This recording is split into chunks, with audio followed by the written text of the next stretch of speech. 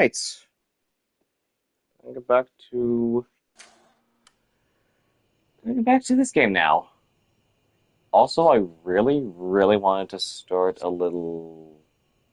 I could have started a little earlier than possible, but uh, it got stormy in my area, and it's getting pretty inconsistently stormy as we speak. So I'm hoping that's not the case, and I don't have to end stream.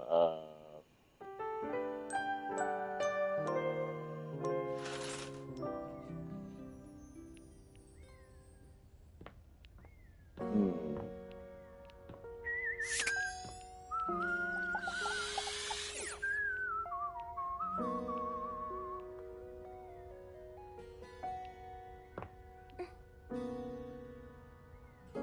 I wonder if the bird was.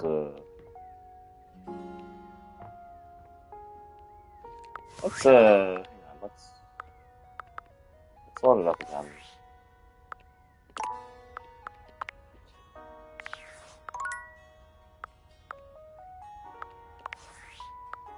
Oh no, I didn't mean to.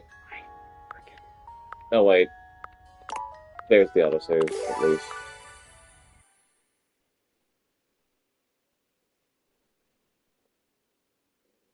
I wonder how many of these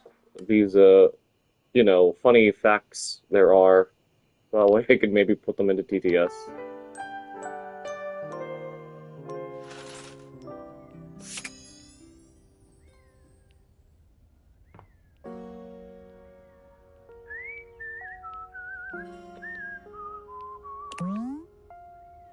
Which you hold in high esteem as no one could for a regular old bed, really not too firm, not too soft. Shave just right, but I was going to say. Hail odds to Bluebeard treasure chest. Let's. Like this. An armored warrior of some kind stands before you, a massive sack of loot slung over his shoulder. He greets you cheerfully, something about his smile and tone reminding you of your own customer service voice at work. Am I gonna continue my day with Ben? Well, I will eventually interact with them and get sometime. Yeah, this is one of the DLC characters. This one's voiced by Max Middleton. Hey there, I'm Michael Transaction. Yep, get it? Because he's based off of a microtransaction. But you can call me Mikey. Congratulations! Honestly, I was not expecting. This was not the voice I was expecting Mike Middleman to give to this character. Thanks for your purchase of the Date Everything Luxurious Edition. Your purchase gives you exclusive access to new features never seen in the game before.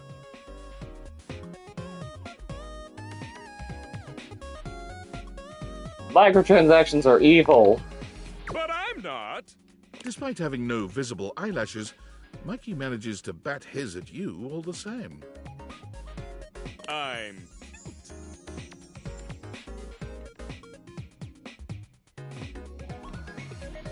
Oh my gosh.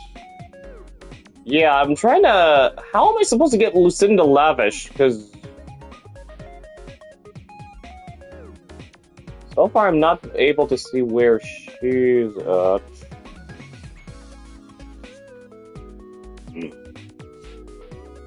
Prey upon humanity's worst tendencies. You teach gambling children to take away profits from game developers. You're right, you are. Yay! Awkwardness averted! I think we'll be good friends, Mikey. Mikey likey! Unlocking access to me means that you gain access to the Date Everything Loot Box! Each day, you can pull me up to 5 times for my extreme bonus armor! Do I need armor in a dating sim? This armor is so powerful that it can raise your spec stats, meaning that you can blaze past huge portions of this game on your path to 100% completion!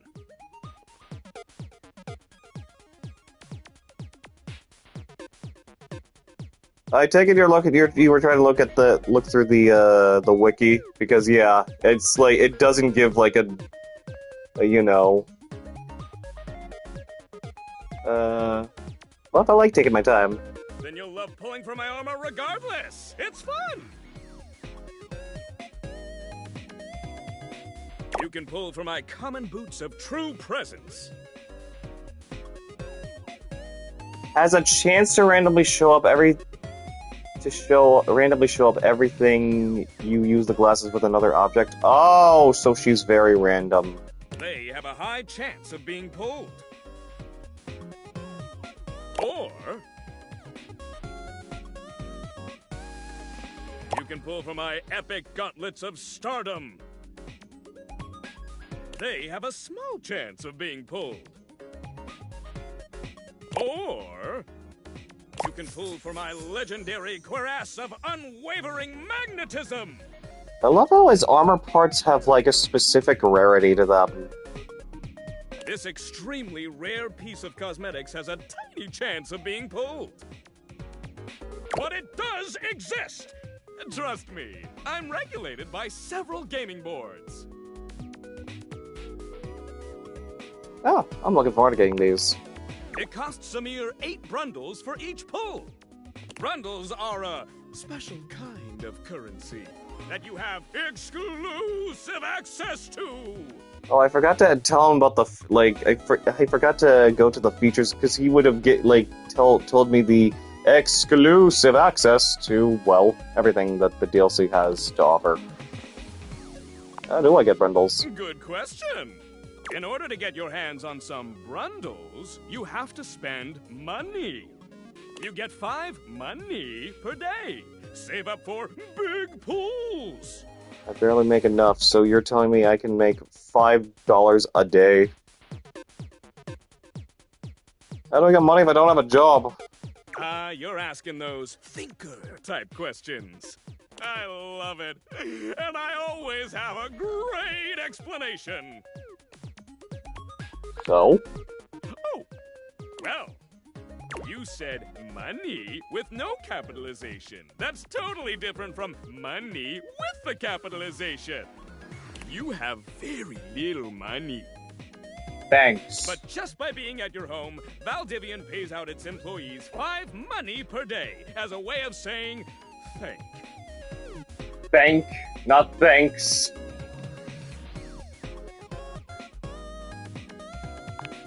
Do you mean thanks? That. Why didn't you say it without the S? Come by when you've saved up enough money and pull me, baby!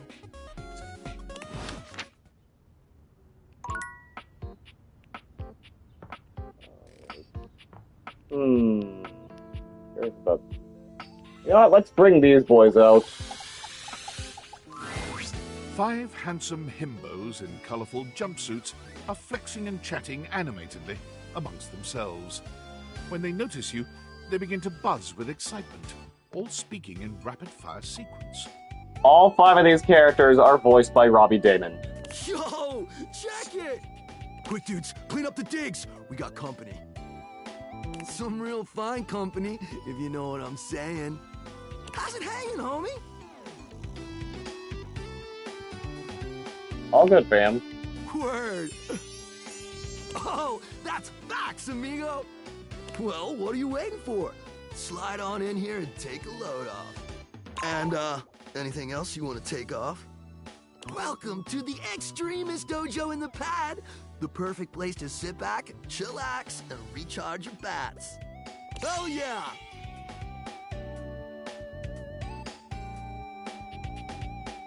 Are you flirting with me? Hell yeah, you're a snack, baby. Don't mind Hank number 3. His game is super cringe. Lucky embarrassing, Hank number 3. Right now, you're hanging with the wildest, dopest, gnarliest squad of bussin' athletes around, homie. The Hanks! Wait, so if you're the Hanks, does that mean you're all named Hank? Well, who's who? Oh man, you don't know? We're the Hanks! You know what?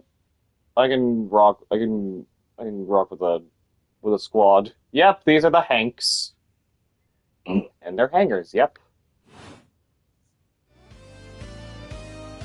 Okay, I got that, but how do I tell you apart? Numbers are kick-ass! Okay, so number 1 is yellow. The Hanks all stand in formation, each of them striking a unique pose as they introduce themselves. You get the distinct feeling they do this often. Okay, so Ginyu Squad style. I'm Hank number 1. I'm Hank number 2. I'm Hank number 3. I'm Hank number 4. So far, I like Hank number 2. And I'm Hank number 5. That's the first thing that Hank number 5 is finally said. We're the Hanks! Also, they're ordered in a way, I guess. Brought to you by Red Bull. Red Bull? Well, that explains it. Cool! I'm a Sentai fan, so it's fitting. What are you guys getting up to in here? Seems pretty sporty. That's right! We're the wildest, most fearless, gnarliest squad of extreme athletes in the house! We base jump, we lava board, we cheese roll! If something's hot enough, we'll ride it all night long. We laugh in the face of danger. Even though we probably shouldn't. We've tasted the adrenaline of them all.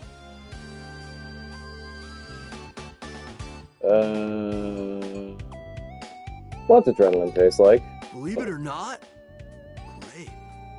You wouldn't think that, but it's actually true. High-key slaps, bro. Man, you guys are just adrenaline junkies, aren't you? Oh, we're way beyond junkies, hot stuff. It's legit insane. But no cap, we live here with you. We're Casa roomies, amigo. I'd always wanted roommates. Right? Life's way more Gucci with friends. Or friends with benefits. That's why we partnered with Red Bull. What is Red Bull anyway? Clearly a parody of Red Bull, as in Red Bull gives you wings.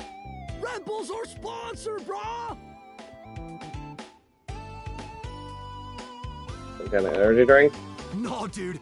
It's a company that makes Red Bulls. Ah. For like cereal or soup or whatever. That's why we get so many free Red Bulls. I don't know exactly what to do with them all, but we'll figure it out. Ah, that does explain all the Red Bulls. And they're not just a sponsor. They're our fam. They fuel our adventures.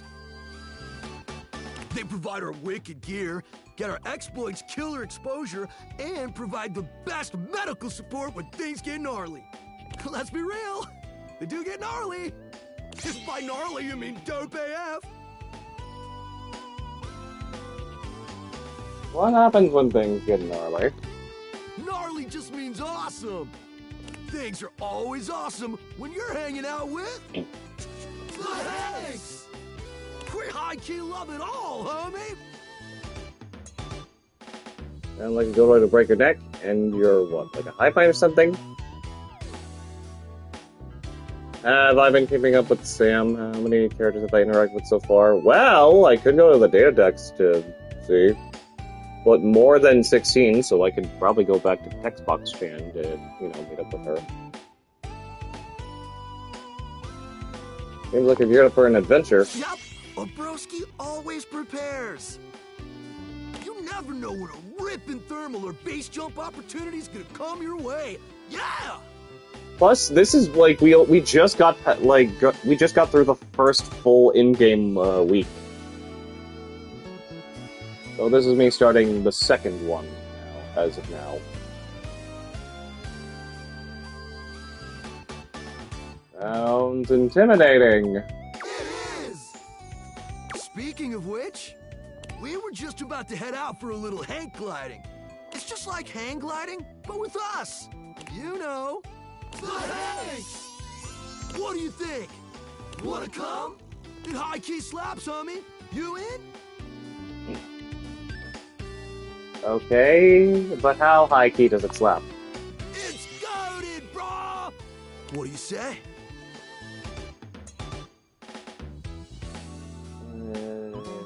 Fine, move tough. Big commitment. Oh, and I know you guys are how to actually do any of this for that matter. Ah, well, won't mind them. Sounds rad! Sweet! You're one adventurous spirit! We love it! Epic! Just remember to stay focused and trust the wind. This is not a harem! And hold on to me real tight. Goodness gracious, Hank number 3 really is just down bad. Follow our lead and we'll be shredding thermals in no time. Get ready to soar, house homie! Thanks! Away!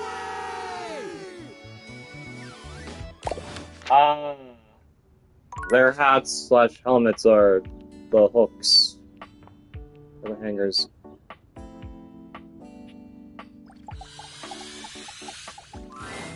A cool breeze tickles at your neck. You can feel someone here, but you can't see anyone. This is the most suspicious character we've ever met. And of course, he's the Vents. Oh. Why are you here? What are you doing?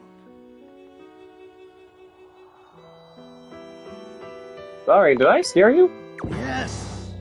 You scared me. Don't you know who you are? What you are to me? I'm scared the way one is frightened when coming face to face with a divine force. Not now, not here, not yet. Please, please, I'm not ready, not like this. I've dreamed of this, of meeting you, finally. And now the moment is here. I just can't, not yet. I'll be ready when you come back. Wow, we didn't even get a proper introduction with them, but okay.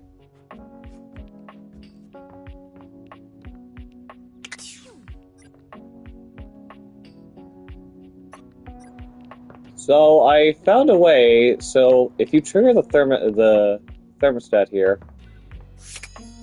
well, but it needs to be nighttime, I guess. So, there'll basically be cold air coming through here, and that's how we'll date another romanceable.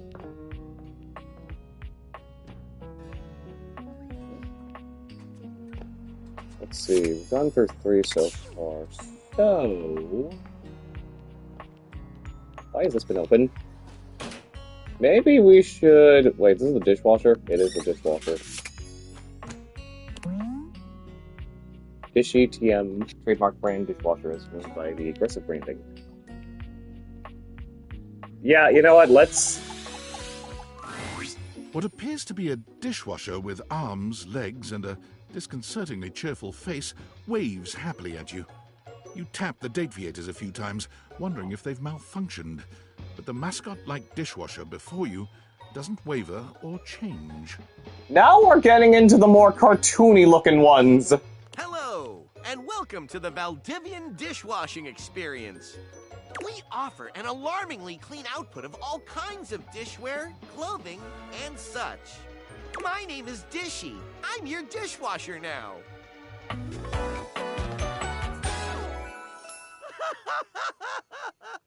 I realize his shoes are supposed to be the things that are supposed to keep the dishes intact.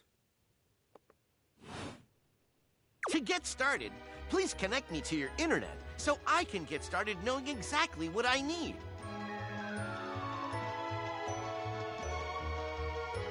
What do you need to know from me, exactly?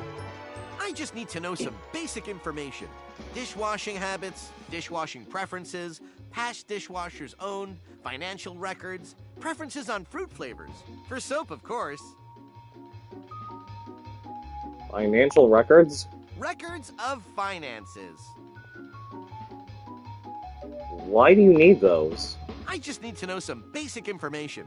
Dishwashing habits, dishwashing preferences, past dishwashers owned, financial records, preferences on fruit flavors. For soap, of course. Nope, this is too weird. You're staying disconnected. That's completely fine. We can absolutely operate in offline mode. Why does it have an online function? It's a dishwasher, for God's sake! Oh wait, that's right, it's a corporate branded dishwasher, no wonder. Would you like to wash dishes? I want to get to know you better. Dishy points to himself in a cartoonish gesture that suits his mascot-like appearance, but he quickly shakes off his surprise in favor of his usual veneer of professionalism. Talking to me? I'm your dishwasher now. If you have questions, I can tell you about warranty, limits of liabilities, and flavors of soap I can dispense. Now, silly about your personality, how you feel. Okay, tell me about your warranty, limits of liabilities. With the soap flavors. Mine are unlimited. So, shall we get to the part where you connect me to the internet? Nope, I'm not convinced. Huh, not convinced? Is it my demeanor that is off-putting? My figure? Your body is really appliance-shaped. Is there anything else you would expect from a kitchen appliance? It's just the other items are more human-looking. I can't help the way I'm shaped, hater. Later.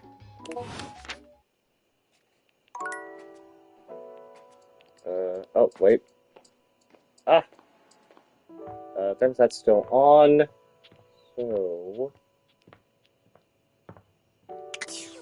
About a suggestion or a suggestion that opens up more of the house. Does it involve, I can tell it probably will involve the locked doors around here and the one that's in the kitchen, I guess. Does it involve me having to interact with those Dorians? The key or the sink? Where's the key?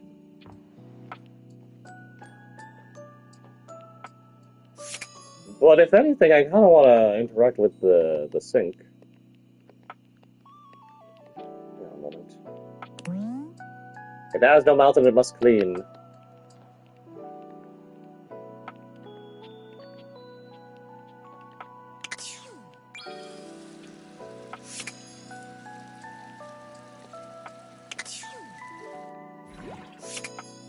Let's interact with the sink. Actually, wait, hold up. We have... trapdoor underneath the crawl space, which can be found underneath the mat or in the boiler room. Oh yeah, I just found out about that. I didn't even know there was a trapdoor in where my office is, where the heater is at. I'm sorry for the abrupt intrusion, but there's an urgent topic I need to discuss with you immediately. Is everything all right with the Dateviators? Are they operating efficiently? I think so. Why? Well, as you know, I'm able to remotely monitor their functionality, and I've been noticing some deeply troubling readings coming from the Quantum Catalyst Activator. What's that? That's very sci-fi, but essentially, the Quantum Catalyst Activator is the internal hardware that allows you to directly acknowledge a thing's existence. And recently, it started to emit metacognition readings unlike any I've ever seen before. I'll keep an eye on things over here, but please inform me if anything unusual happens. Oh, and if they get too hot, throw them in the freezer immediately. Your life depends on it. Wait, why? Sorry, it's not safe to talk anymore. I'm in a really sketchy neighborhood, and this phone is super duper expensive. But I'll keep analyzing the data.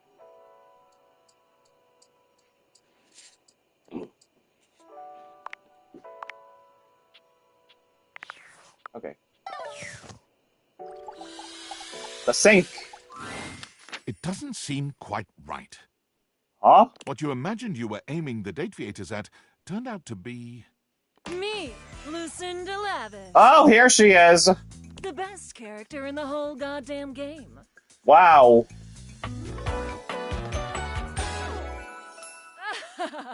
We finally meet Miss Lucinda Lavish.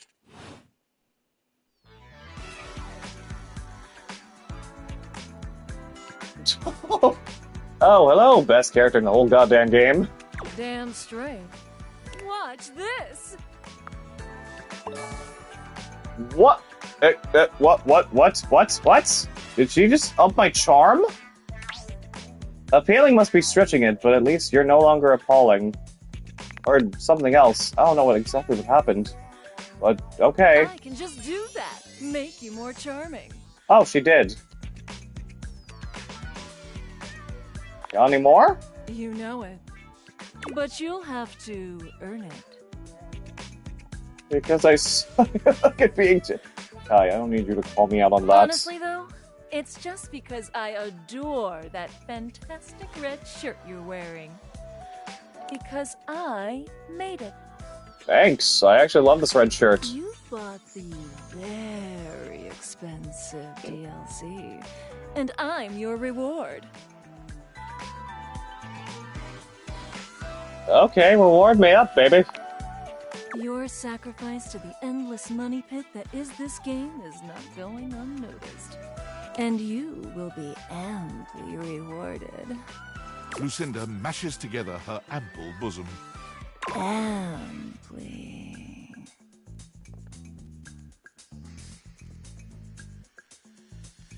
Actually, I do like earning my love and dating sims. Playing it slow, huh? I love it. I'll keep my assets nice and far away from you, so that when you earn them, you'll know that you've been a very good boy. See you later. What, Kai? Did I choose the wrong option? Champ, champ, champ! How goes it?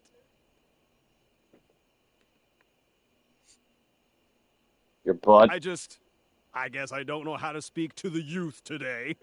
Valdivian would like you to complete an exit survey based on your time here. How would you rate your time with Valdivian? As subtle as a car crash. Rate my time with Valdivian. Oh my god, Kai. Very short and not fun. Everyone has an opinion. And now that one belongs to us. I appreciate you participating. One more question. If you were to recommend, I don't know, Tom for a job somewhere, how likely would you be to send his resume along? Not likely. Ah, that's just fine. I'll be straight. There was no exit survey. I just need some help. Now that I've revealed my own vulnerability and gained your trust, how likely are you to recommend Tom for a job somewhere? Not likely. Ah, can't win them all. Sorry, Tom, but you're just not cutting out for me. You're not the Tom that I know.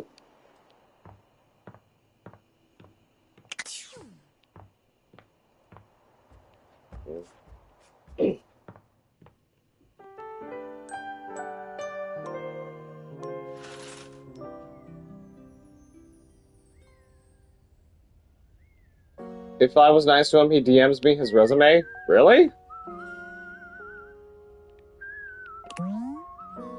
Oh yeah, I know. Okay, so yeah, I know that like certain books are technically like specific characters.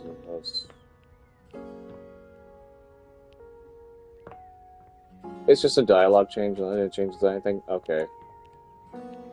See the fan. I could interact with the sports equipment to awaken Alejandro's character, but let's go down into my office.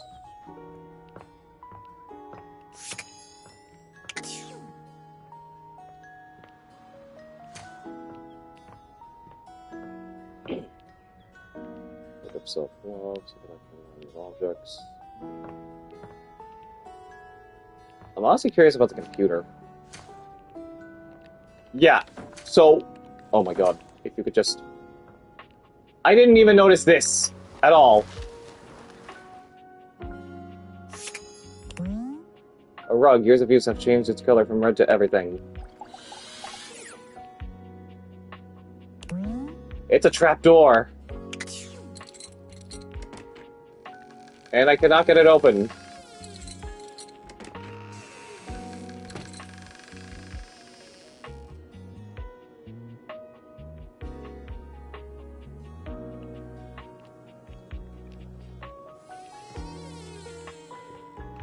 Oh, wait!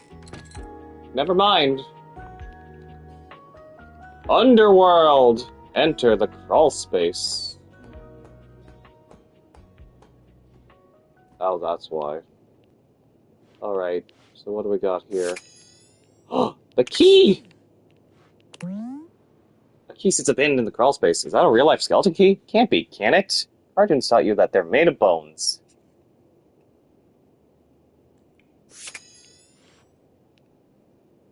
Oh yeah, I know who the time capsule is. I kind of met them through another.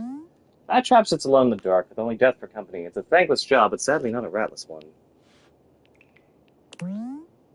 A bona fide time capsule, genuine treasure from decades past, may be inside, or at least old wrestling memorabilia, and the best albums of the new romantics and movement. Oh yeah, where we will interact with especially we'll interact with the latter and soon to be, well, you'll see. So let's interact with the key. You're not sure what you expected to find in the crawl space, but it certainly wasn't this well-dressed, regal figure. Dang! Look at you, dressed all a la carte, looking like... He seems quite stunned by your arrival, but the moment you liberate him from his underground prison, he comes alive with joy and gratitude. Ah, fresh air. It has been far too long. Thank you. You're welcome. I have been trapped within that accursed crawl space for so long that well, I don't even know how long it was. Time lost all meaning under there. But never mind that now. I am Keith, and I owe you a real debt of gratitude, eh?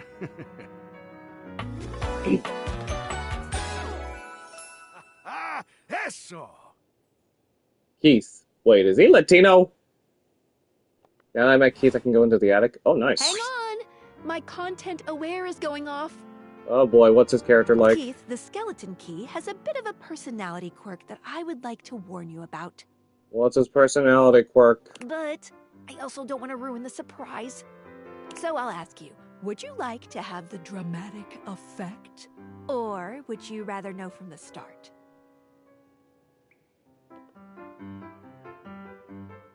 I'll be on for the ride. Let's continue. You got it. Please tell me, is there anything you're wishing for that I can help you with? I'm actually looking for a way to get into that attic. Do you know where I'd find it? Ha ha! Do I have some good news for you? I am in fact a skeleton key. I can unlock just about anything with a keyhole in this house. And a few things without keyholes besides. That sounds very useful to have. I am nothing if not full of surprising talents. So, Dorian is giving you some trouble, eh? Nice to hear that some things haven't changed while I was gone. Oh, he's talking about lewd stuff. Well, fear not. Dorian and I go way back. We were practically made for each other, he and I. If you'll allow me the briefest intrusion into your pocket, I'll gladly accompany you. Without further ado, Keith leaps straight into your pocket.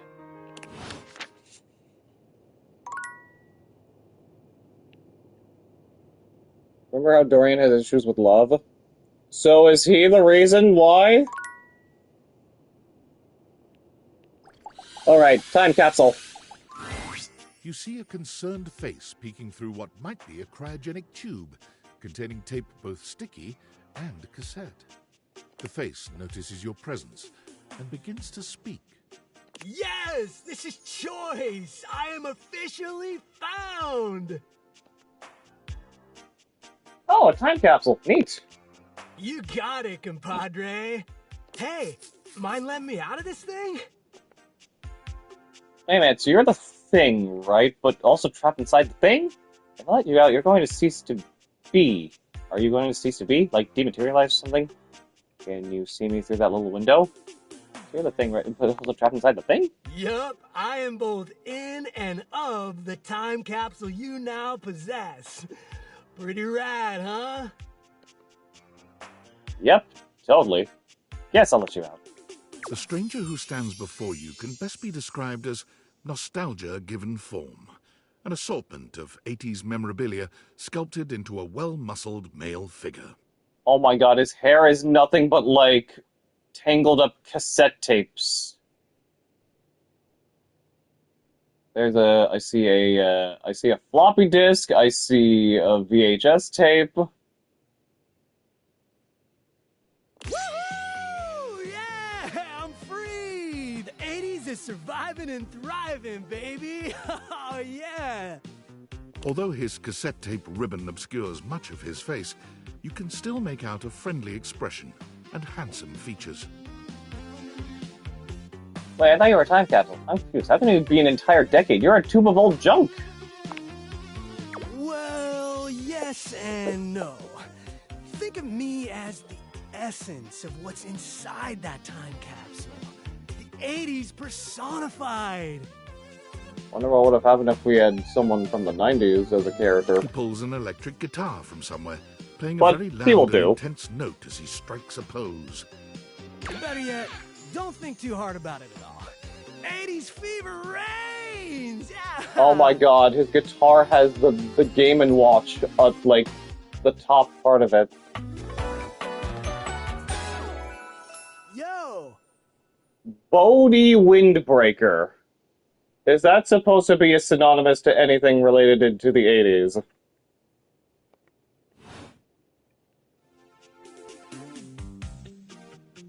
Oh, it's in the 1980s? I don't know much about it other than retro media. I wasn't even born yet! Yeah, this is true about that. Oh, my friend. Then do I ever have a story for you?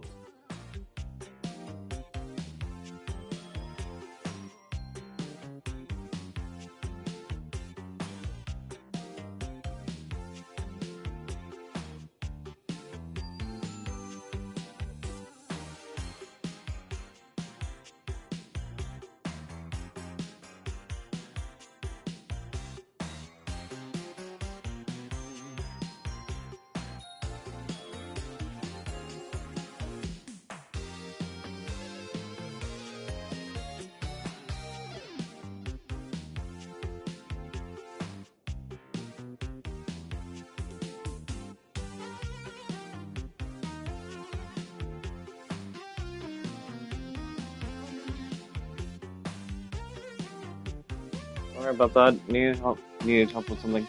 Windbreaker is a type of 80s fashion type of clothing. Okay.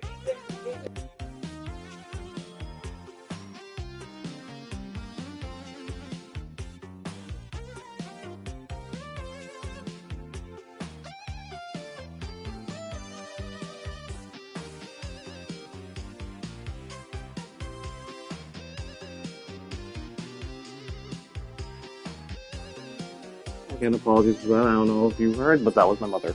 If you have the chance to hear. Okay, well. Let's see. Well, I like it. I mean, what's so great about the 80s? Okay, then, sounds like the bomb. Whoa, friend. Do you mean like an actual bomb? Oh, 'Cause okay. I don't truck with Thank you, violence. guys. Man, the noise suppression on this DualSense is really great. Like, seriously, like, thank you, Sony, for that much-needed update from, like, a year or two ago. I'm much more of a lover than a bomber of shit. Point being, I have no idea what you're saying. Red Scare was still a thing in the 80s? Oh yeah, you did tell me about that. Oh right, Da Bomb was the 90s, huh? I guess in a way, I wasn't born then, dude. But first, I need a minute to decompress, if you know what I mean. Because you were sealed in the tube? Totally. Radical dude. Precisely, oh fresh one. Now you're getting it. You technically did tell me about the... You did tell me and teach me about the Red Scare when I was playing through Stubbs. Especially when they were saying it as I was dealing with the military in that game. Anything else you need? You good down here? I wouldn't mind a new view. Catch a few rays, maybe watch some boob tube. There was a lot of tube talk in the 80s, huh? Huh. I guess so, now that I'm, like, hearing it out loud. So the USSR wouldn't die out until, like, the 90s, technically in 91. Alright then, I'll be around just chilling like a villain.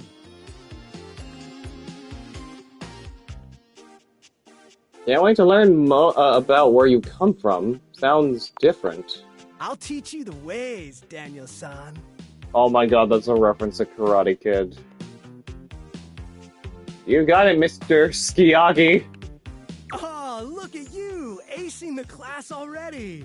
Come on, I know a freaking Karate Kid reference when I know one. When I hear one. You are gonna be a bodacious student, I can tell. Especially since I had just finished, like, binging the whole trilogy, like, last year, and then wrapping up, like, Cobra Kai's, last season, this year. Okie dokie, Smokey. Just gonna shut the peepers and recuperate. But by the way, Kai, again, please watch the Karate Kid trilogy. Talk to you later. It's so good. Especially 2. 2 is, like, the best of the trilogy.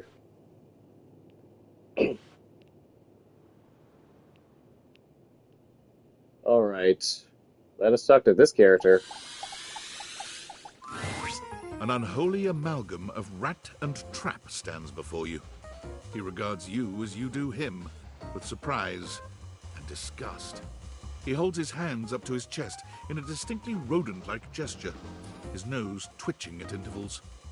Oh, he does look like a rat bastard, alright. Holy frickin' shit! What am I looking at here? Shake, is that you? From, like, Aqua Teen Hunger Force? Or Gazpacho from Chowder? A new face in the crawl space? Are you real or what? Can any of us say for sure?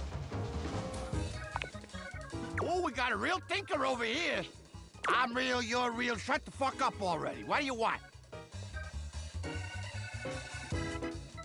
Just dicking around. You don't say. Hello, I'm Vaughn. I'm your rat trap. Bring in your little card. You'll see. Hi, I'm Vaughn. I can't wait to love you or whatever the fuck. Dana Snyder, that's his name? Okay. Did he voice Shake in Aqua Teen and Gazpacho in Chowder? Like, check his IMDb for me, if you would. The VA. Yeah, right there. Wonder why he's called Von Trap. It's Shake, yes! Oh my gosh, I freaking love hearing his voice. Let's see. How long have you been down here? Oh, a long time, Pally. A long freaking time. Whoa there. My content aware has given me a tickle. Oh boy. Vaughn is a rat trap. There's gonna be some content here about animal death. If it involves rat traps, like seriously, I wouldn't really mind, considering that I'm having one, and he was also Gazpacho from Chowder. Yes, exactly. That's what I just said. Yeah.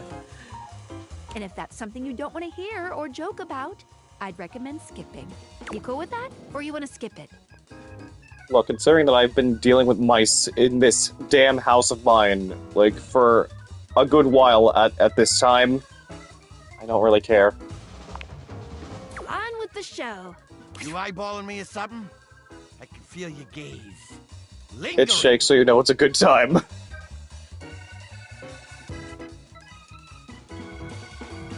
You seem a little off. So you're just the picture of normal, is that it? Well, fuck you too, buddy! What? That was it? Okay. Thank you, Vaughn. Valdivianites! Guess who? If you guessed David Most, 3-time runner-up for Business Magazine's CEO of the Year, you'd be right. Team, I just wanted to do a soft follow-up on my recent email regarding my lost sunglasses. I'm happy to report my office has already received hundreds of tips regarding the item's whereabouts and are quickly combing through them as we speak. However, Talks to the Dorian that leads you to the attic. Gotcha. that the tip line is for verifiable leads only. I saw them in Turkmenistan, or I had a feeling. But while obviously very humorous, detracts from our serious efforts to expediently locate the missing item. In that spirit of camaraderie, anyone who sends a false lead will be downsized on sight. Thank you for your ongoing support in this matter. Hey, thanks, David. Alright, let's interact with the ladder. I don't think I've seen this character before yet. Look at that. You've made another friend. You mean the ladder and the trapdoor are connected? A true porcelain arms. Just like myself. Keep it up. It feels better and better the more you do. Trust me. Trapdoor. I get it, yeah, and his name is Trapdorian. Dorian is less clothed than the last time you saw him. But when your eyes meet, he doesn't seem the slightest bit embarrassed. It's almost like he wants you to see him like this. Oh, dear. Isn't this technically a different version of him? Each door is different in terms of design. Yes, I am aware, and if I try to manifest him from the other side of a door, he will just look back at me. You've caught me in my, For example, state. like... Or wait, unless that's referring to the kitchen door, which is technically the back door in, because that one's locked. I try to stay hidden under the rug, because this isn't a part of myself that should be, out in the open. If I try to talk to him when the door is locked, he is in the bouncer But state. even us You mean doors like have to cut when I met loose him as from front? time to time? When he is open, he isn't in that state. Oh!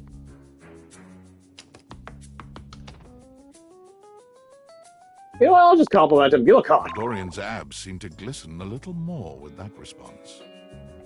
Do you, like what you see? I do. Well, you should. I like to keep in shape. Duty and all that. I've been thinking of getting some more tattoos. What do you think? You look good as you are. That's why I'm undecided. Getting a tattoo is as permanent as scratching your name on a doorpost. That's why I tend to stick to door-themed tattoos. Can't go wrong with that. Thanks for chatting me up. We're friends, but... The ghost of a smile tugs at his lips. even friends can have little benefits here and there.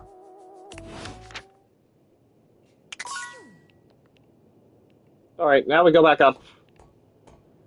Oh, this is a very slow climb. I will open. He values friendship. Right. There's a... what is this? Paper engulfed by cardboard, such as the office food chain. Another box. I think the box is known as a box. Inside the box, only to find that someone has filled it with oxygen. Temperature too high to be read, must be important. Hot water heater heats water until the water it's heating is hot enough to not need to be heated any further than it's already been heated. That is what it does. Friends with benefits? I'm just gonna save this just so I could probably put it in a TTS one day. I will open the attic. What was that? Never mind. I'll open the attic door with a chance.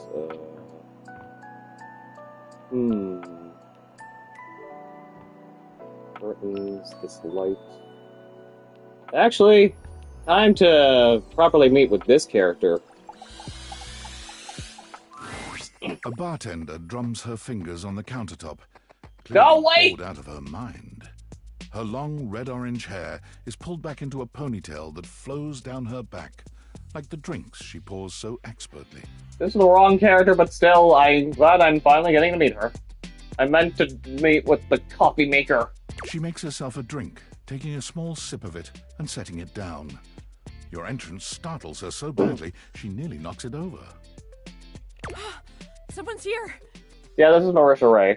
Welcome to my humble bar, the Tipsy Tumbler. I'm Beverly, but you can call me Bev, or Beverly, or Madam Proprietress. That would be so cool. I think Beverly sounds a little better. Life. She's married to Matt Mercer. Hi, Beverly. Or Bev. I'm the owner and bartender and janitor and stockroom attendant. Nice to meet you. And just know that she is the voice of Margaret in Persona 4. Hiya.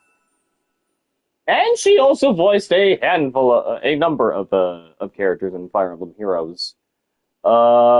She's Shanna, one of the Pegasus sisters in Binding Blade, and among the bunch of Fates characters, she's Effie, the Armored Knight, Oboro from Hoshido, and she's Queen Mikoto of Hoshido. Beverly squints at you, frowning as she seems to be considering something. And then she snaps, pointing at you. Lucinda's VA, by the way, was Unicorn Mila Mara from Your Friendly Neighborhood Spider-Man. Was that the character that was working with Scorpion? Wait, hold on. Oh my gosh. It's No, wait. Now I remember. Russian chick with the laser helmet. Yeah, that's right. Her, that's right. My proprietor. I forgot. I can't believe I didn't recognize you. Ugh.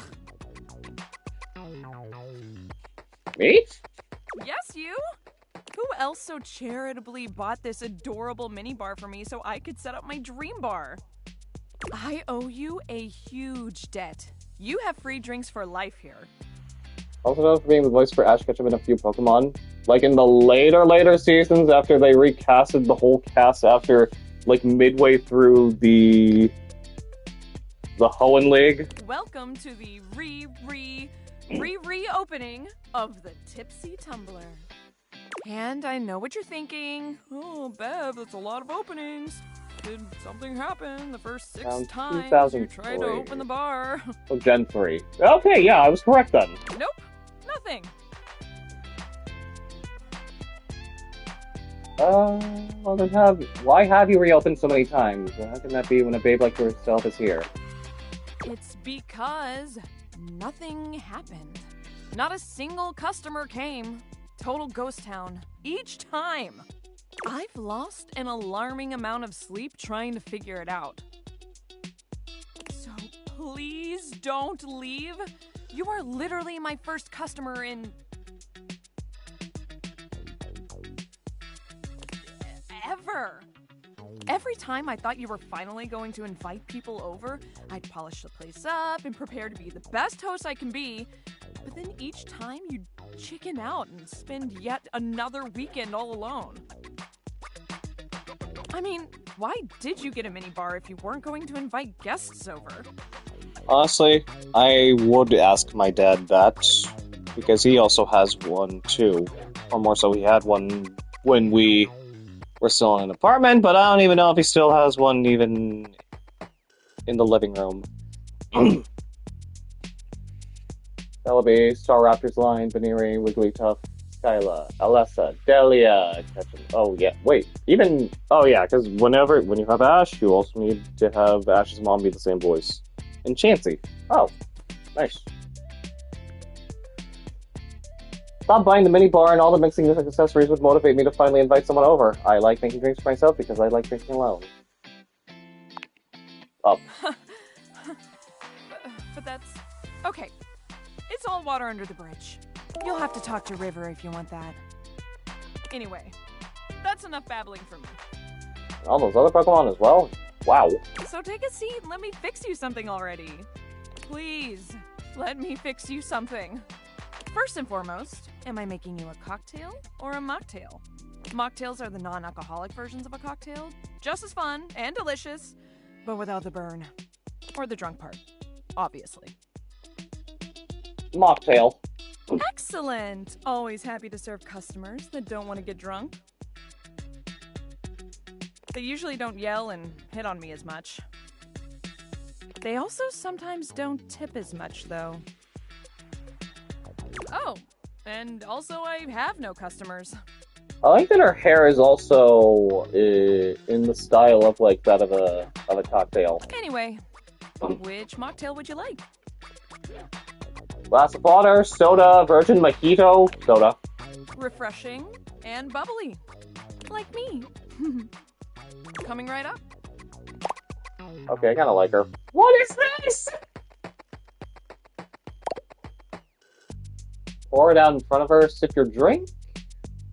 Sure. You lift your glass to your lips, taking an extended sip. How was it? Really good. Where do you want to mix drinks like this? Well, after 6 grand openings, I got a lot of practice in. Plus, with a name like mine, I should know my beverages pretty well.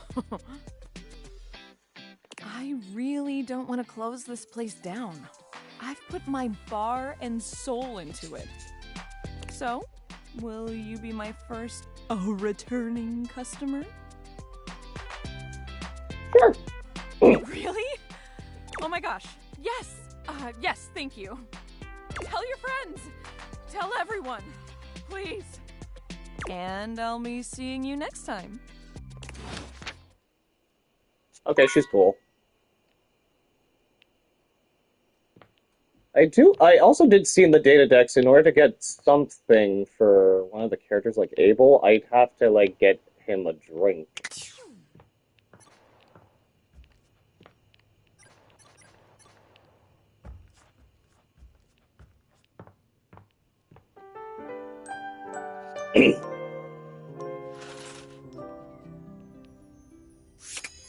Alright, let's get this door open now, shall we? Dorian looms over you, arms crossed over his broad chest. He seems almost smug about blocking your way today. Hello, mate. Let me give you a tip. When you see me with my arms crossed like this, it means you're not getting through. What might it take to uncross them, I wonder? Keith? Is it really you? Hello, old friend. It is me, all right. Marisha Ray has voiced Oboro, Shanna, Effie, and Mikoto and Faye, also Margaret and Persona. Yeah, exactly. Those are the characters I pretty much told you who she voiced. Where on earth have you been? I've been tucked away with my thoughts, you might say. I never knew why you left. I am so sorry I never said goodbye. I never had the chance. Well, I've missed you. I've missed you too, dearest Dorian. And I am back to stay. Now, come here and give me a hug, won't you? I could never resist you. Dorian and Keith curl their arms around each other, fitting together as perfectly as, well, a key and a lock. And just like that, door is open. You two seem like lovers. We've tried that. Indeed. It did not really work out. I prefer to cherish the fact that it led to our friendship. Quite so. Don't you think love can include friendship? Maybe so, but it can also complicate it mightily. Call me closed off, but love tends to get messy. For us, friendship is the way to go. Keith is voiced by Christian Lawns. The treasure trove of friendship is open to us. Oh, wait. We got more empathy. We're now sensitive. We got red-handed showing feelings of an almost human nature. I wonder if the description changes with like every 5 points or something.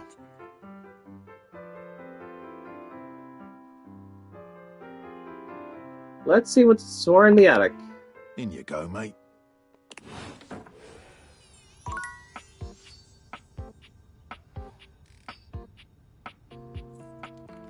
Does that mean that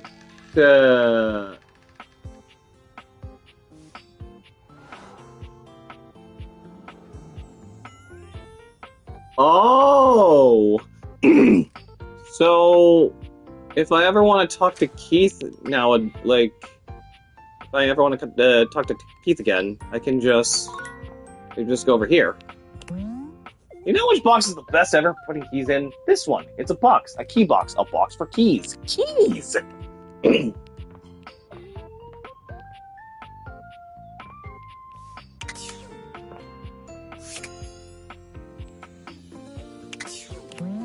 The second safest way you can store your money until you finally buy another, smaller safe to put inside this one. Sadly, making that purchase immediately renders both safes obsolete. The dream lives on. He was Fishface in TMNT 2012, Leon Kennedy in RE Operation Raccoon City, and a few characters like in the Batman Telltale series. Oh! We're not going to interact with the safe yet, and I also already know who that is. Because, again, I've seen... There's a lot of boxes. Well, from this box, holiday decorations less and less each year, which you don't have people over putting up big deals, just inconveniencing a chore. I'll hatch in 5 months' time. Classic board games to which you'll come crawling back the next time power's out. I will interact with this one! It appears that your intentions have gone awry once more. Damn it, the woman! interloper, Lucinda Lavish, stands there instead, striking a pose. It's me. I said I would return, and now I'm going to give you a choice. I love choices. Thank goodness. Tell me, lover, how would you like to know me? Oh. Oh my god!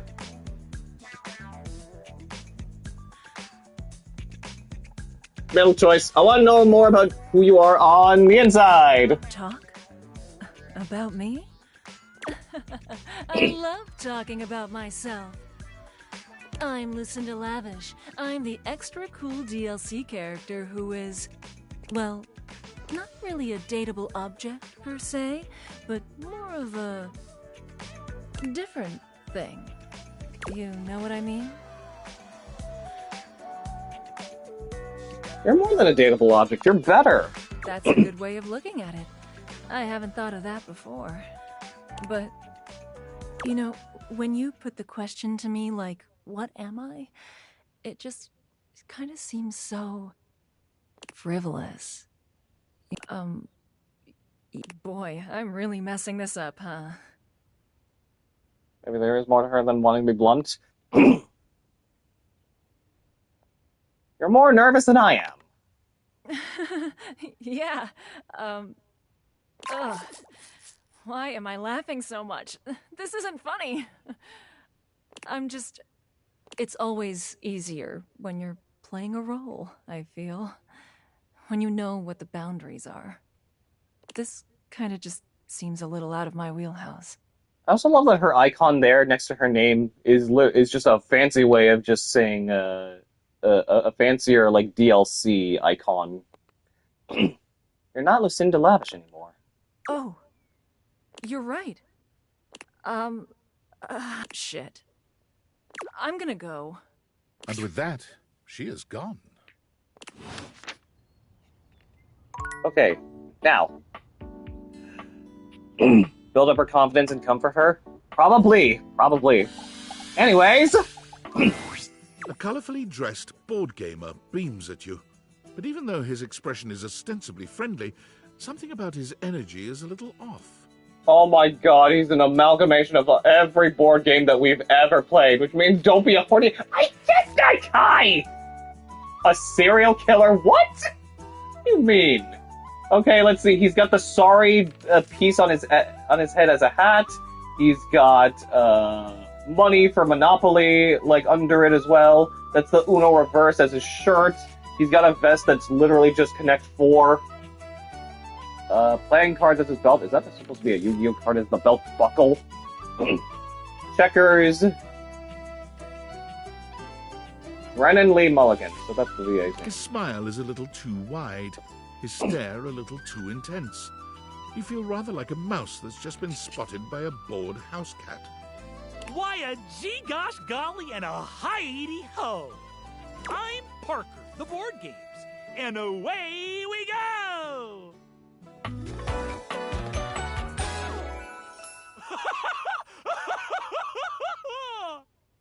Okay, he's a little too cuckoo in the brain. Also, are his shoes also other Monopoly pieces? Like, hi, you seem to be a lot. Oh boy, I certainly am. I got all sorts of proclivities. Want to hear my favorite thing? Is it board games? Nope. You'd think, but then I'd be awful full of myself, wouldn't I? My favorite thing is rules. If you want any sort of relationship with me, good or bad, we have to go through the rules. Want to hear them as they pertain to me? As they pertain to my whole deal and how this is going to turn out? Sure, why not? Glorious! In order to achieve a relationship with me, you must play these board games through. If you beat me or unseat me, more chances for love will greet thee. At the end, I roll a die to achieve a status. This, in the end, will be our dating apparatus. I see he's a rhymer. So our relationship is just up to chance? Ultimately, yes. But your actions during each game can change the weight of the die. More info rather than what he voiced. He's a comedian, actor, writer, and game master. He was a former member of College Humor. Oh, that's actually pretty interesting. The more you win, the more chances to love me. Okay, that seems really hard to wrap my head around. Interesting, I like a challenge. Or what if I want you to hate me? I'm falling in love with you. No, you're Just not. kidding. Only the final roll will tell me how I feel about you. Meet me here next time for our first game, Sandyland! AKA Candyland. Sounds like a kid's game. Or, you know what, I'll just Oh, don't be scared. I only bite a little. Danhill joke. He was on Critical Role for some of the one-shot campaigns. Oh! I love biting things very much. Parker bares his teeth at you, clacking them together in a horrifying way. He's joking, probably, but it is unnerving.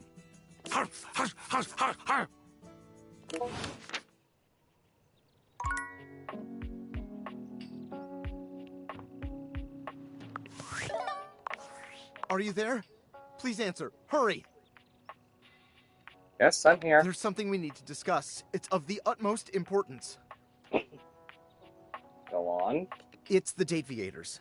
As I mentioned, I've been closely monitoring the electromagnetic field anomalies emitting from the Quantum Catalyst Activator. And I know this is going to sound completely insane, but it appears... Well, it seems... I can't believe I'm even typing this. Spit out! I'm attempting to! Based on the data I'm looking at, you may actually be able to use the Dateviators to bring objects to life.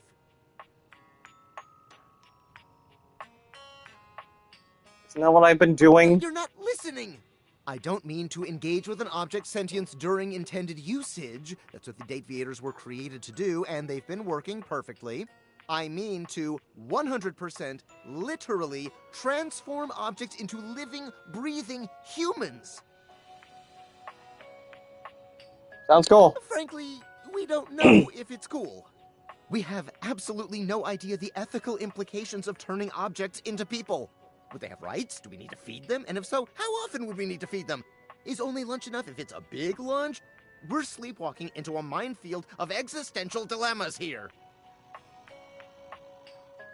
I'm not that concerned. Well, you should be. Who's gonna pay for all those big lunches? Not me, that's for sure. Not to mention, I didn't even program the Dateviators with that functionality. Maybe the government augmented my original schematics with secret military tech, but I'd have to do more tests to be sure. What kind of tests? I'm sorry, we'll have to pick this up later. I'm not under any sort of duress or anything, but I had a huge enchilada for lunch and I'm exhausted. I'll reach out again when I'm able. You know, now you brought up the military and all that,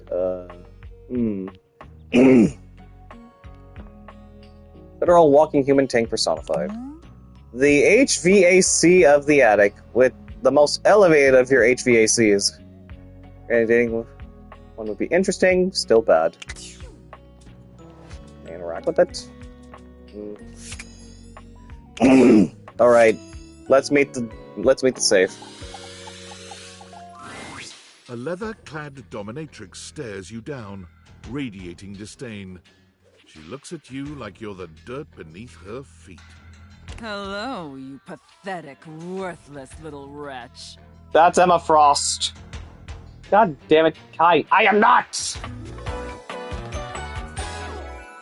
Disgusting, you worm. Sophia. That is 100% Emma Frost's voice. Whoa there! My content aware has given me a tickle. Sophia here is a dominatrix, and she's gonna put you in some pretty dominating scenarios. I don't care. You cool with that? Or you wanna skip it? On with the show. I do not recall asking anyone for your presence. So indulge me. What gives you the misguided confidence to stand here before me, wasting my time? Oh, Laura Post! Right. So this is Laura Post's character. That means she also voices Emma in Marvel Rivals. I just like meeting new people. How tedious. I don't know, I've met some pretty cool people. Do you know Randy? No. Luckily, I don't know Randy. Listen, wretch. We obviously haven't met before, so I want to be clear. Going forward, you will address me as Mistress, if you wish to continue this conversation. Is that understood, wretch? Yes, Mistress. Very good. Now I know what you're thinking. Why would a perfectly successful safe like myself throw away her prosperous and fruitful career in the burgeoning vault industry to become a mistress to all the lost, pathetic, and broken creatures of this world? I feel like you'll tell me either way. Tell me, wretch, do you know what a safe is good at?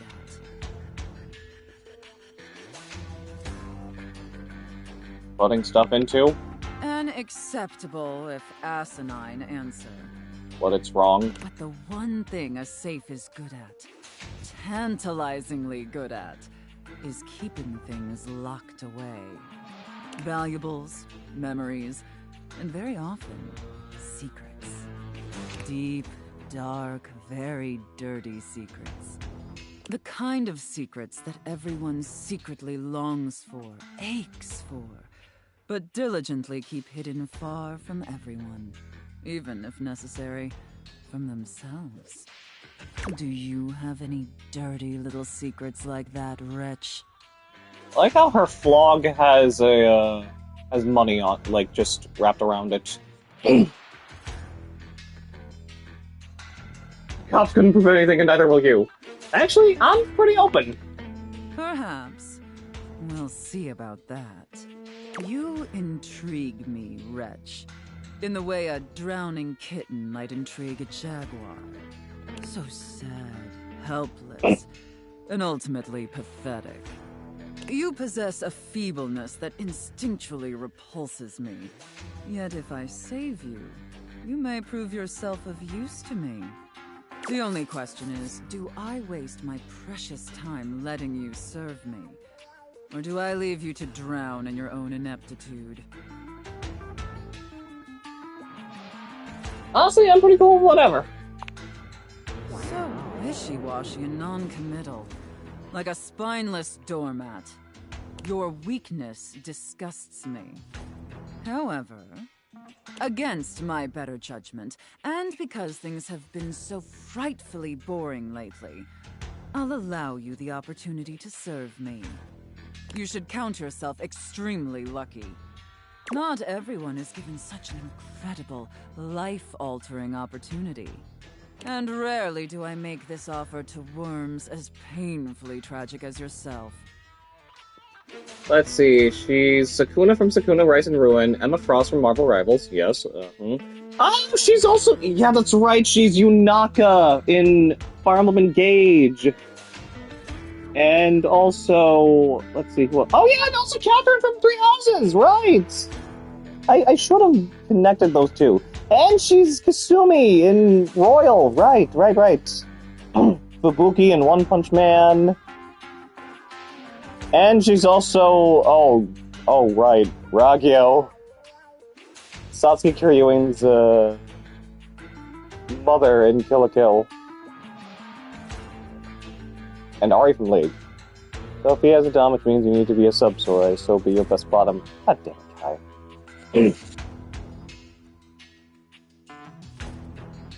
Hey, as long as it's free! Well, legally, it has to be free. This isn't Europe.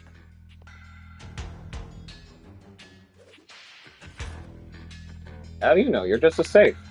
Your flagrant disrespect aside, I still think there's an opportunity for this arrangement to cure my boredom. And who knows? Perhaps in the end, you may even have the opportunity to open up my chassis. That is, if you are skillful enough to figure out the combination.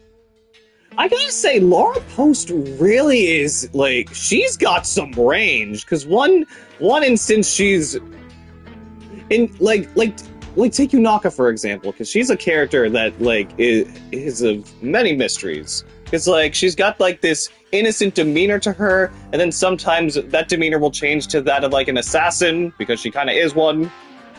And then she just shifts over to this. Now she's, like, I'm seeing her as a dominatrix type of character, like Sophia, or even Emma Frost.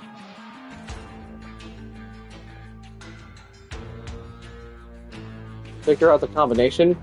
Mother's maiden name, password, 1, 2, 3, 4. There's no combination. I just have to fall in love with you. Careful. You're getting very far ahead of yourself, wretch. Honestly, those other three would have been, you know, the wrong one. I don't open up my chassis for just anyone. And especially not for someone as pathetic as you. Apologize for your insolence or face your punishment.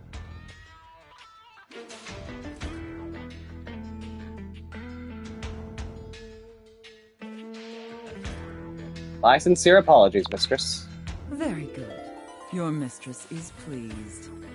Okay. It sounds like you're willing to do the necessary emotional work to take this relationship seriously. In that case, be back here tomorrow to fill out all the paperwork. There's some important ground rules we need to firmly establish before we take this any further. But once we get that out of the way, I'll open up your dirty little mind to fantasies you dare not even whisper. Now, affirm that you are my compliant, needy little wretch. Yes, mistress. Again, like you mean it. Like you'd unquestioningly do absolutely anything I'd ask of you. Tell me that you're my compliant, needy little wretch. Now. Like all of that? I can't say that with a straight face, but I'll be back anyway. Then I will see you back here tomorrow, wretch. Do not keep me waiting.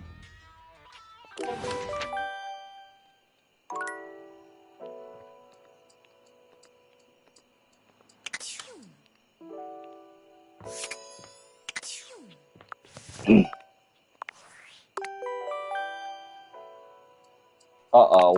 I'm afraid I don't understand. You're the robot that took my job! I am Val 9000, the latest in iterative AI assistants, assigned to help Valdivian customers achieve their wishes. While I may have taken on the duties of several thousand employees at Valdivian, I can assure you that no humans lost their employment. That's demonstrably untrue. I heard you use our voice function to call me. If you ever need assistance, you can simply say, "Okay, Val, can you please help?" And your nearest device will answer. Oh, wait, I definitely didn't say, okay, Val, can you please help? It very much sounded like you did. I said, Bukai Val, Bunbo please blow. I can see where there would be some confusion then. If there is anything else I can get for you, please say in a clear voice, okay, Val, can you please help? And I will assist right away. Maybe don't explain that.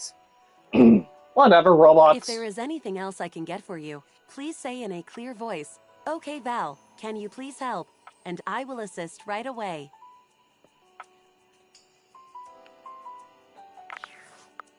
Ugh. I could interact with this. Let's see who this... What the...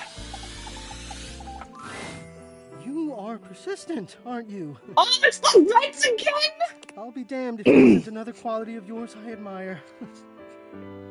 It wearies me and saddens me to keep saying no, but no.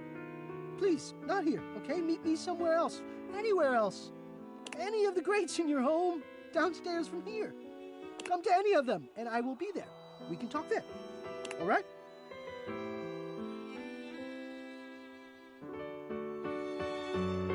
Enough of this, just show yourself! I've already told you no. I've told you what to do, how to speak with me. I will not show myself. Some circus animal on a leash trotted out into a claustrophobic arena. What, so you can jeer? So you can point? You skittish, you have to, so... I tell you, I won't.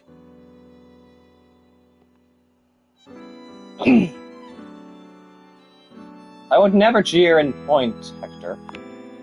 Wouldn't you? They all do. I have. Never mind. Talk about an argument for nothing. If you leave now, we'll never have to know if you know yourself well enough to be truthful with me about this. If you would truly leave me in peace, then leave me now. Come back to the Greats and I will be there. Fine, Greats it is.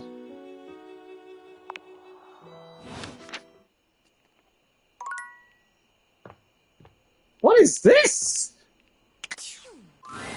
When you bought this house, you heard rumors the place was haunted, but you never paid it any mind. But there's no question that the spirit floating before you is a ghost. She looks like she came straight from the 80s, her clothes as dated as her skin is translucent. Her eyes lock onto yours, and a chill runs down your spine. But where you feel a tingle of apprehension, this ghost seems elated. Oh my god, oh my god, oh my god! Hi! A ghost in our attic is also a romanceable character. Wow! Zoe Bennett. Boosh! Oh, my content aware just gave me a scare.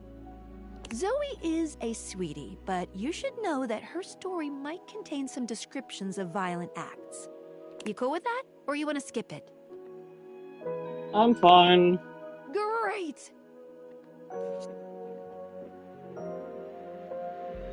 Did she just hear you say that about her story hating violence? No, Zoe actually can't hear me since you're not actually wearing the day theaters right now. Ooh, pretty wild stuff. Oh, it's actually Birch!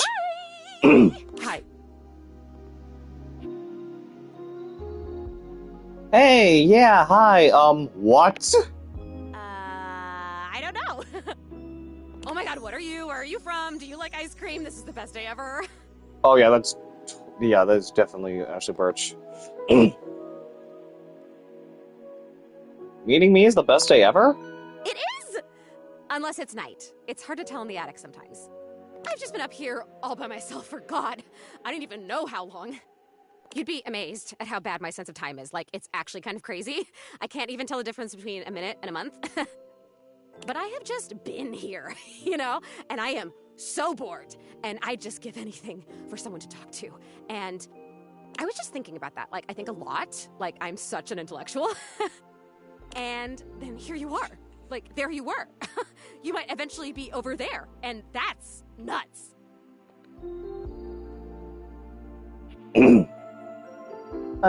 Wait, though, what are you? Good question. Let me explain some stuff. Life, as you might know it, is kind of a complicated proposition for me. I don't know if you can tell, I hide it pretty well. Oh my god, I rhymed. Ah, that's amazing! Honestly, it's amazing to even be able to speak because a lot of the time, I can't make sounds, which is weird. And a lot of the time, like most of the time, I think I'm invisible because nobody can see me. And that's super weird because I'm totally real. You know, I mean, I think I am. So why wouldn't I be? Because if I can think, I must have a brain or a consciousness somewhere. Focus. Right? Yes. Sorry, I am just so excited. My name is Zoe. I know, it's like the coolest name ever. I actually picked it myself. My name when I was alive was something really dull, like Lucinda or like Elvis or something. I don't remember. But the moment I died, I picked the name Zoe. It was one of the ways I made myself feel better about being dead. Danica Hart from Spider-Man 2, 2023. Oh, wait, she's Danica Hart, the podcast girl? Oh, wow. I actually never knew that. Aloy from Horizon, Molly McGee from The Ghost of Molly McGee, Enid from OKKO, Tiny Tina from Borderlands, Miss Pauling from TF2, Wild Style from the Lego Movie. I also know that she is Chloe from Life is Strange. She was the first iteration of Cassie Cage in MKX. And then that character would then eventually be voiced by Erica Lindbeck in the next game in 11. And she's also Sasha from Attack on Titan. You know, the potato girl. So yeah, I'm a ghost. I'm totally dead, which is probably why you felt cold when you first saw me. Because you can see me, which is basically the coolest thing that's happened ever in the history of the world. Except, of course, for me dying, which was equally awesome because being a ghost is the best. I've always wanted to meet a ghost. And I've always wanted to meet a human. Well, I mean, I've met lots of humans before, but like in my ghost form. She will only appear in the attic at night and will not consume date charges because you need to run out of charges to talk to her. Oh, so it feels so she's a freebie. Different. This is what you meant by like 6, then. Hey, listen, something's happening. I don't always have control over when I evaporate, and it kind of feels like I'm about to just like cease to be here right now. So, such a bummer. I want to talk to you. Just come back and see me again, okay? This is gonna be so cool. No pun intended, because I'm cold. Zoe is already beginning to fade, her voice growing fainter. Oh, here I go. See you later. Bye, Zoe.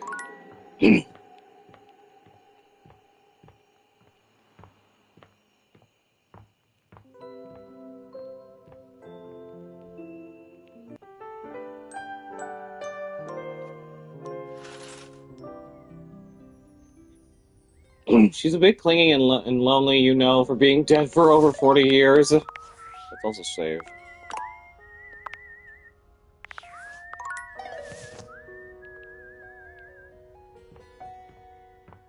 Alright, let us go.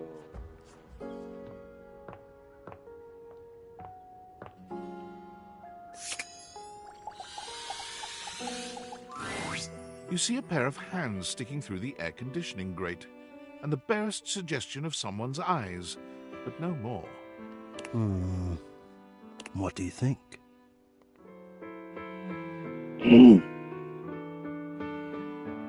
Let's see. Follow me. I am relieved. Hello. I am Hector Valentino Ernesto Condicionado. At your service. Oh my god, he's got one of those fancy, long Hispanic names. Well, hello there. Well, we can just call him Hector. Ventilation, airflow, sometimes known colloquially as HVAC. Oh, so HVAC is his full name. Initialized. And hello to you too. Nice to see you, or hear you, I guess. yes, to hear me. I would wish you to understand, and if not understand, then at least believe me when I say that hearing me is the most pleasurable way to meet for both of us. Seeing me, well, it's not a compliment to me, and it would be a great disappointment to you. My greatest wish is to give you pleasure. But I'm getting ahead of myself.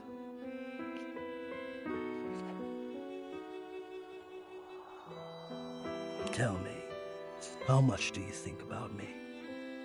Now, yes, I understand that our meeting in this way is so very new for both of us. I truly never expected to be able to speak to you this way, face to face. Great.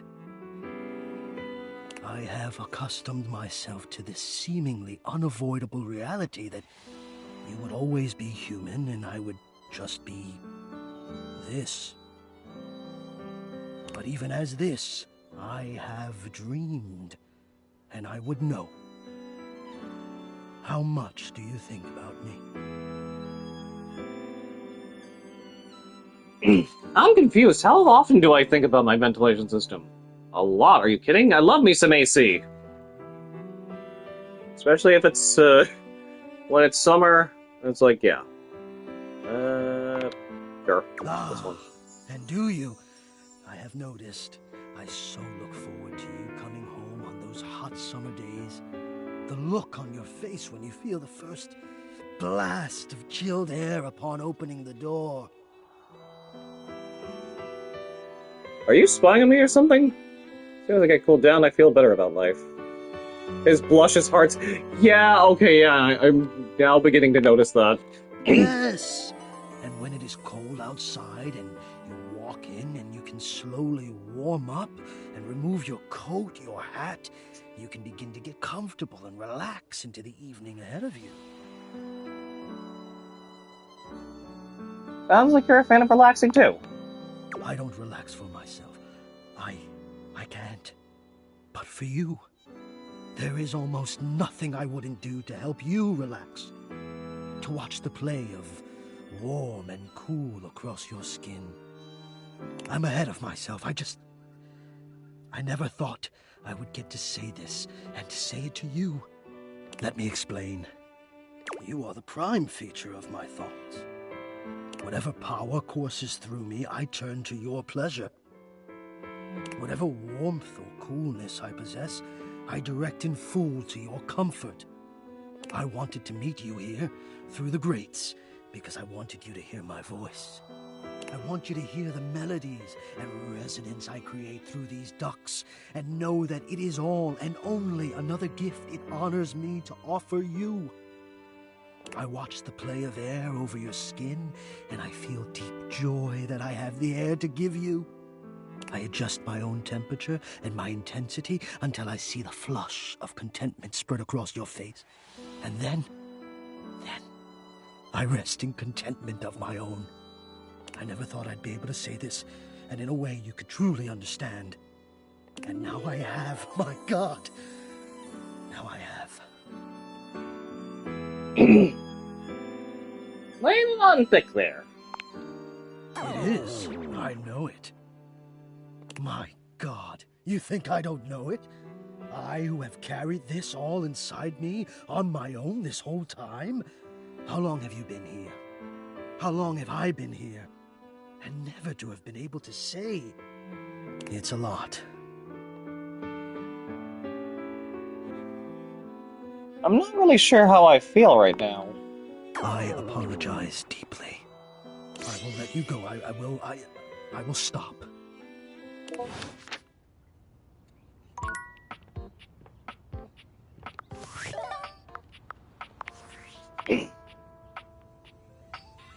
Oh, Sam. Well, well, well. If it isn't the Casa Casanova. Do you see what I did there? That's wordplay, baby.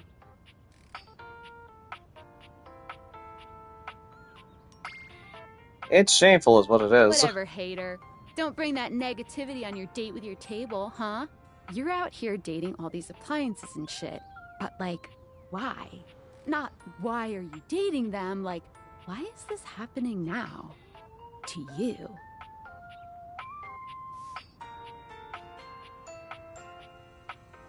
I'm caught in a game of tech at cat and mouse. Dumb luck. Pretty lucky then. So, like, where did the Dateviators come from? Like, what's the point of them? Who made them? And why?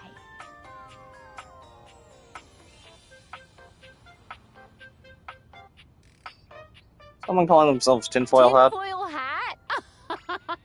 Okay, this is some conspiracy shit. Your life is half political thriller, half harem anime. So, like, did you find out what your purpose is or whatever? Are you a top secret operative in the furniture dating war? Are you collecting data on people in love with their shower? I don't know, unfortunately. Well, damn. Oh well, guess we can just make up our own theories. Or maybe just enjoy the furniture dates for now.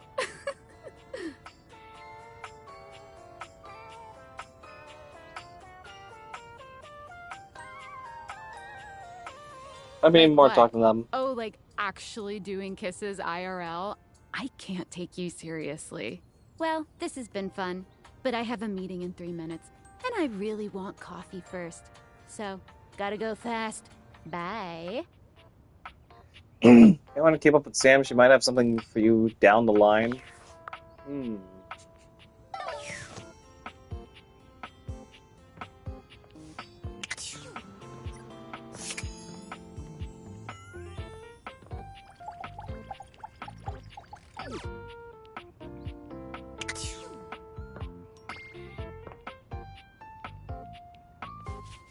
Hey, let's go! You can pet the smog!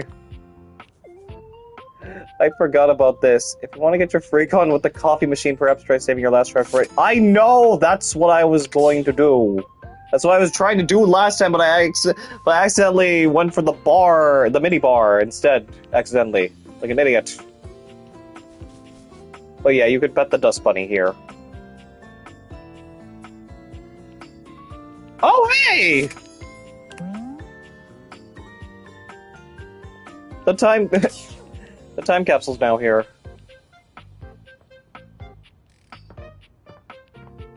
Alright, who do we go to next? You know what? I've been meaning to want to go to... the sink, obviously. We're used to seeing mostly people-shaped objects with the Dateviators, but clearly the sink-headed figure before you is, well, not like the others. Yep, another cartoony-looking one, except he at least looks a little more human with the body, but just not the head. All the time in the world wouldn't be enough to comprehend whatever is going on with this guy. You can see that he's got a sink for a head and the clothing and posture of a beleaguered stand-up comic, but your inspection is cut short by his disturbing screams. Oh my god! Hello? Can you hear me? Hi? Hi. Hello. Why were you just screaming help? That wasn't me. What? I mean, it was me, but it wasn't, isn't. Nothing is as it seems. I am not who I seem. Okay. I mean, the eye you see before you isn't the me I am inside. You see, there's the eye that sees through these eyes, of course, but who is that? Certainly not the one I am. Oh, I see. It's a philosophy thing. No, it's a reality thing. I'm not who I appear to be. No! Stop that pop-up screen! Anyways, this is Sinclair. The Sink. Voiced by Nick Thurston, huh? My name is not Sinclair, it's Martin! Martin Applegate. And I'm not a sink. I'm an insurance claims adjuster from Turkleman City, Florida. Turkleman City? Is that even a real place? Of course it's a real place. Do I look like the kind of guy who would lie to you? It was Matoya Anazawa from Neo Twiwi. Not familiar with that character because I don't really care for Tweewee. I'm sorry. I'm sorry, Tweewee fans, but it just isn't in my book. And I'm gonna drop that hot take, but it only got a little bit more recognition because it was featured in Kingdom Hearts. Bam. There. Blue Eyes from Dawn of the Planet of the Apes? I still need to watch that movie. I mean, what do you want me to say? You're a talking sink. Yeah, I know. It's one of the monkeys, but I still haven't. I've only watched the first of those reboot Planet of the Apes movies that had James Franco in it. No! That's just what she wants you to think. She? Who's she? Allow me to explain. Additional voices from Spider-Man Miles Morales. Oh. Oh my God. A strange creature that looks and sounds like a soapy little dog jumps up at your legs, yapping and barking. Down, Sudsy, down! Keep your bubbles to yourself, you little devil. Sudsy. Tray, Sudsy? Go to your tray. He also voices the dog? Sorry about that. Aww. Before I begin telling you my tale of woe and Temples Shirley, let me let Sudsy out, okay? When he gets like this, I just get really flustered. Is your dog gonna pee on my bathroom tile? More flustered than being transformed into a sink? Yeah, pretty much. Okay, bye! Sink you next time!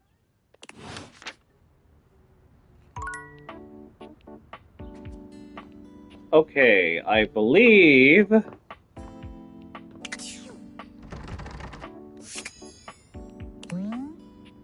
was her self-cutting grass that came with the house. I believe this is supposed to be... You've made some good friends in here. I respect the hustle. I knew it! This is back, Dorian! In my view, friendship is all about good boundaries.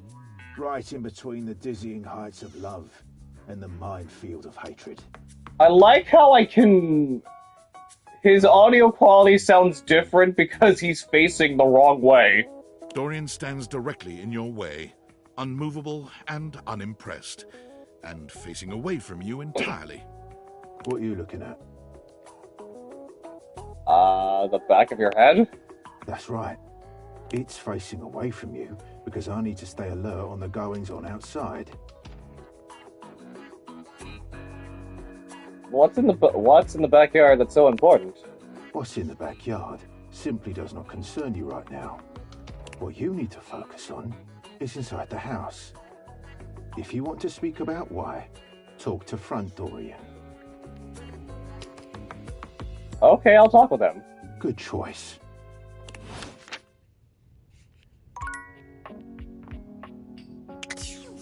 Okay, I got 2 charges left. Let's see. On here...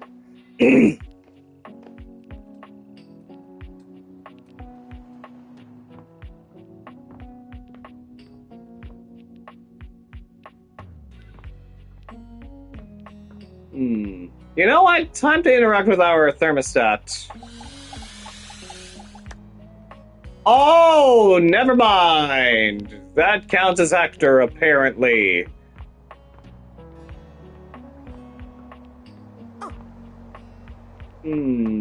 Okay, you know what? We will. We'll check. We'll check with Harper and Dirk. Let's see how they've been, Once again, Harper and Dirk are going at it when you walk up on them. This time, Dirk is the one shouting. You need to let go of this stupid Chappie thing. I'm not him, and I never will be. Don't you dare say his name. You could never be him. I envy him, to tell you the truth. He finally escaped from you. Harper is stunned into silence, her lower lip quivering for a moment before she points a finger at the door and screams. Now, see, if I was to romance one of these two, I would want to romance Dirk because, well, he's JYB. On the other hand, Get out! Get out and go do whatever it is you do when you're living your double fucking life! I can't wait to get out of here and not hear your shrill-ass voice! That's what I do when I'm away from you, by the way. I just enjoy the goddamn silence! Go enjoy your goddamn silence then, you fucking asshole! I will! Dirk stomps away from Harper, Damn. stopping for a moment to look at you. He puts a hand on your shoulder, leaning in but still speaking loudly enough for Harper to hear. Another scammy spam bot. Thank you again, Saribot. Get away while you can, buddy. Don't let her get her claws into you. Trust me on that. He walks away, flinching as Harper lets out a frustrated scream. The moment he's gone, Harper exhales, turning on a bright smile for you. Dirk is offering a bit of a warning on that. I'm so sorry you had to hear that. Durkee just gets so grumpy sometimes. Harper is a bit controlling and not stable. Oh boy, oh boy. I've not yet seen him happy. Oh, he's happy all the time when no one else is around. He just gets brave when he has an audience. You seem like someone who gets relationships. I've been thinking a lot about my relationship with Durkee lately. I'm playing Dynamite with this girl. You'll listen to me, won't you? You should talk to an actual therapist. Harper beams at you, as if you'd agreed to listen. Oh no. Oh, good. This way. Harper grabs your hand, dragging you over to a quiet corner of the room, overturning a box to allow you to sit. She lies on the floor, as if she were at an actual therapist's office. It all started a few years ago. A lot of things come through this laundry room, you know? You forget a lot of stuff in your pockets, sometimes you find it, sometimes you don't. And this time, you'd forgotten chapstick in your pocket. God, what a stick of chapstick he was. His name was Chappie, and he had the softest lips you can imagine. That is quite the chapstick design. We spent weeks together. It was a real whirlwind romance. He started talking engagement towards the end, hoping maybe you'd forget a ring-shaped object in your pocket one of these days. Oh yeah, I was looking for that chapstick for ages. Engagement? Seriously? A laundry hamper and a chapstick? Sorry, but the only rings in my pocket were candy rings. Or onion rings. This one. Well, you found him again later. But I'm jumping ahead. Chappie had crawled back into the pocket of one of your pants. He liked the dark. It made him feel safe. Harper sniffles, growing silent for a moment. When she speaks, her voice is filled with emotion. And then you washed him. Might try to use me as a rebound if you had to guess. Washford and Drysdale brought him back to me. I'll never forget it. He was melted. She lets out a sob. He wasn't the same after that. I tried to keep things going. Harper turns to you, sadness and anger in her eyes. But you threw him away. Uh-oh. Well, yeah, he was melted. He was my Chappie. She is a tragic gal. She can't keep her emotions in check. Ever since then, when Durkee gets washed by Washford and Drysdale, he leaves. And when he's up there in your closet, he pretends he doesn't know me. I'm gonna have to get around to talking to those two over there. I've gone to see him so many times. I've cried and screamed and practically kicked his door down.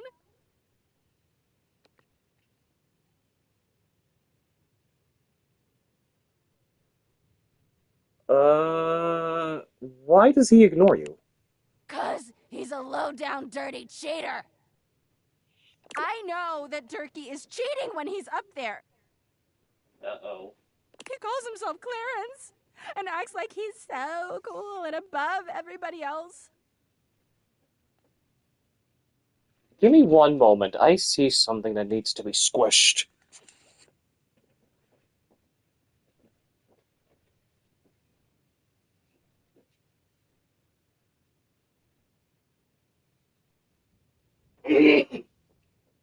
Okay, I got it.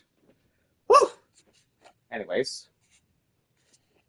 You get it. Clarence, clean laundry. Dirk, dirty laundry. Oh! Clever. Tell the truth, Turkey. Oh my god. I know you and those Hanks are getting it whenever you're up there. Oh, the Hanks too? Stream of objects coming in and out of that closet. I know it. You keep saying you know, but do you have any proof? Of course I do. Everyone's always like, oh, how do you know, Harper? How are you so sure? She taps her temple. Hamper's intuition, honey. I know how nasty he is. I know he can't go that long without getting some. Anyway, I've been thinking a lot about our relationship lately. Obviously, I've done nothing wrong and never have. But I just love my Durkee so much, even though he hurts me so. I just don't know what I should do.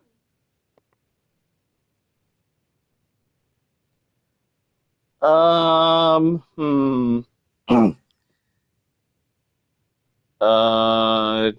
that one.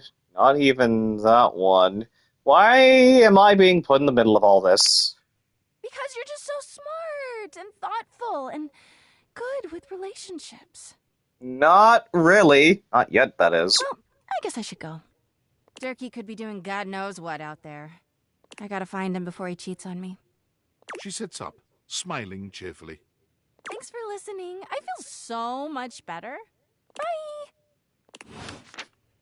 She just vented at me.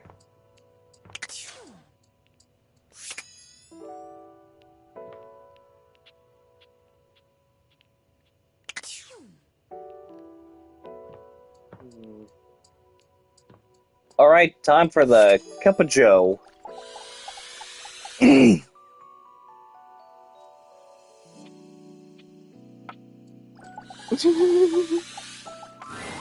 A charming barista grinds coffee in your kitchen, working so busily she doesn't even seem to notice you. You stand there for a good few minutes before she spies you, startled out of her intense focus. Oh, hi there. Welcome to Roofbox, the home of all your coffee needs. I'm Kirby, happy to help. Opie. G'day. I believe this character is Aussie, or more so, the VA is Aussie. So you're my coffee maker? I, sure am. Here to make your day just a little bit brighter with a touch of coffee. Gosh, that never gets any less awkward to say. What can I get for you today? Dom Din. What's her name? Let's see. A latte. I have never heard of an affogato before. A latte. Sure thing. One latte coming right up. Kopi gets to work, grinding and pouring and mixing with an impressive speed. And voila!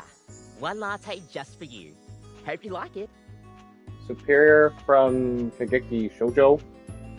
I've never heard of that. Is there anything you'd like to know about the latte? Tell me more about latte art. Oh, gosh, where do I begin?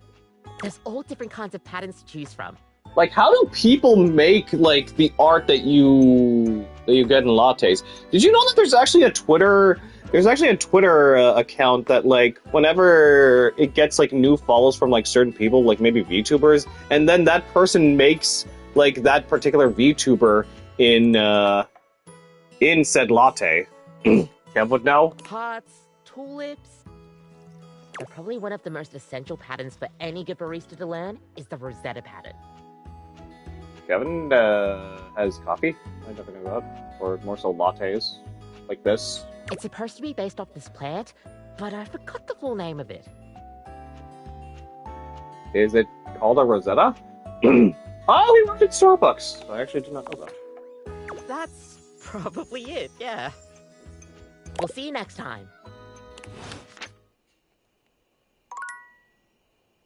Oh! Oh, it even gives me the action of me drinking the coffee. Wow. Nice. Why did that need to happen? Also, let me just now go back to the attic and talk with Zoe.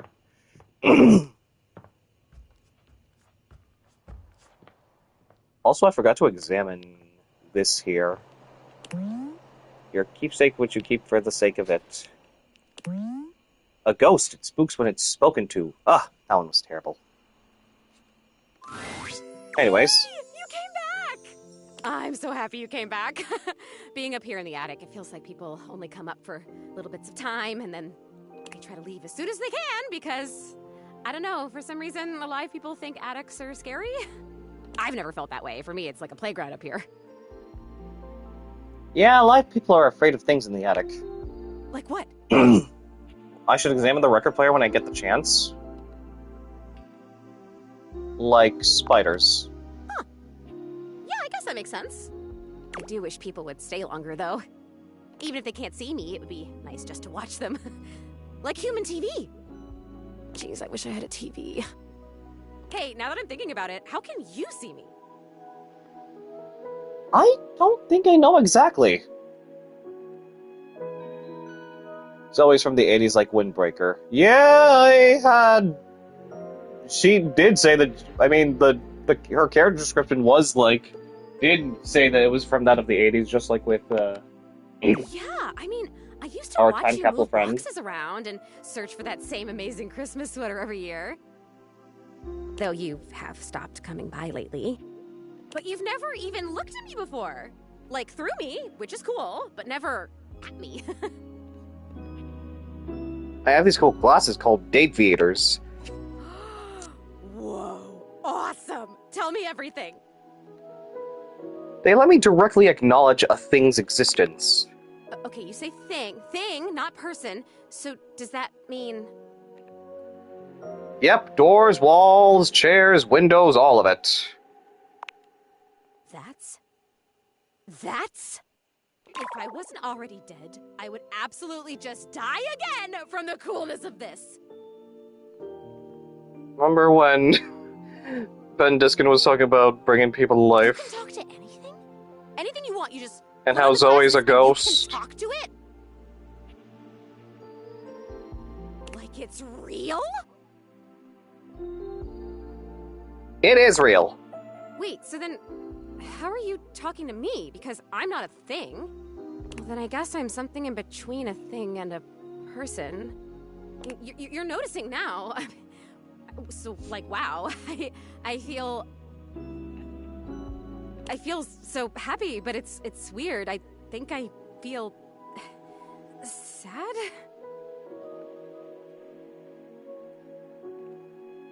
That's okay. Sad is pretty normal sometimes. Why do you feel sad? No. It's okay. I don't feel sad though. I felt sad a lot when I was alive, but since I died, I've just been mostly happy all the time, and I haven't had to think about the stuff that used to make me so sad.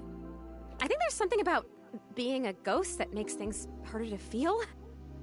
Like, sadness can feel so heavy sometimes, and if I can't even lift the latch on the attic window, how am I gonna lift something as heavy as sadness, right?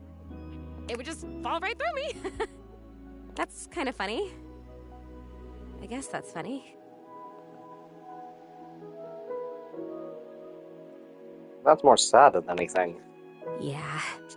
But your glasses, this idea that you can talk to anything, to anybody, like, does it feel like you have friends? What does it feel like to have friends? Well, a lot of things in this house have a lot of attitude. I'll bet. I mean, I have attitude, and I'm in this house, so I'd guess that these other things... Oh boy, okay, this is weird. I'm having another feeling, I think.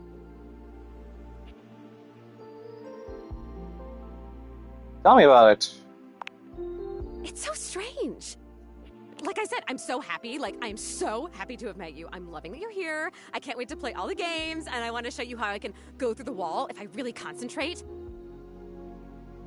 Because that honestly is amazing. And the most amazing part is that when I go through that wall, I end up right back in the same room again. Like I'm in this crazy loop where wherever I go, there I am.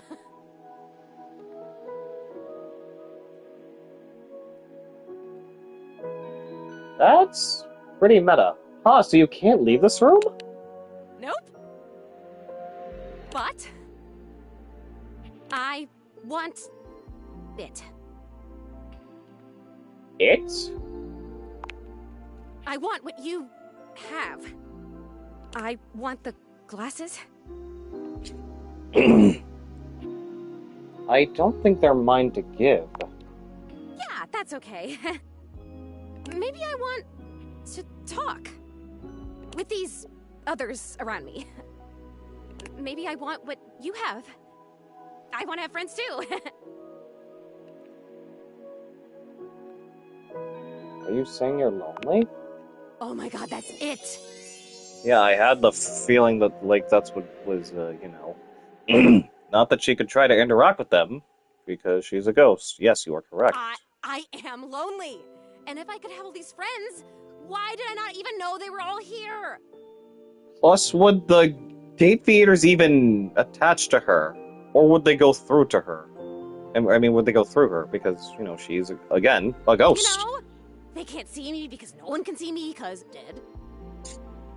And I can't see them because I don't have the glasses or because, again, dead. And I'm lonely. So you could try... Oh, you know, that could also work out in a way.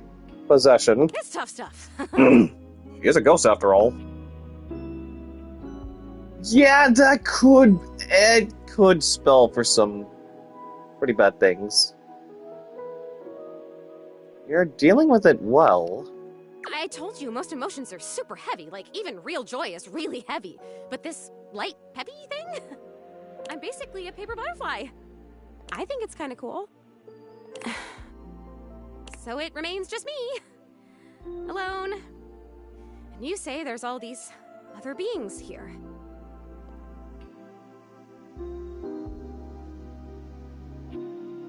It's really crowded living alone.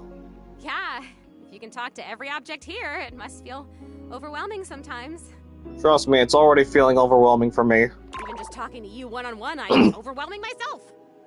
I don't know, there's something about you, though. And not just those glasses. There's something about you being here that is making it so that I can feel these things. Maybe you're, like, holding the feelings. And I can feel them with you? What else can I feel, I wonder? Are there other emotions besides loneliness? Let's feel every single one. Maybe we should just focus on just one at a time. No. Maybe not. Oh, wait, this is terrible. Help me. Please help me. Uh-oh. Zoe, are you crying? I am so... Oh, maybe I haven't mastered this one. I didn't even think a non-corporeal being could cry. She has the same. Have you ever seen anything this crazy? I feel crazy. I'm so lonely. Oh, it's happening again. I'm gonna disappear. Oh, I wonder if I'm still gonna be crying when I come back. You're gonna come back, right? I still want to feel the feelings. Once again, Zoe is fading before your very eyes, but it doesn't stop her trying to speak to you. And I have so much to show you. I can turn somersaults in midair.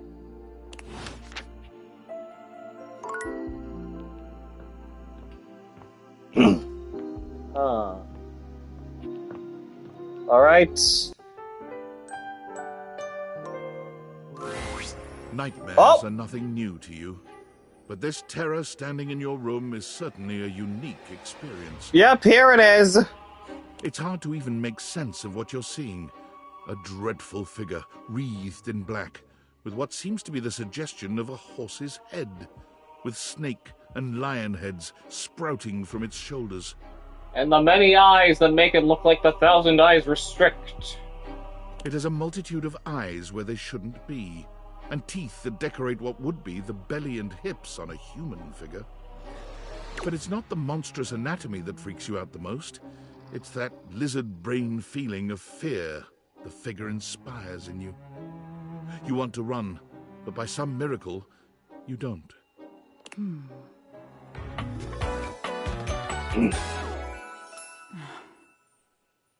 That's her name. Nightmare.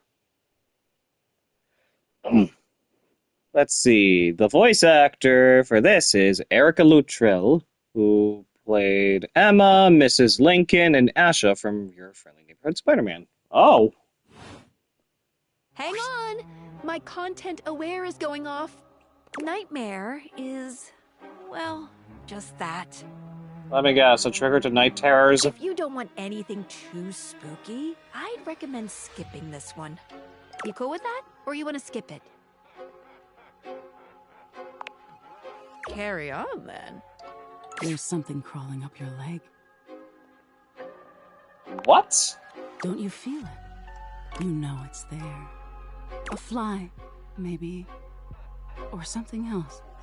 Something a little more malevolent. A little more vicious. What it? Crawling up your leg. Aren't you going to do something about it? Ah, that's right. You can't move. Now there's another on your arm, and another on your shoulder. Dozens of little prickles across your skin. Sapphire from Steven Universe, Princess Candy from Dave the Barbarian, Keisha Franklin from The Magic School Bus. Oh, interesting. The prickles turn into punctures. The picture of poison pervading the parts of you you keep under the covers. There's an itch by your mouth as one pries open your lips, scurrying down from your cheek. So many little legs. Spiders. Or maybe ticks. Another crawls across the curve of your ear, and you hear it. The scuttling. The buzzing. The sound of your flesh being devoured in a million nanoscopic parts. The Witch Doctor in Diablo? Whatever they are. Diablo 3. They're eating you alive.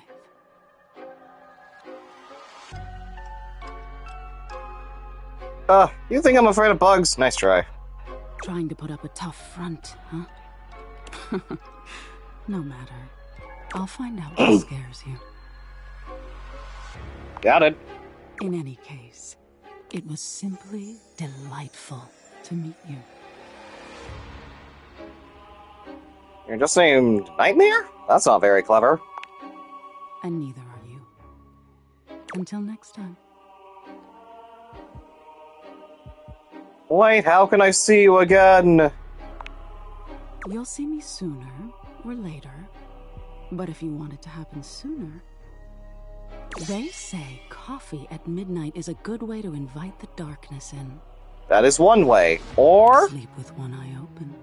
She fades into nothingness, with one last creepy laugh. Oh hey, and now we're awake. It's daytime. I was wondering when the music was going to stop. Okay. Valdivianites, it's David Most, your beloved CEO, with an important question. What do the following items have in common? Cellophane, eyeglasses, and bottled water. If you guessed they're all 15% off today, only on Valdivian.com, you'd be absolutely correct. But even more importantly, they're all transparent. As your leader, I value transparency above all else. Especially when the board of directors changes the locks on my office. Message received, Ian. With that spirit in mind, I need to share some difficult news with you today. I have not been entirely candid regarding my lost sunglasses. Firstly, the lost item was thankfully not my sunglasses. My sunglasses were handcrafted in Italy by blind artisans, are inlaid with conflict diamonds, and are locked in my safety deposit box. No, the missing item in question is actually a Valdivian prototype. And even more importantly, it's the only existing prototype of the amazing new gadget we're planning to launch for the Q4 Blissmas season. Unfortunately, the engineer who invented the prototype was a disgruntled former employee who destroyed the schematics before disappearing himself. So, as you can see, it is imperative that the glasses are found as quickly as possible. To that end, and after discussing it with the board, we are now prepared to offer a handsome reward for their expedient return. A $50 gift card to Valdivian.com. Damn, just a $50 gift card? To your damn website? Pretty cheap.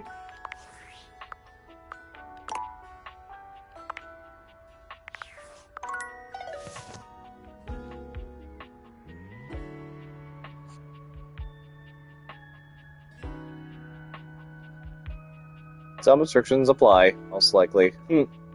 Let's talk with Front Dorian now.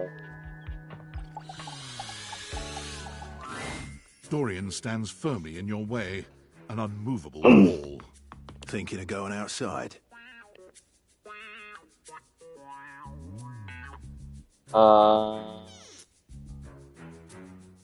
Let's see.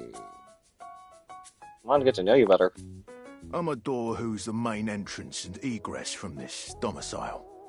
I'm more impressive and ornate than the other doors, because I need to project a welcoming presence, but also make it clear that those who do not deserve entry stay outside. Anything else? I don't like music very much. What? That's about it. I open up when you tell me to. It's you who needs to make the decision about whether you're really ready to go out there. After all, you're the only one who knows the reason behind why you tend to stay inside these days. I want to meet more Datamals. If I leave, then the glasses might go away. On the nose right there. You and me and the glasses can stay inside the confines of this house until you've done all you have. So for now, I'll remind you to keep indoors. Stay safe. Is that probably why I am not able to access back Dorian?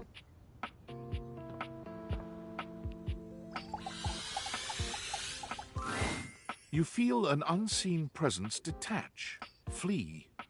It seems that there is nothing here to speak with. Mysterious. Perhaps this is not the place.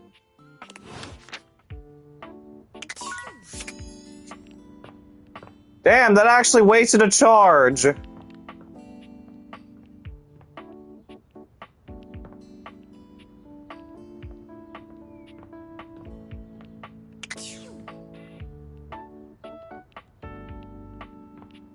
that to check with the record player guy? That if I leave, the game ends. Yep, I pretty much know about that already. Examine it? Oh. Look at this phonograph. I know. I examined it before the first day I not only saw it, but then also interacted with her. In a musical tone. Look at this phonograph. Like that.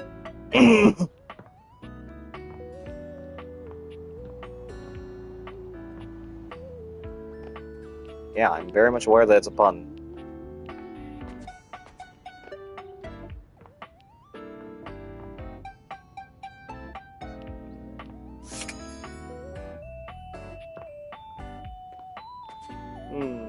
Who else do we interact with?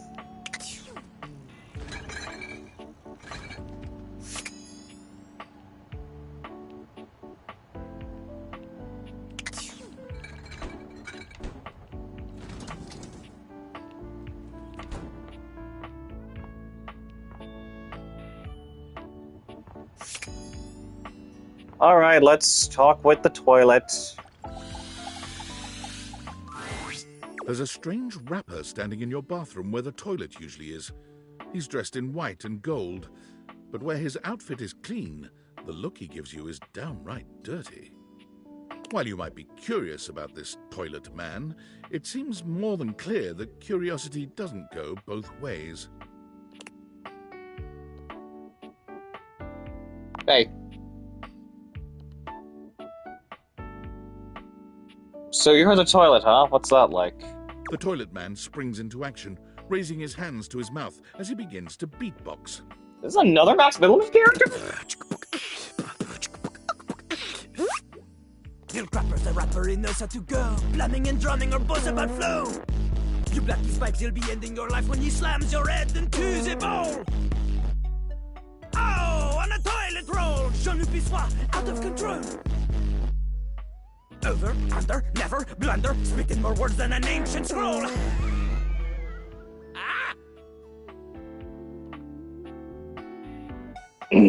Holy crap! No. Holy Crap was Jean-Luc's old stage name. Now he is Lil Crapper. More secular, huh? Wider appeal, you know? Anyway, you know Lil Crapper. You love him. Everybody does.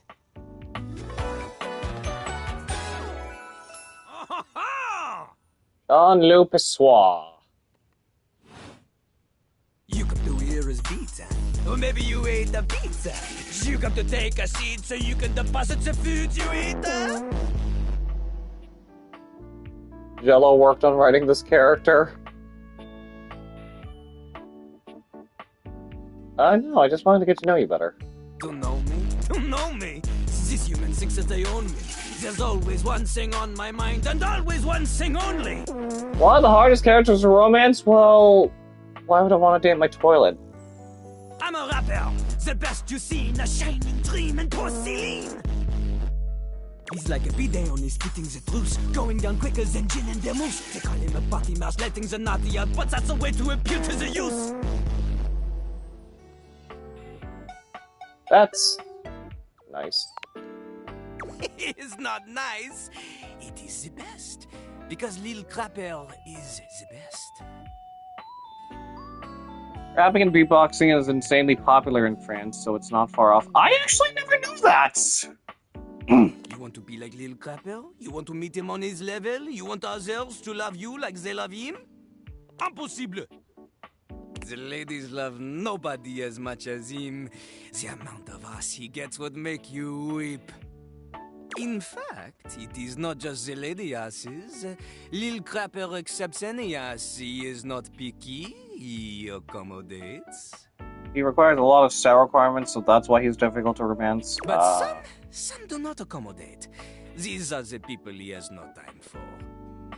Those who don't understand his syncopated singing, they do their business, they leave, he does not talk to them. You want to hang with Lil Crapper? You do as he does. I can't rap. Not just rap, you need to show him that you can crap. LSA, aside from Crapshoot here, there was one other character that he was hard to write for, which you have yet to meet. Oh. Excuse me? Crap. Crapping. Short for cool rapping. Lil Crapper is always crapping. Now it's your turn. Ah! Clever. I don't think people will interpret that the way that you want them to. Jean-Luc makes a dismissive gesture. That is their problem. Lil Crapper, he is ahead of the curve. He is a wordsmith, eh? He is like Voltaire, French, and smarter than you. That character was hard to write because of how many interactions they had with other characters in Roots. On a related Oh. note, Voltaire was my number 2 pick for my nom de plume. How am I gonna learn how to rap? Not from Lil Crapper. Huh? Lil Crapper is not a teacher, he is a test. You study on your own time. You cannot keep up, you fail. But if you can match his rapping skill, then you will be able to woo anybody. Voltaire was a well-known Italian scientist. Oh yeah, If you have the skills to woo Lil Crapper, then any partner will be within your reach. In fact, if you can match Little Crapper in a crap battle, then he will fall in love with you. Craptastic is basically saying raise your stats today, right? To date him.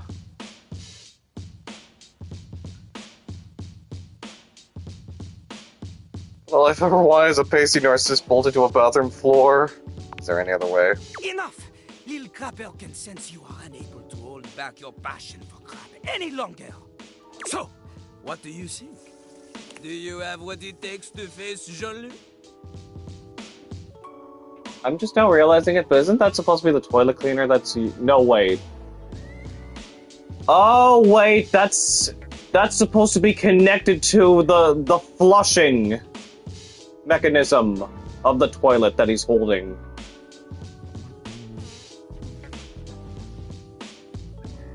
I do not. Correct! Jean-Luc is glad you understand this. The rapper, she comes from the heart, the deepest part of the system. Like that little rubber bit that comes undone sometimes and the water keeps running forever. You know the bit. You need to experience life before you can spit it out in alternating phonemes adhering to some sort of a rhyme structure. Elgin originally wants his character. Once he looked more into him, he actually wanted to flex with writing him. Oh. As you are, you have no chance to defeat Jean-Luc, let alone match his rapier wit. You want to clash talons with these two gallant stallions? Go! Live a life worth rapping about! Return to Little Crapper when you are ready.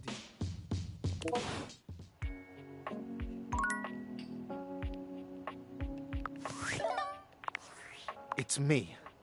Were you followed? Is this signal encrypted?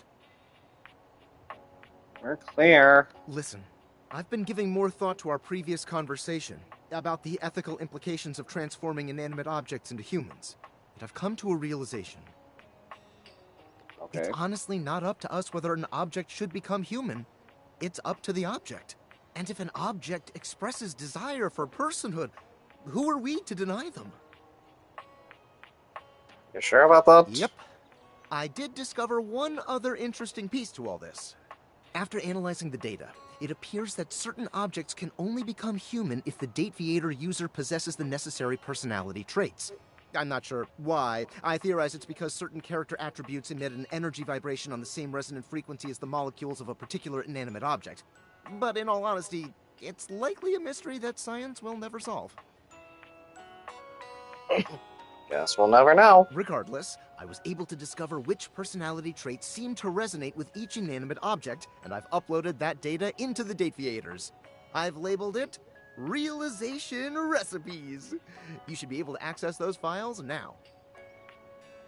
My realization recipes. How successful you were able to try and fuck your furniture. I'm so sorry, but there's no time.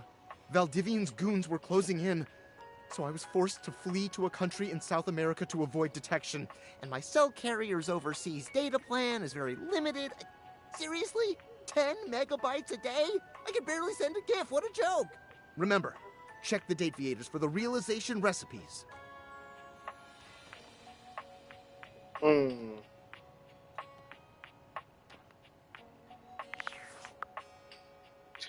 Thanks, Nigel. I'll call him Nigel, like Nigel Uno, #1 from Kids Next Door. I'm just gonna come to the realization that, like, this was his, this is what he went through after Kids Next Door pretty much ended.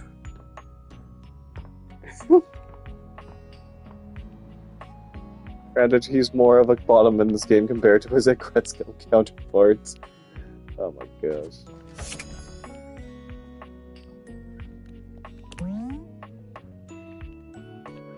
You know what?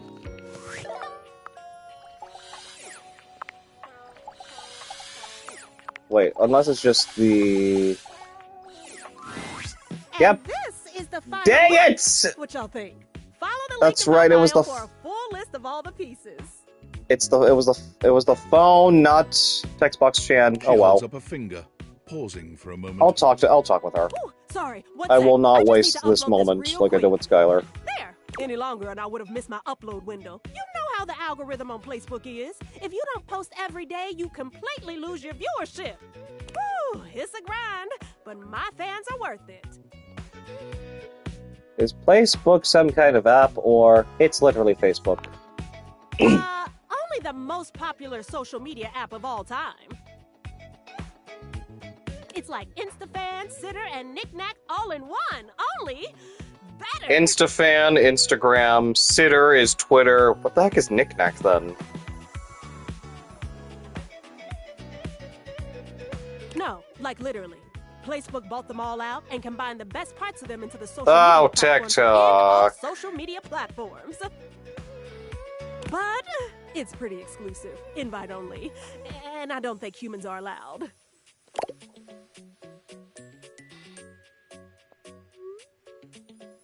No humans allowed? Why not? No offense, but humans don't have the best track record. I mean, y'all invented things like taxes and littering, ew, and small talk. Then again, y'all made phones too, so it's not like you're all bad. I guess, since you don't have a placebook, I could share my feed with you. Fill you in on all the tea so you're not missing out. Sounds fun. Drama is my guilty pleasure as long as I'm not involved anyway. Maybe you could show me some of your videos sometime too. No, thanks, not really my thing. Middle. Ooh, are things heating up in here, or is it just me? Ooh, I don't think you can see them, even with your fancy glasses. But at least I can tell you what I've been up to. Alert, temperature warning. Woo, not again. Something wrong? Oh, it's nothing. Sure, sounds like something. Fine, really. It's just a faulty sensor. Forget about it. Looks like a temperature warming. You do feel warm. There's an icon for there's an icon and everything. Ow! You can just ignore those things. Too many icons if you ask me. It's probably just acting up because I did an extra hour on live. Trust me, I just need a nice hard reset and I'll be good to go. I'll catch up with you after. Try not to miss me too much.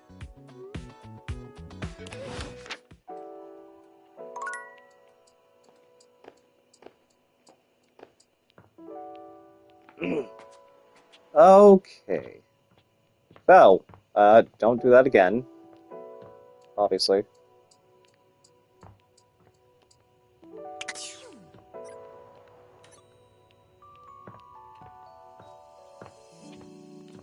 I really wonder how I'm gonna be able to...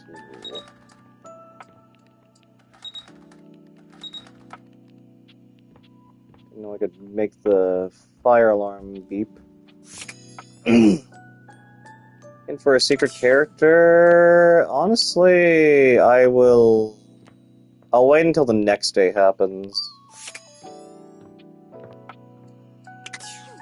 Hold on a moment. Let me just do this. I want to do this. Oh no.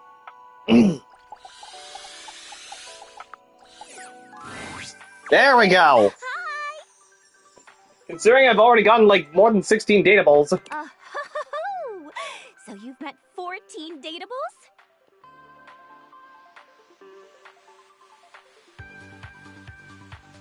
Sure have. The harem continues to grow.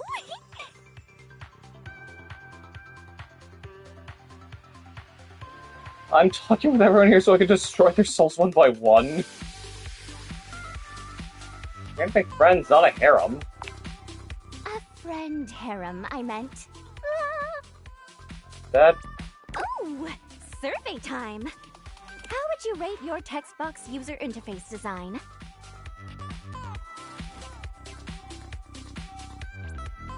She's gorgeous.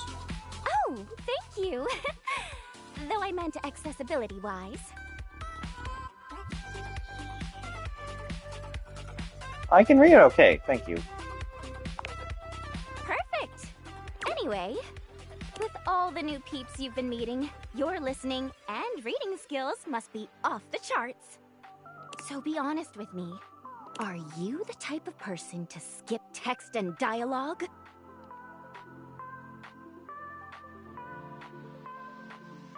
I read every single word. Yes, I know you do. I get an alert every time you click next, and they're pretty spaced out. I really, really appreciate a person like you. All right, your turn. Turn to do what? To ask me a question, duh. It's not fair that I just ask you questions all the time, right? So, ask away. Biggest pet peeve, greatest fear, most SFW thing you've had to convert into text. I'd say I would ask, well, the first two, obviously. So, greatest fear. I can handle almost anything that comes up word-wise. Though, I do have my limits. If there ever comes up a line that's way too long and I can't divide the thoughts into smaller thoughts, I'll unfortunately have to do my best to convince the writer to reword something or maybe find a less detailed way to put it. But unfortunately, sometimes writers can be really stubborn and want their dialogue all put in one box, but that's definitely the worst. I am so glad this is so fully voice acted, because goodness gracious. Yeah, that does sound very meta. Oh my god! Fortunately, I'm always able to put my thoughts succinctly into the box, and there's never a problem communicating when I need you. No matter my thoughts at a particular time, I always feel that there's an option that works for me, but word for word. Letter for letter, in fact. It sometimes can be troubling having to choose between two very good options. We certainly make a great team, Textbox Chan. Fortunately, that's never been an issue. Chatting time is over. Come back after you've awakened 41 datables! 41? I think I've already done that. TTYL! See ya! Woo! We'll check the... also, hang on, also warning guys, because this still has not been fixed in the console version yet. Never mind. Okay, that still hasn't been fixed yet. Okay, so according to this, I have encountered 43 datables in total. Okay, so it only happens if I'm scrolling through the data decks. Anyways. Hi! You're back again! I am indeed. How are you feeling? Aw, you're so nice. I'm great. I feel great. You're great. You're here. You're the only person I know. Did you know that? That's just wild to me. Yeah, for PC maybe, but I want the console patch. Can you imagine if you were a jerk? I'm hoping it's patched by next week, considering that, like, I'm gonna be streaming more of this next week, before, my 1 month break. Huh! What if the only person I knew in the whole world was a jerk? That would suck. You know, it would suck if I'm the only person you know, and I'm not a jerk. Oh, because I've known jerks. Like, back when I was alive, I knew one. Ooh, he was a bad one. Like, if you took a normal jerk, and then you put him on stilts, and you put him in a sumo suit, so he was like 3 times the size of a normal jerk, that was this jerk. And take longer compared to PC because they like to charge devs for each patch. Independent company. I didn't have any memories of your life. Whoa. Oh my god, I remember someone. It's you! It's you being here! You're helping me remember and feel all this new stuff. It's overwhelming. Oh my god. How awesome! I'm overwhelmed! Whoa, this is crazy. It's like there's a roller coaster in my chest. I can feel my chest. Is that normal?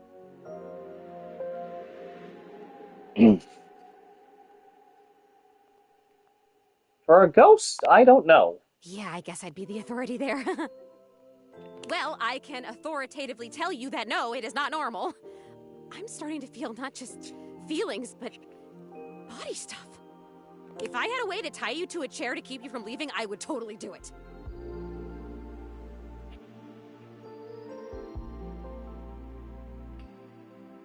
I'll stay if you just ask, honestly. Yeah, I know. I wouldn't really tie you to a chair. That would be weird. I think. I don't really know what's weird. I only know what I like and don't like. And I definitely like you. So, like, if you could hang out, that would be cool. And if you want me to tie you to a chair, I totally can. I'm good. Not a fan of restraints, but thanks. Oh, sorry. Did you say you had a memory of someone? He actually used to live here. His name was Rudy, and when I knew him, he... Oh, I don't remember exactly. He used to wear this really long vest. It was like dark green or light brown. He was older than me, I know. I think, at least. How old do I seem to you?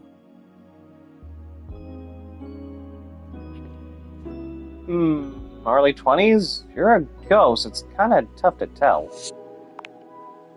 That's fair. I am pretty sure he was older than me. Oh, and he was super into witchery and stuff. He was always coming home with crazy books and bags full of crystals and oils and herbs. Sometimes I would walk by this house at night and I'd see the whole attic window just lit up with candlelight flickering. I don't remember ever seeing other people in here though, so was he alone? Was he just up here chanting to himself about stuff? I guess it would have been right here. He would have been doing these ceremonies and whatever, right where we're standing. Well, you're standing, I'm floating. I only ever saw him out of the house when he was going shopping for more witch stuff. And he always had on that weird vest and had these super deep pockets. He always had his hands in his pockets. Could be a normal thing. People do keep things in their pockets. Zoe flickers, like someone just adjusted some spectral cable tethering her to this world. Oh, damn it, no! I'm gonna go away soon. This stupid disappearing thing has never bothered me before now, but I want to be here. I want to talk to you. I'm onto something. It is so frustrating to really want something and not be able to keep it. I've never experienced this before. Frustration! How interesting! Oh my god, this is so strange. Can you actually do me a favor? I can try. Please do. I used to have this necklace. Really pretty little gold necklace. I remember it had a pink heart pendant. Gold necklace, pink heart pendant. I haven't thought about it in years, but all of a sudden, I can't think about anything else. It's important. It's really important. All this talk about Rudy, somehow that necklace is connected. That necklace, maybe I was wearing it when I died. I think I need it in order to remember. I want so badly to remember. I can't go back to just floating around up here and not remembering anything about my life or who I was, to feeling so alone now that I can feel. I need you to find that necklace for me. Have you seen it? I've actually been at a time capsule in the basement. Could that be where your stuff is? A time capsule, that sounds perfect! And you met it? Like, you talked to it because it was like a person to you? That's still the most amazing thing I've ever heard. You meet objects. Ah! Okay, can you go back and talk to... Who is the time capsule? His name is Bodhi. Bodhi. Wow. Okay, can you go back and talk to Bodhi and ask him if he's seen my necklace? Honestly, wow, who knew we'd actually have a connection to those two? Considering they're both from 80s and stuff. For sure, you'd like him. I think he's really cool. I love cool stuff! I mean, I think I do. Why wouldn't I? Cool stuff rocks! Come back with it and I'll tell you everything I remember.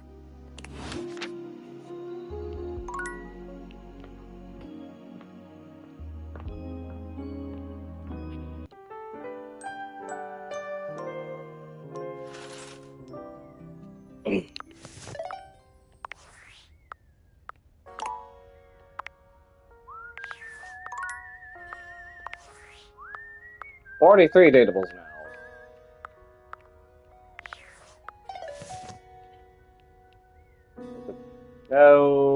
you told me about another secret character. The hint for another secret character.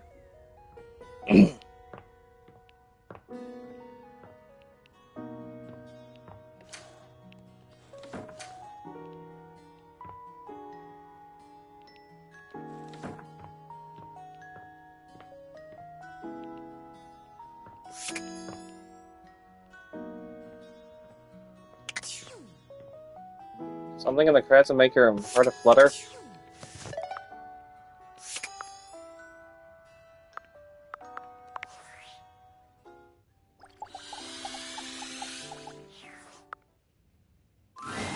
There's something so cheerful and jaunty about the figure you see before you, you almost feel like you've stumbled onto the set of a game show.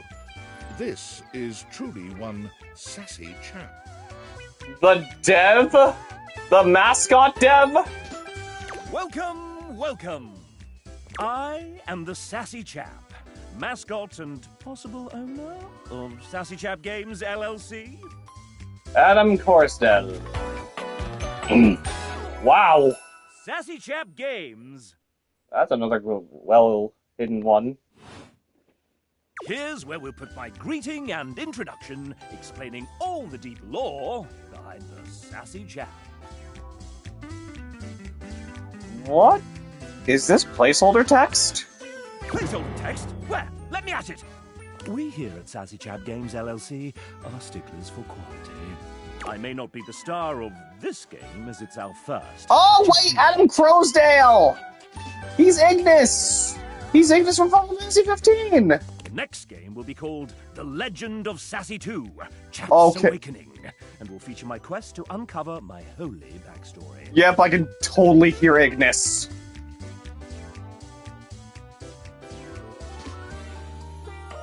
Is there a Legend of Sassy 1? Don't be silly, of course there isn't. And here's where we'll have the chap introduce the concept of the dating game. Okay, this definitely seems like a placeholder text. What's a dating game? I thought I was already playing it. Was going to have silly dialogue this whole time? No, this one is slightly different. You have found one of the secret datables in the game. The developers. I'm not a developer myself, merely a mascot. Well, yeah, I figured. But this is hard work too. I'm considered an asset.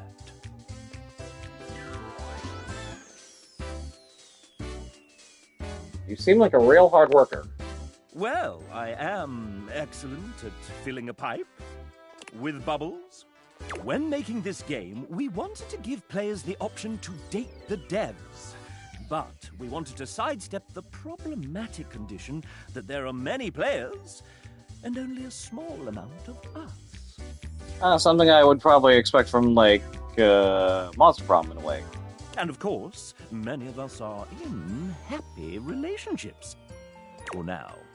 So, we figured a fun way to do this would be for players to date each of us by answering a question about ourselves. Would you like to play?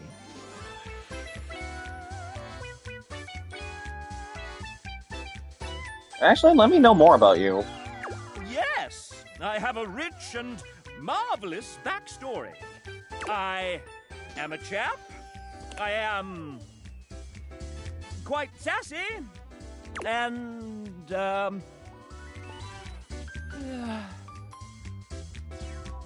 Where'd you buy your hat?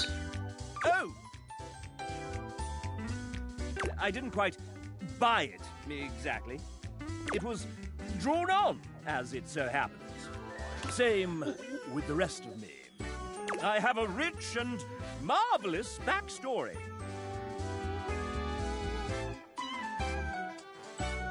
What's in the pipe?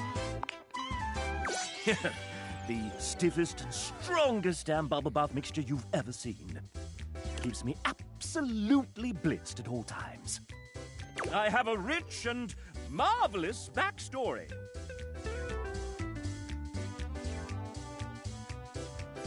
What's your name? Leonard. Leonard? Presticott. What? It's Leonard and Presticott.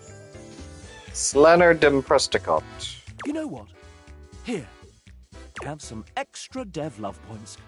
Don't tell the bosses. You feel somewhere deep in your soul that you and the devs are getting along just a bit better than you were a few moments ago. Wow.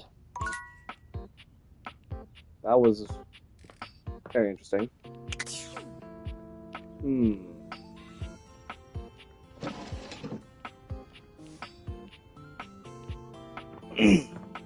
Let's see, who do we go to next?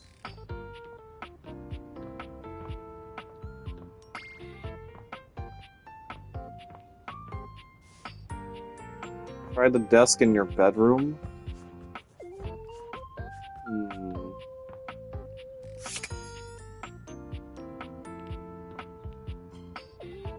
Oh wait, that's right. I have to go talk to Bodhi.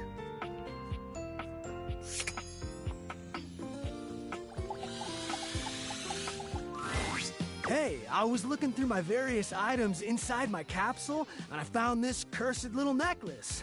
A cursed necklace, you say? Pretty bodacious, if you ask me. Cursed? Yep, was getting a bad vibe. I Can't thought be it might have manifest been with that answer. gas, but instead it was definitely this necklace. Bodhi holds a small jeweled pink pendant on a gold chain out to you. It's shaped like a heart and sparkles prettily when it catches the light. You want it? I normally don't give my precious materials away, but this one doesn't seem to fit my style. I'll take it. Zoe probably wants it. Zoe? She's the ghost upstairs. A ghost? Bodhi's hand shoots out, dropping the necklace into your hand without even waiting to see if you're ready. He flees, calling over his shoulder to you as he goes. I'm out. Take it.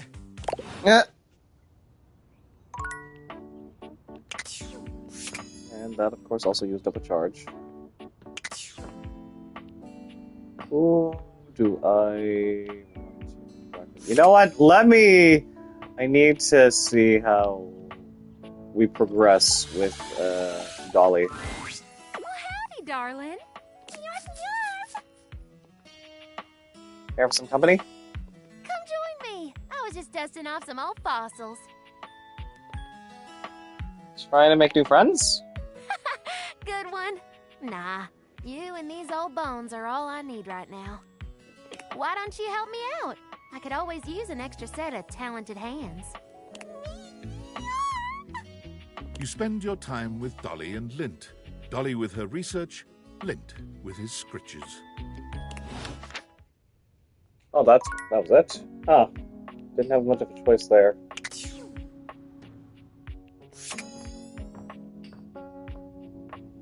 Who else do we go to before we...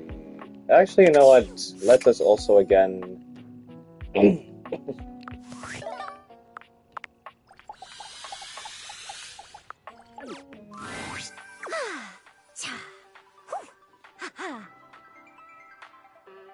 Techbox Chan, are you okay?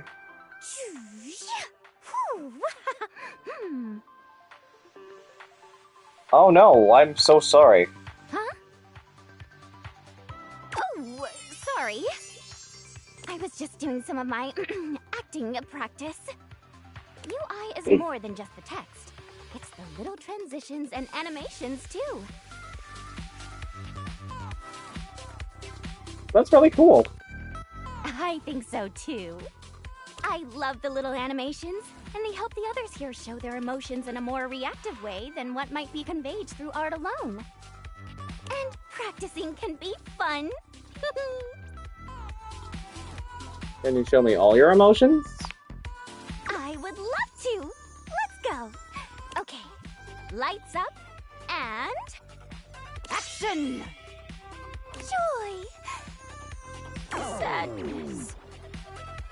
Anger. Fright. Disappointment. Love. Big love. Violence. And scene. Wow. What do you think? That was really fun.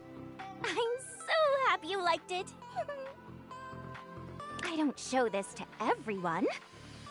But I want a UI me for my versatility. That was all the emotions the objects can have. That, yeah, that is actually pretty... Oh wow, look at that. A UI me, huh? So cool. Yay! So, you've been meeting more dateables, huh? How's that going? Anyone catch your eye? And at me, but for UIs, yep. Yeah, they're so hot. Oh, is that so? Oh my god, that face that she's making in the text box. Well, hey, since you've been doing a great job of being The curious, Lenny face, yeah. Half a Lenny face. that you're doing a great job. Being inquisitive, asking questions, listening. These are my favorite things. Keep up the good work. Thanks, I'll do my best. Of course. Remember, I'm always on your side. Find me again after you've awakened 60 dateables. You got it. TTYL! Hoo-ha!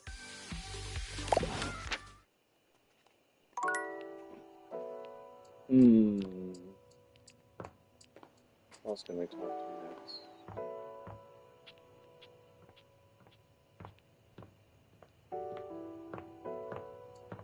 Our bookshelf, the actual shelves.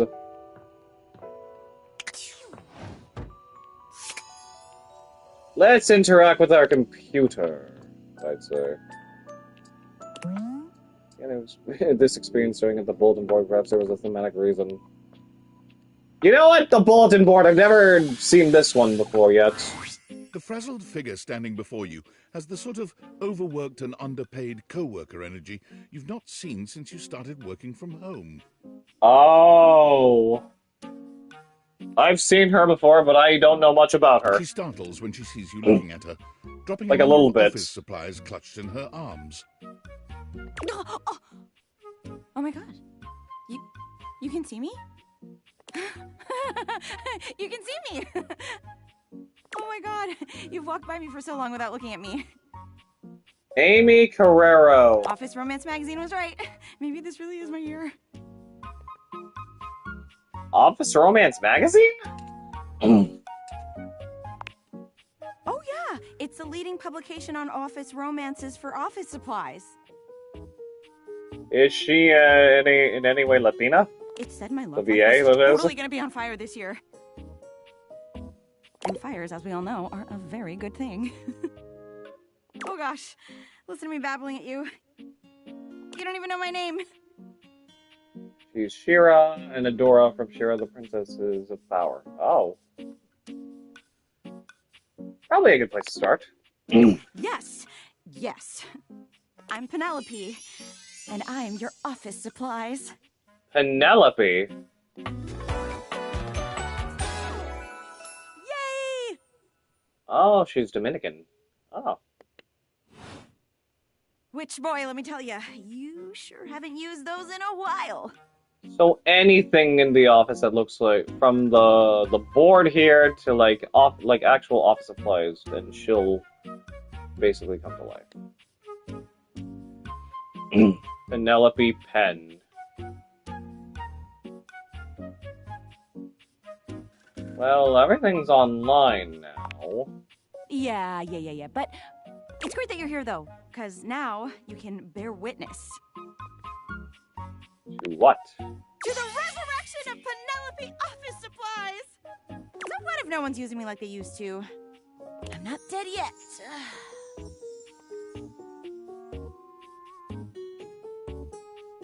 You're too cute to be single.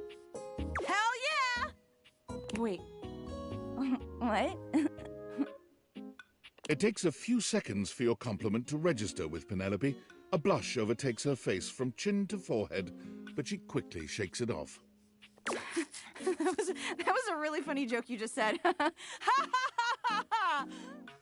Anyway, your daily motivational office quotes calendar put it best. Your most important work is always ahead of you, never behind you. Stephen Stovey. Now, what do you think that means? Lead with your best asset. No. Time to look to a brighter tomorrow. Oh, well, yeah, I guess that too. Yeah. But I'm pretty sure this is saying I've got an ass that won't quit. And it's time I make sure everybody knows it. Anyway, to that end, I've got a hot date with a cross trainer. You got any advice for me? Just be yourself. A little boring, but all right. I have arrived to do battle! Oh, hi, Kristoff. Oh, there he is. I assume he means date? I meant just what I said. Prepare yourself. Wow. Right. Love it. See you later.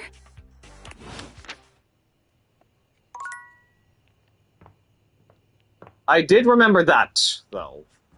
Him just coming in, and, well, you know. Hey, Zoe, I got your necklace. You're here! Is that... That's my necklace, isn't it?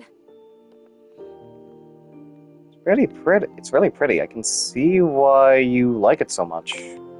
I've been thinking, and it's harder when you're not here, but now you found that necklace, and I can see it again for real. All these memories are coming back now. About my life, and Rudy, and being in this house. So happy for you.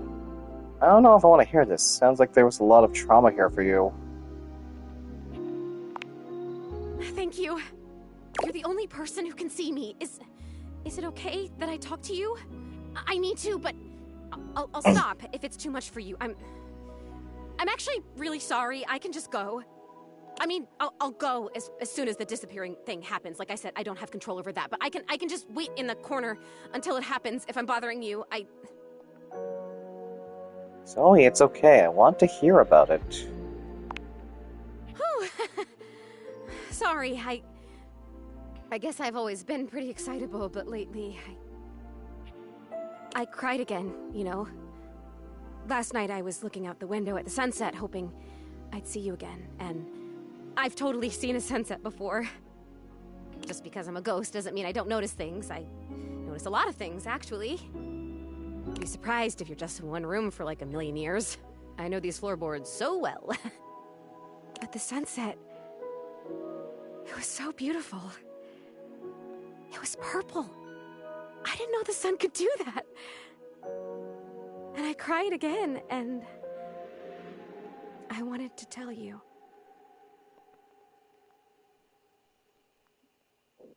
I'm glad you did, Zoe. Now, what did you remember? Rudy. He was about 37 when I met him. I was 19. I was in college in town. I think I was studying aerospace engineering. Big age difference.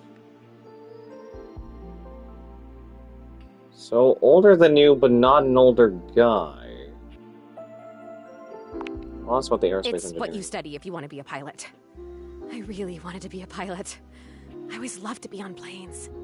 And I loved the uniforms. I wanted a little set of gold wings for my jacket. Plus, there weren't a lot of female pilots back then, and I wanted to be a pioneer. If I'd been born in the 1800s, I would have gone out west in a heartbeat. I might have even been a gunfighter. Did you even shoot a gun when you were alive? Well, no, not officially. I had a great water pistol, and I was a really good shot with it. But I mean, like, pioneer in the personality, mental kind of way. I would have been a gunfighter in my mind. Reference to the Oregon Trail and the Old West? Oh. I get it. You really do tend to get me. I appreciate that. But Rudy, he was pretty good looking, actually. His hair was going gray, which I always thought was kind of hot. I had a crush on Charles Binberg when I was a kid because his pictures were all in black and white and he had blonde hair, so in the pictures, to me, it looked gray. And he was a pilot. I wanted to be a pilot. I had a crush on Charles Binberg, and I always wanted to be Amelia Earhart. Anyway, he used to be kind of a hippie. The house was almost a commune kind of place, according to my parents. Oh my god, I had parents. haven't thought about them in so long. I didn't even remember them. I think they loved me.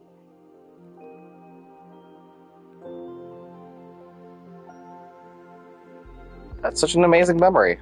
They're coming on fast. Okay, must stay focused. So yeah, by the time I met him, that had all ended and he was kind of a loner. Checks out, he was born probably in the 60s, around in the 70s. I would wave to him whenever I saw him, but it took him like months to wave back to me. Even to wave. I think I turned 20 by the time we finally said hi to each other. He must have seemed really interesting to you. Probably more so the 50s, actually, now that you think about it. For sure, I was fascinated by him. I mean, a witch? A hot, older guy witch living right in my neighborhood? What's not to love, right? Sign me up. Right after World War II and during the Cold War. Well, you guys started talking regularly then? Sounds like you became friends. I don't want to start the third one. I made it a point to be walking by when I knew he'd be outside. He'd be gathering herbs. He used to have a little garden in the front yard out there. Oh man, did it smell good when it rained. Smell. I can remember smells. Oh my god, do you know what fried chicken smells like? Or roses? Or freshly mown grass?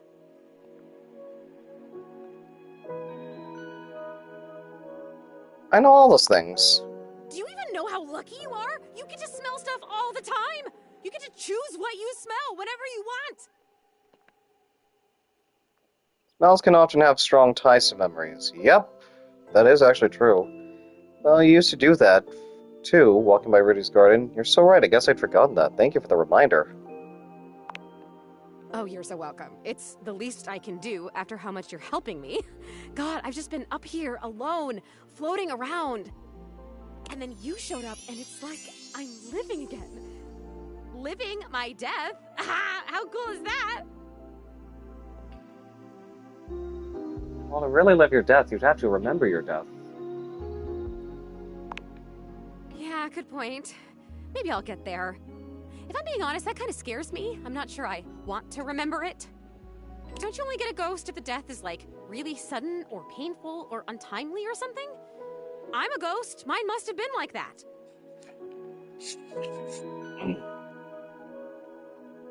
Maybe not, though. Yeah, maybe not. I guess we'll find out. I started coming up to the house to do, I guess you'd call them seances? It would be just him and me up here trying to make contact with ghosts. Seances, you say?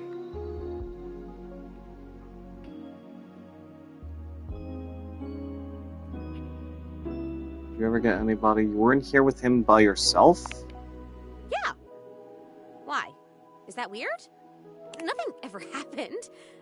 I don't think. Like nothing bad. At this point, I'm sure I'd remember that. He actually taught me a lot of stuff. I learned about mixing the herbs and about how to write a spell and how to speak an incantation and all about these occult symbols and what they mean. It's kind of a bummer that we drew everything in chalk or you'd still be able to see it. Sorry, that stuff can be really dangerous. Oh, come on. What's the worst thing that happens? You talk to a ghost. Worked out okay for me, then. He would always say that it was important for the energy in a seance to be just right. There's something about my energy that he thought was really special, that I was gonna help him finally be able to talk to the other side. Apparently that's part of what he was looking for with all those parties he used to have. He was looking for the right combination of people and just never found it, but I was different.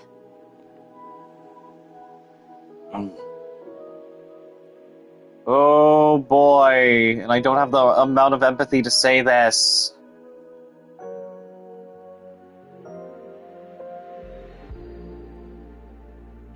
Yikes. There you are, not everyone becomes a ghost. Oh, that's true. There must be something different about me because I'm still here, and most of the time when people die, they just, die. I wonder where they even go. I wonder if I'll ever get to see that. That must be a totally different adventure. think you do get to see that once you make peace with how you died.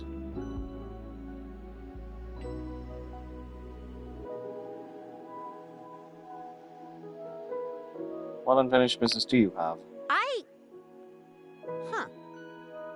I don't remember how I died. I remember so much other great stuff now. Since you brought me that necklace, it's like I have my whole life back now. Smells, sounds, all the feelings. It's so amazing. But the how I died part, I guess that would be an important piece of unfinished business, right? For sure, I'm kind of wondering if Rudy had anything to do with it. I think the cause of your death is right in front of us.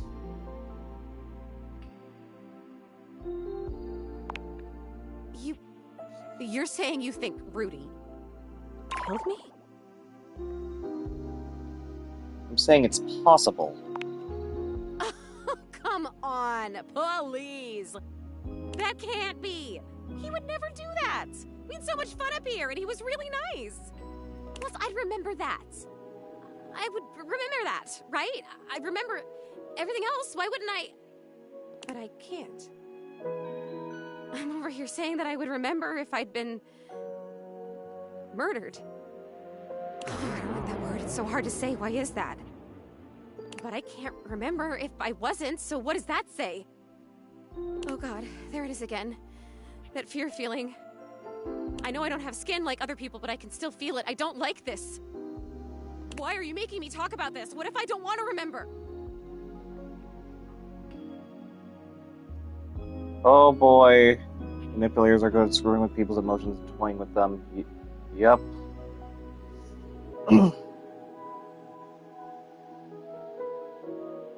I'm not making you. It's important to remember so that you can move on. Once again, at the worst possible time, Zoe begins to fade. Damn. God damn it, this disappearing. You know what? It's fine this time. I want to leave. I don't want to talk about this anymore. I'm out of here. Come back if you want. I think either or would have, like, you know, still... Just... Okay, please come back. Just not right now, okay? Just... Right now, just leave me alone. Leave me alone! It needs time to process.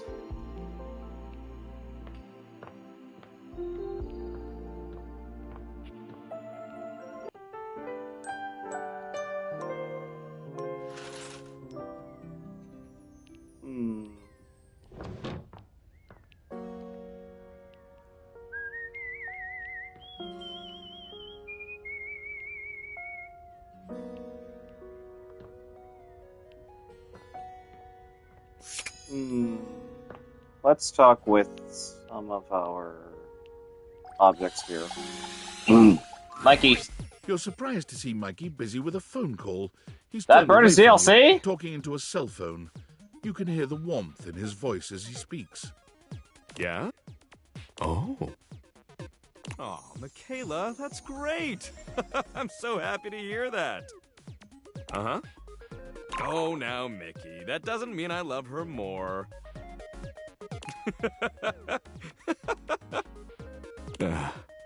Yeah, Daddy's working. I'll be back soon for you. Love? Love you too. Bye-bye. Mikey spends a small moment looking at the phone, then notices your presence. His demeanor changes to his usual self. Oh, sorry. What would you like to do?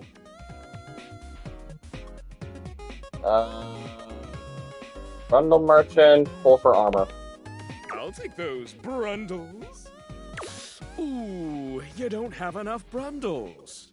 Would you like to exchange money for brundles? Sure. Let's get you over to the Brundle Exchange. Mikey turns around for a moment, and though nothing appears to have changed with him, when he speaks to you, it's with an entirely new voice. Oi, hello.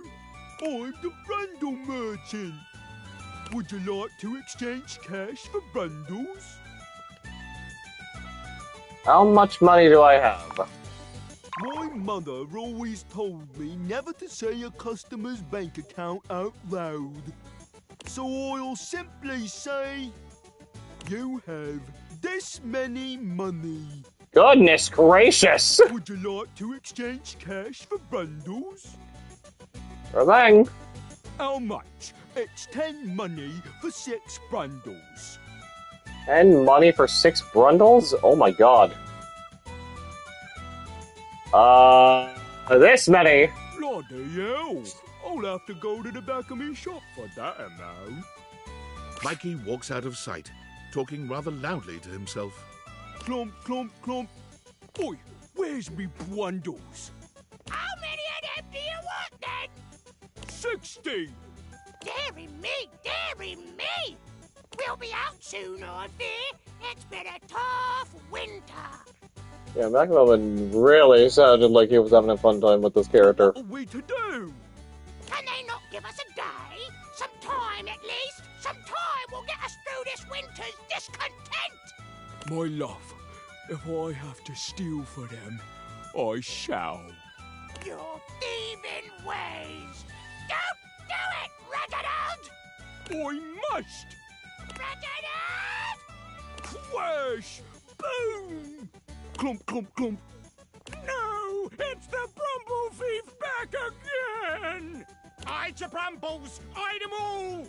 I just need 60, that's all! Stop! By order of the Sheriff Tabitha, you are to...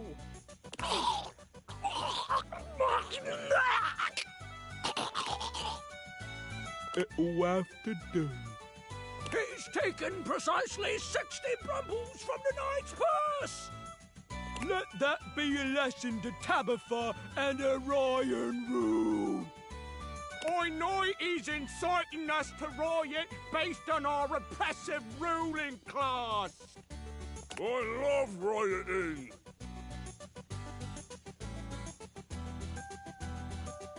Yeah! Woo! Yeah! Hey, we're gonna riot! I'm gonna take them all the Now to make my escape. Clump, clump, clump. He returns, handing you a sack of brundles with a completely casual expression, like nothing just happened at all. There you are, 60 bundles. Oi, hello. That sure was a very dramatic, long wait. I'm the Brundle Merchant. Would you like to exchange cash for bundles? Not now. All right. What would you like to do?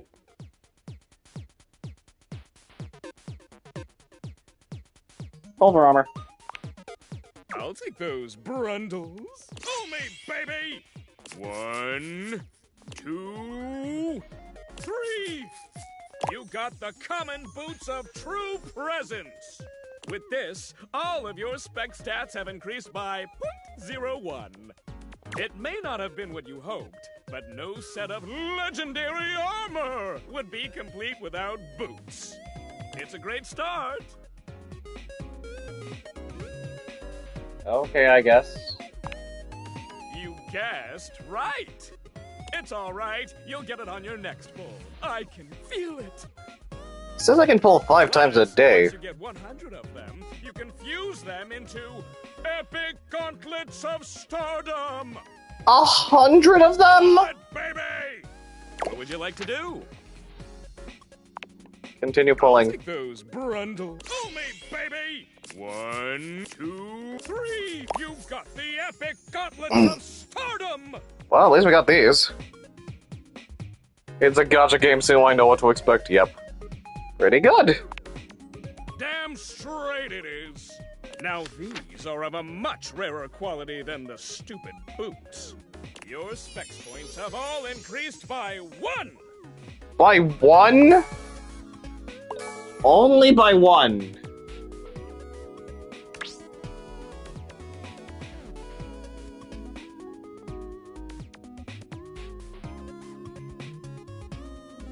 Nothing different. Significantly different with the change of the bit.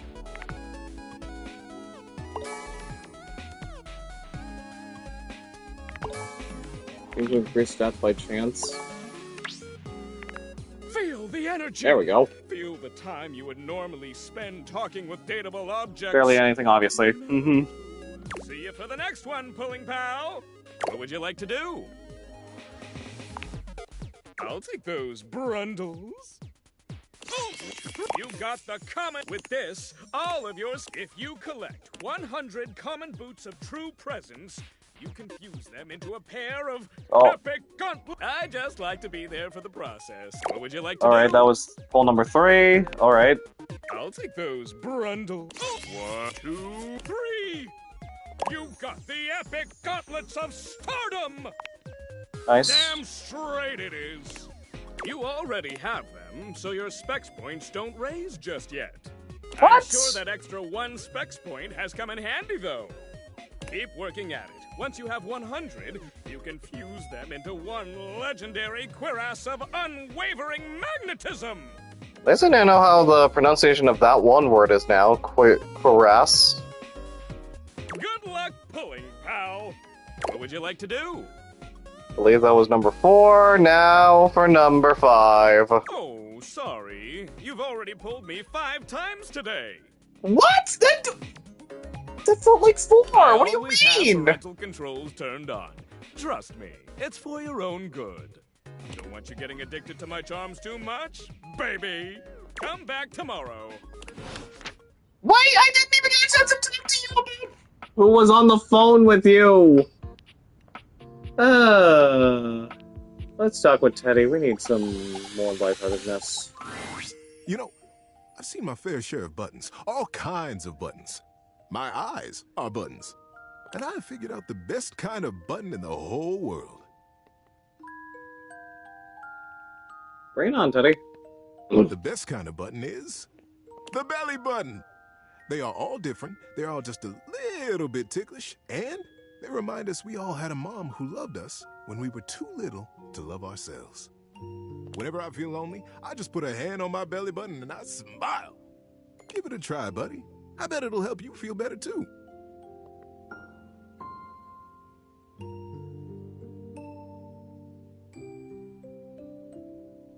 Okay, here goes. You press your hand to your belly button. You're not entirely sure if it works, but Teddy's sweet smile makes you feel a little better anyway. Hope that serves you well. Until then, don't forget to take time to remind yourself you are loved.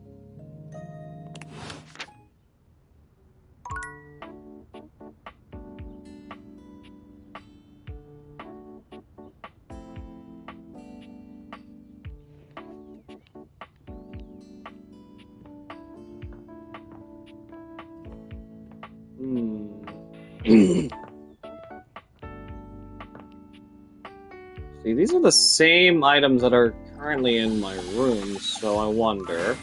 It's Lucinda Lavish. She Never seems to mind. enjoy this hijacking of your intentions. Tell me, Wondering about you again. what should we get up to now?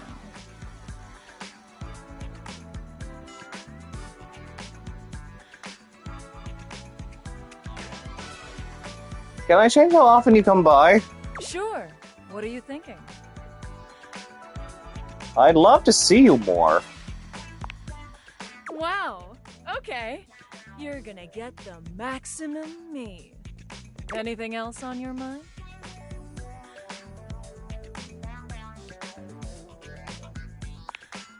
Oh, wow. Look, I really appreciate it, but this is the most I can get myself in here. But I'll make sure our time together has the most. Know what I'm saying? Tell me, lover, what should we get up to now? I want to know more about you. Nope, not going down that rabbit hole again. Tell me, lover, what should we get up to now? You said you're the best character in the game. The very best character in the game. I'm Lucinda Leading Lady.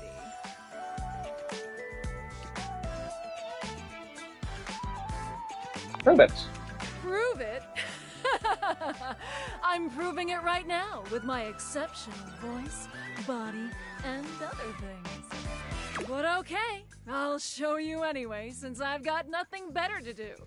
I've got the most range, the most interesting stories, the most everything. Can't just rank yourself compared to everyone else here. Watch me. Check out my range. Glass, my name is Zebediah. There won't be any more glass for the winter. Hey, Shunky! What's going on today? Me and Mellywinks are gonna go to the Boom Boom Zoom Room! Side effects may include drowsiness, hypothermia, stomach upset, and turning into a ghost. Okay, that second one, it's as if she was trying to channel, like, her imitation of the annoying orange. AKA, technically, the very first VTuber. And each of those lines was recorded in only one take. I'm basically the best actress. In fact, I'll give myself that award right now. Best Actress, Lucinda Leading Lady. Oh! What do you think? You've convinced me. Here. To show you my powers and incredible acting prowess, I present you empathy. Hey, thank you. Let's see. Okay, no, it still hasn't changed. I guess it will change after it reaches, like, what, 20? See you around, my biggest fan. Okay. Unfortunately took up 1, so again, let me trigger It takes probably you every just 5 or a so. moment to Yeah, properly maybe. evaluate the figure standing before you. Her hair and clothing are such a jumble of various holiday decorations, it throws you. What time of year is it again? Have you truly been locked in your house for so long that time has lost all meaning? She is adorable, though, and her energetic greeting shocks you right out of your quiet contemplation. Hey, boss! You've caught me at a bad time. Heading to work. Oh, that's Brianna! What day is it, anyway? Same voice as Ninian, as Sakura from Fates. One of the twins, Holly, is only available during the morning? First thing in the morning. Oh. She needs to be your first interaction. Oh. Oh, what's up? What do you need? I just wanted to introduce myself. And I to you. So many things and so little time. Makes you want to cry. I believe she's Rom. She's Rom of the twins, of Rem and Rom. That was bad. I'm Holly, by the way.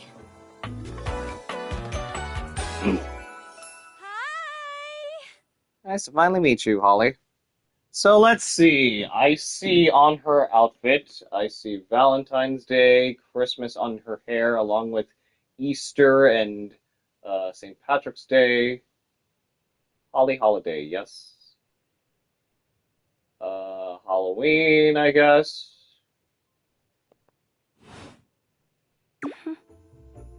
Oh, and who are you?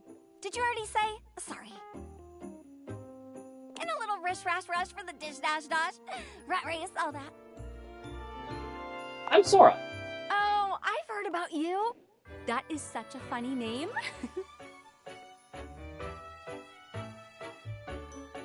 What have you heard? Just some tidbits. Anywho, I'm so sorry, but I'm already running late. Love to chat more, though. I'm working a double, then opening, closing tomorrow, but swing by first thing in the morning. That's when I'm usually able to sleep. She's busy during the holidays. Sure. Great. Okay, bye!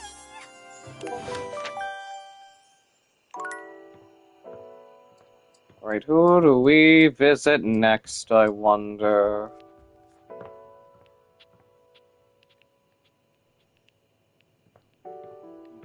You know, it's time to finally properly introduce myself to the chair. Oh wait, hold up, there's... Workspace notification. Attention, jackasses! It's been weeks already, and you're seriously telling me there's been absolutely no movement on this missing glasses issue? Maybe I haven't made myself crystal clear. Nothing else matters. You get me? Your expense reports, corporate retreats, PowerPoint presentations, I don't care about any of it. This is your one and only priority. You find me those glasses if you gotta burn this whole worthless rat trap down to the foundation, and do it now! Secretary Dawson at the Pentagon is breathing down my neck, and his breath stinks like flaming garbage. You think shareholders are bad to piss off? You do not want to screw with the U.S. Department of Overseas Violence, get me?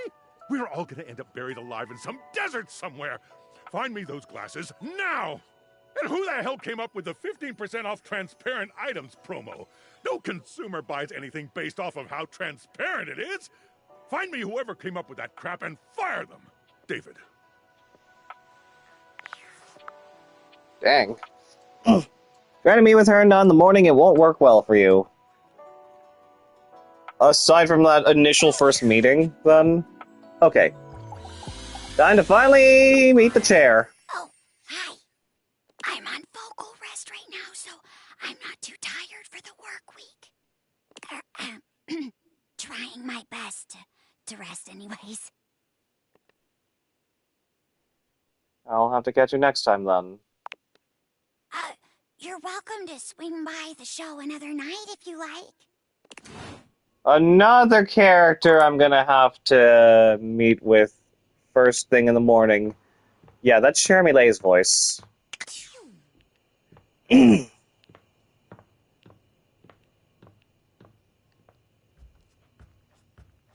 Alright, let's try to fix things up with Zoe. Oh. It's you. Hi.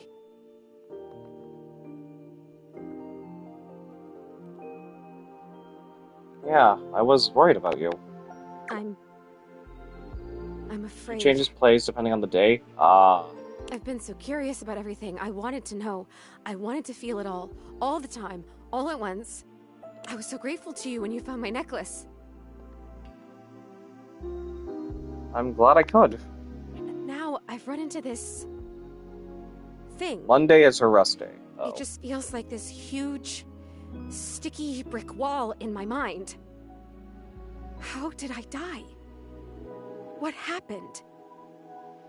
Was it Rudy?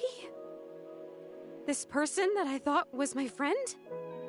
He was a loner, and I had friends, I guess, but he was just so much cooler than most of the people I knew. Now that I felt loneliness, real loneliness, I understand him more. It's a terrible feeling. I'm glad I could be his friend. I guess what I'm saying is I'm not sure I want to know. I'm afraid to know. All around the globe. What do you remember? Anything at all? I'll tell you what I remember. We were having a seance up here, like we'd done before. Candles and the symbols on the floor. He said we were trying to contact his father. He died when Rudy was just a kid. We were usually trying to contact Rudy's father. We tried for like a year. And he was just getting so frustrated. He kept telling me to try harder. At first, it was encouraging, but then he just kept getting more frustrated because it wasn't working.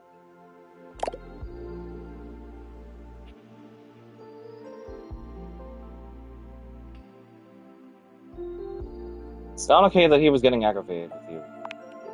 Right? He was my crush. I wanted to help him, so I tried harder. And we kept getting close, and then something would go wrong, or the energy would slip away. Finally, I got fed up too because I didn't know what else to do. Spiritual connection. So I Seems stood like up it, yeah. and started to shake out my legs, like just to get some blood flow back from sitting in this dumb circle. Is it even a circle if there's only 2 people and a bunch of candles? I mean, come on. And he freaked out. Don't break the circle. Don't stand up. Get back here. Don't break it. But I have to move. I can't just sit here anymore. This isn't working. he was screaming, and I was screaming, and I went for the door to leave, and I heard him jump off the floor behind me as I was trying to wrench the door open, and then... It's okay. Take your time. That was it. I fell. I fell, and I remember hearing my neck break. Good God. It's weird the way you hear a bone break when it's inside your body. You hear it from the inside of your ears and the outside.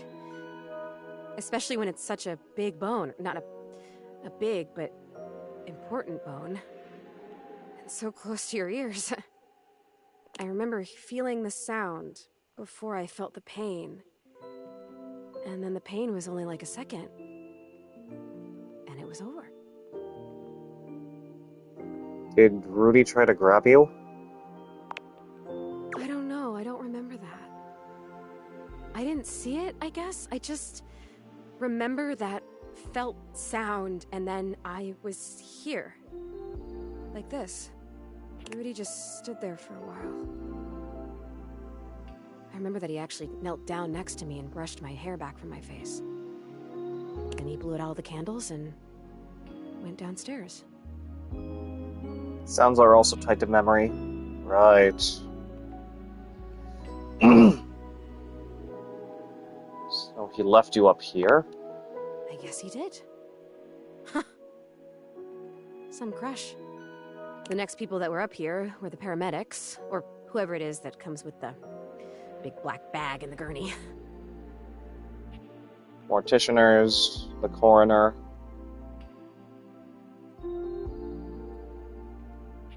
Same could be said with Painter Association. Oh, wow. This is intense. Most intense thing in my life. Until it was over.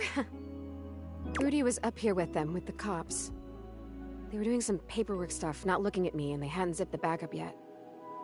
Rudy took my necklace off. He just pulled it right off my neck and put it in the pocket of that crazy vest. So that's how it ended up down in the basement. He must have put it there because he felt guilty about taking it. Or maybe if it was a time capsule, he wanted it to stay here forever. I don't know. I don't know if I care.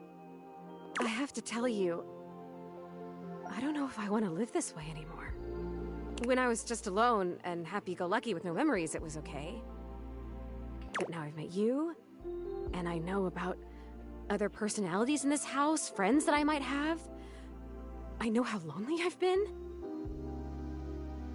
And now I really know, I really feel that I'm dead.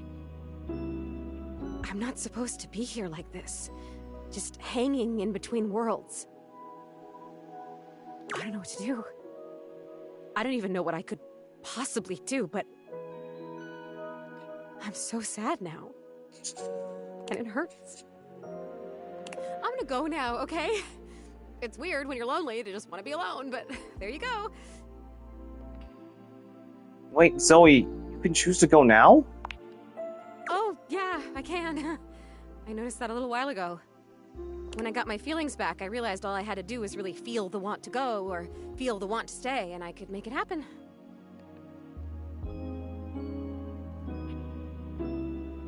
Congratulations. Thanks for letting me know. Welcome. Maybe I'll see you again.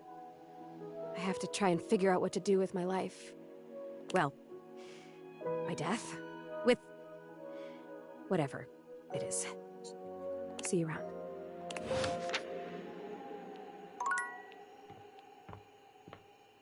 Poor Zoe.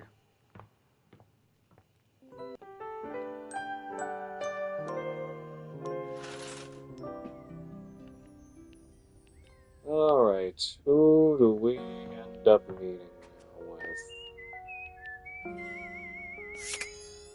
You know what? We're gonna meet this character. A very, very yellow punk dressed in studded leather glares at you. Their charming duck-like appearance does nothing to diminish the aura of absolute disdain that radiates from them. Who the duck are you?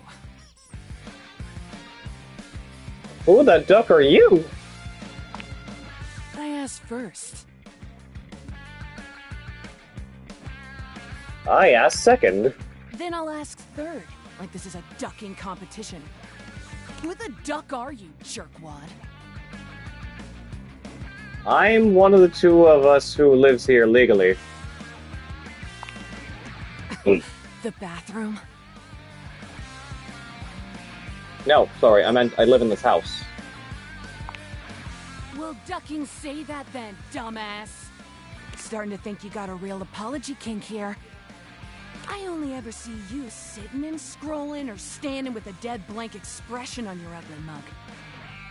Boring. And ducking disrespectful of yours truly, don't you think? Now get out, ducking poser. I'd rather not. Well, I'd rather you did. Out!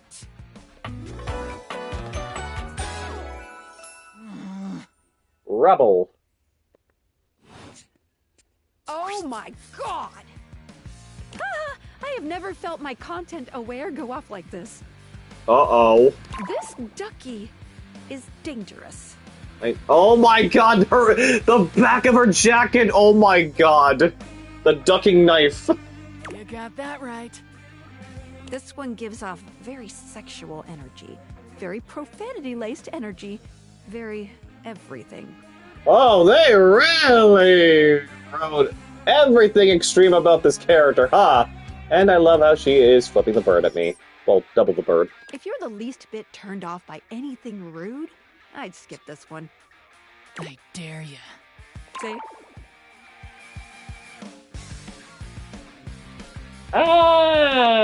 I'm fine with it. With the show. Show? What do you think, I'm giving it away for free, Four Eyes? Show's over. Everybody get the duck out.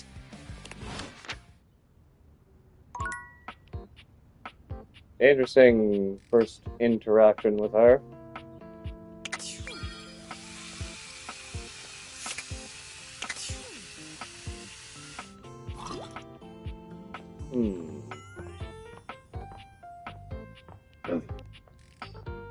Okay, now to actually properly meet with the chair. Oh, coming!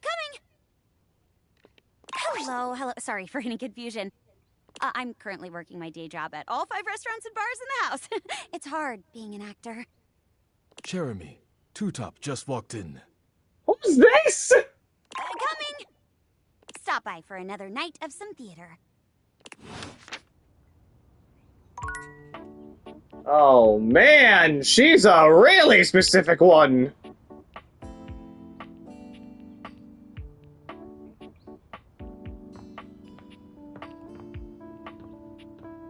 The knife rack? Oh, he's the knife rack.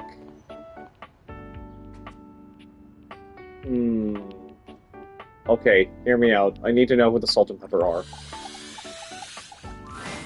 Lucinda Lavish stands in your way. Never mind! Her well-endowed body striking a luscious pose. I did say I wanted to see her again. Tell me your desire.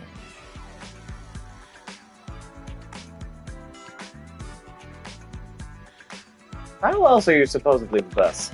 Oh, there are so many ways in which I'm the best. But who am I to tell you? Lucinda Laudable will give you the tour.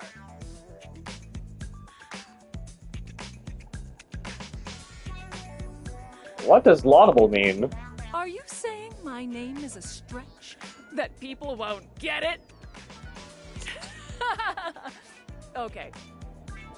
Laudable means deserving of praise, which is exactly what I am. Praise be. Thank you. I am by far the best looking Dateable, and it's not even a competition. They spent the most time on me, on this fantastic body, on my incomparable composition.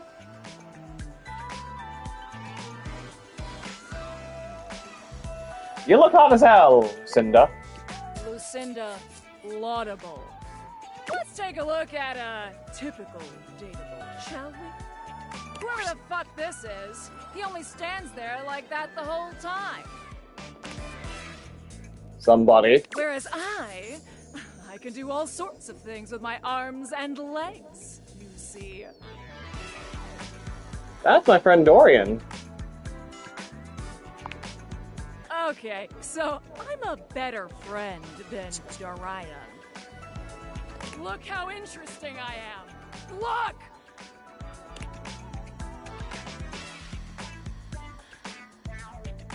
What the hell are you bringing me in for? To stand here like some puppet? This didn't even... Wow, they didn't even have them voice this. This is an outrage, and I won't have it. Oh no! Nameless guy can't talk! Oh, that's the whole point.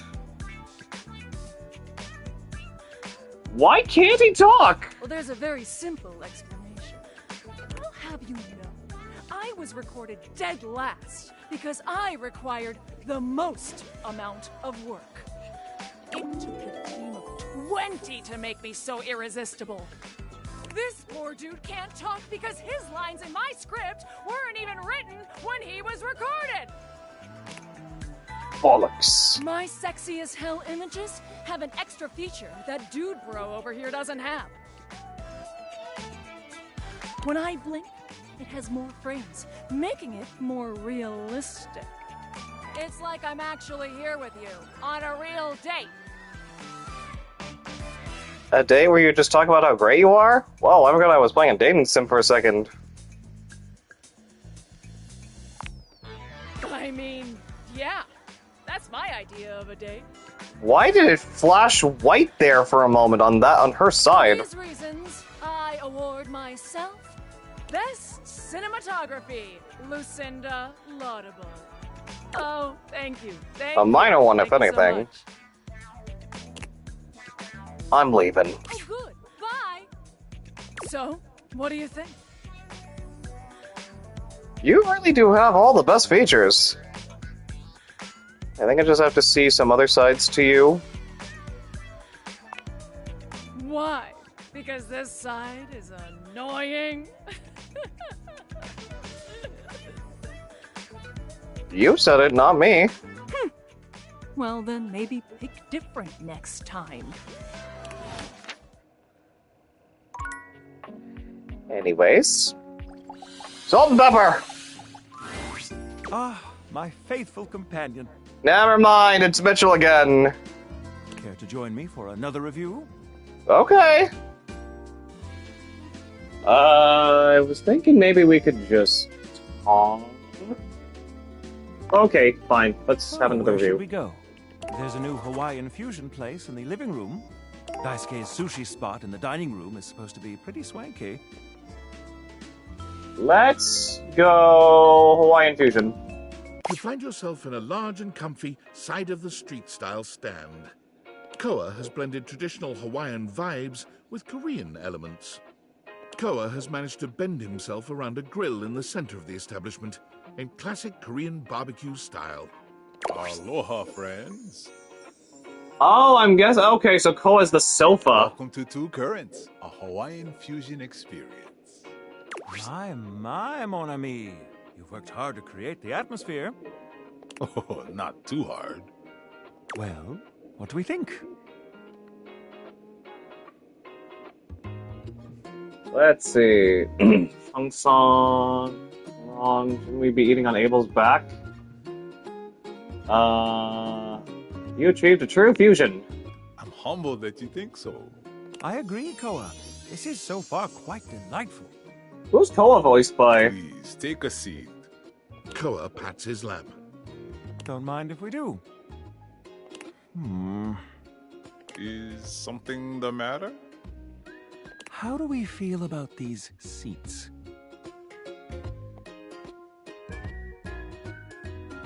Pretty stable, can't complain. Feel like I'm on Two Currents, alright.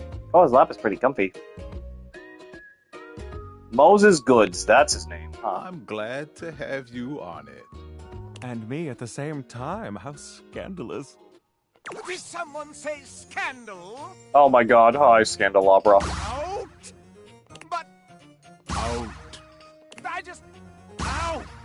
No phooey. If there's anything I can do to make things more comfy, just ask. Noted.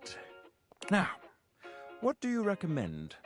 Here's a dish that's also of Korean origin. Meet Jun. Oh, I know that's right, Chase, because we've met him last stream, yeah. Thinly sliced beef dipped in egg batter and fried. And of course, some kalua pork, rice, and cucumber slices to go with it. Intriguing. What do you think? I don't eat meat. Let's get that. I thought this was a fusion. Where's the Hawaiian influence? Might I substitute the kalua pork for a side of, say, oimuchin? Let's get that. Make that 2 orders, and consider me intrigued. Come in right up. I'll be right back with your food. In the meantime, how about some of our special soju?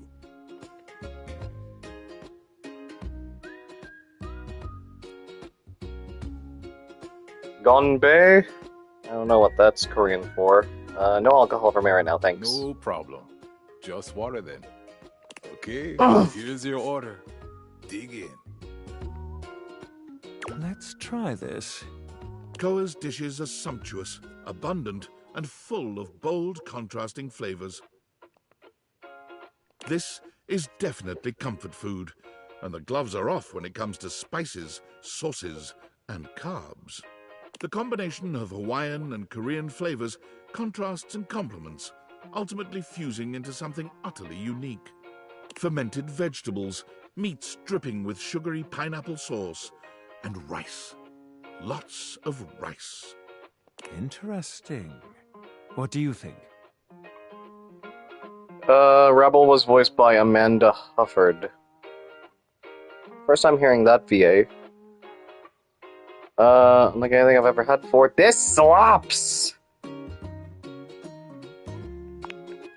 Quite. I'll be including your win in my review.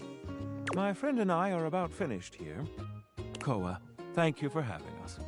You two are welcome back anytime. Oh, so she's Ragatha from Amazing Digital Circus.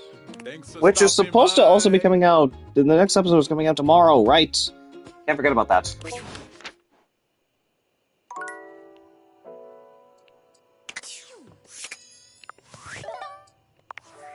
David is obviously becoming desperate, and he doesn't do well under pressure. I'm worried his behavior will gradually become increasingly erratic until he crosses a line he can't come back from. That sounds bad. You have no idea. I should never have put you in this situation. Naively, I believed as Valdivian's lowest paid employee, you would be safe. But it's become clear that as long as you possess the Dateviators, you'll be the target of David's wrath. Anyway, I have a solution.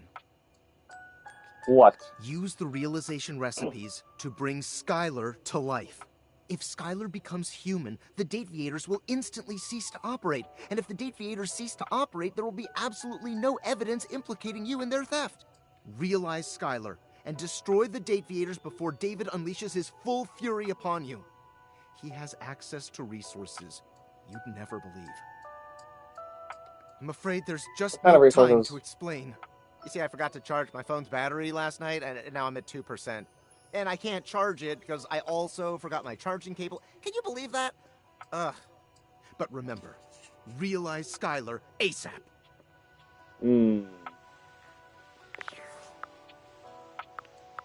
Thanks, Nigel.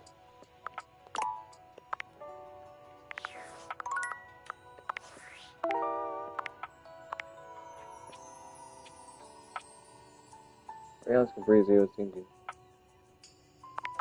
Okay.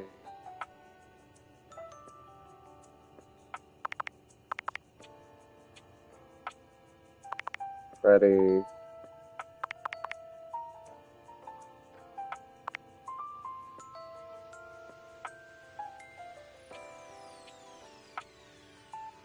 The toaster. The toaster. Oh, the toaster was that one character we saw.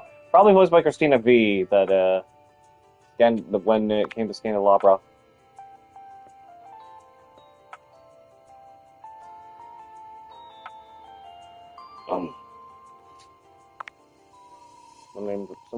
Reggie, Huggy Bottom Boy.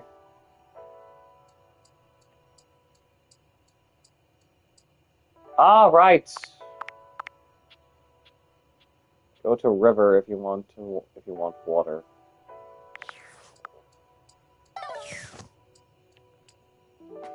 I think maybe the next day I'll try to talk to these two. Let us meet with the toaster. This has got to be Christina P. You hear her before you see her. A charming musician with literal coils of curly hair that swing cutely as she paces back and forth in your kitchen. Musician, you say? She's clearly absorbed in something. She appears to be talking to herself. Ay, mira. Look at all these crumbs. I'm gonna be writing some great music soon. I can tell. That's definitely Christina V. I'm at my most creative when I'm a little messy. You need a running partner? Her hair is the heating coils? Oh wow, it is. I see parts of her outfit are like, yeah, just very thematic to bread and... Oh, she's got bagel... She got bagel bangles on her. You need a running partner? The musician starts with a cute little yelp, placing her hand on her chest. Ay, you can't sneak up on me like that. You never know what's gonna pop out of these slots. You gotta be careful. I'm not even gonna get started on you as a writing partner. I know that, like, I don't know you at all or anything. The strum of the guitar is a bottleneck. Oh, I see it now. Yeah, I thought you were talking about the strings. But I am pretty sure you're not up to the challenge of writing with me. I have, like, really high standards. She picks up her guitar, striking a glamorous pose. I'm Miranda Dulce Tostadora, lead singer and guitarist of Miranda y las Migas. Miranda Dulce Tostadora. ¿Qué tal? Okay, I actually kind of like her. We're the best musical group around here by a lot. Is there much competition for the best musical group in the house? What kind of music do you play? Pop, Gregorian chanting, barbershop, whatever we feel like. If that dial is on 7, then siete we go. 7 you go, huh? Barbershop, Gregorian chanting, pop? This is really not the thing I said that I thought you'd have questions about. I thought maybe I would sing for you sometime, but maybe you're not ready for that. No, I want you to sing for me! She is also a musician too, IRL, too. Yeah, like I've heard her cover of, in my opinion, my personal favorite SAO opening, Ignite, which is the opening to Season 2 of SAO. When they go to Gun Gale Online, basically. I promise. Wow. Okay, nicely done. Okay. Maybe I'll sing. If I'm lucky. And you would be lucky too. I'm really good. Just stay on my good side. ¿Me entiendes? Oh, and obviously, if you like neat toast, I'm here. Okay, busy, sexy little tostadora with the gig coming up.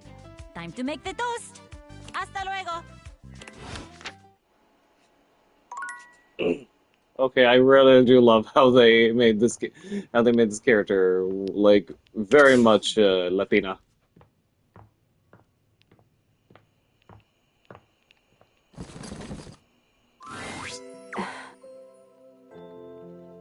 Hey, Zoe. Zoe, are you there? Hey, if you can hear me, let me know. Hey, yeah, I can hear you. Sorry about the other day. I was just so sad. It is good to see you, though. And I'm feeling a little better. There was the cutest bird in the windowsill this morning. Have you ever realized that the way birds poop is just totally insane? Like, it's just random. They poop whenever, wherever, all the time. Can you imagine going through life like that? I mean, I don't have to worry about pooping because I'm a ghost and I don't have bowels and I don't eat, but like, what if it was you? That would be so crazy. You just walk around like leaking. Birds are so weird. That is a totally solid point. From someone not solid at all. I have an idea.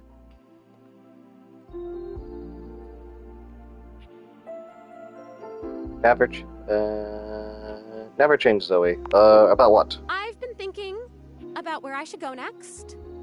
Should I find out what my next adventure is? Like, actually die? Or should I try to come back to a life of sorts and be a real being in the house with guys like the time capsule? And you and your magic glasses.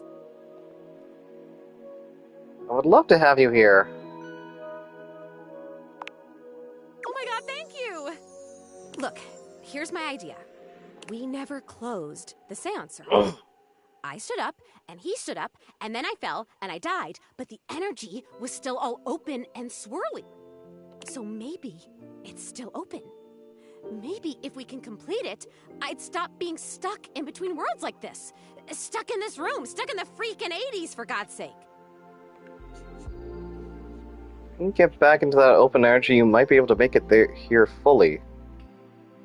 The 80s were pretty baller. This is amazing! Okay, we're gonna need a lot of stuff. Well, not a lot of stuff, like a moderate amount of stuff. Mostly what we need is unstable energy. It sounds weird, but I think if we get enough of these objects here, whose existences span the distance between object and idea, it could work. Not cabinets, tables, or toilets, but like weirder stuff. Like me. We have to gather them together, and they all have to be on board with what we're doing. Like, we have to all be on the same page, singing the same song kind of thing. I think we're trying to manifest her, like, into reality or something. And it should work. This is... Oh my god, I think I'm gonna die. Like, die again. Like, metaphorically from excitement. Do you know enough of the others here to do that? Honestly, 3 or 4 might be enough. I don't know why the hell Rudy thought he could contact his dead father with just me. Need candles. Maybe the Scandelabra can help. I think I know some other folks who'd be down to help us out. I'll go looking. I might have to find some new peeps, but I'll figure it out. Scandelabra. Is that one of the objects you can talk to here? Yeah, he's a candelabra. Well, we don't need a candelabra, just candles, so I wouldn't worry about him. Oh my god, this is amazing. I will be right here. I'll be waiting right in this exact spot, okay? Thank you! Thank you, thank you, thank you, thank you, thank you, thank you, thank you!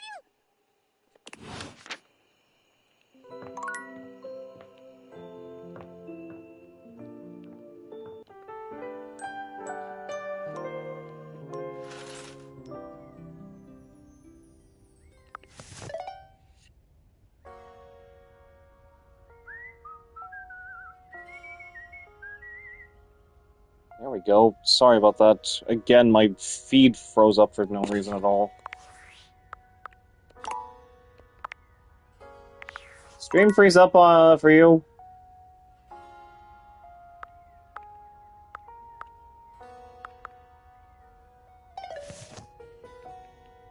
Maybe it's just my feed then.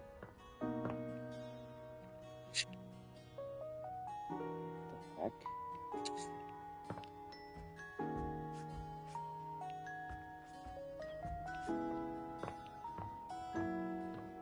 Maybe by talking to the dresser in my bedroom? Okay then. Let's see. Dresser. The washing and drying machine. That makes 3. Who else? 4th one would be... by talking to the dresser in my bedroom. Dresser in my... as in the... which around here? Near the bed? Oh, near the bed.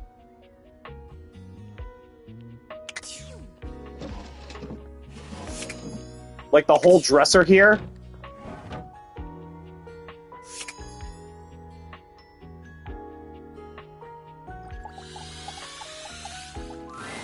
Hello there, stranger.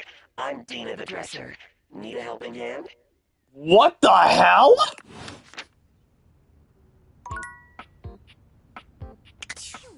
What the heck?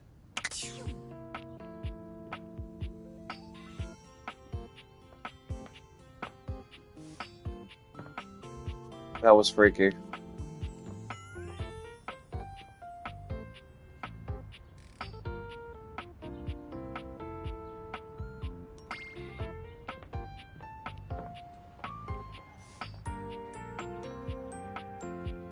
I noticed my feed has gone, like, very far back.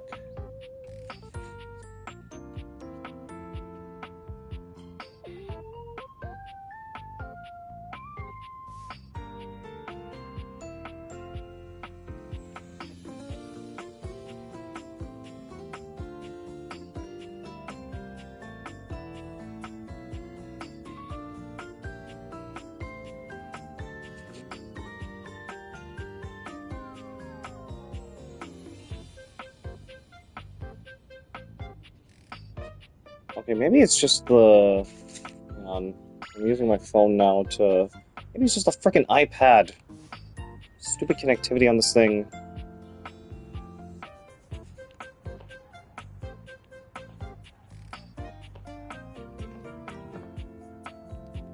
Okay. Normal. Why is it do this? It's starting to alarm me. Alright. Let's talk with these two.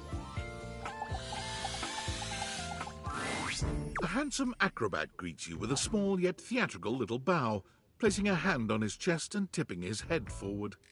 He has the aura of a veteran showman, but he doesn't look particularly pleased to have you as his audience.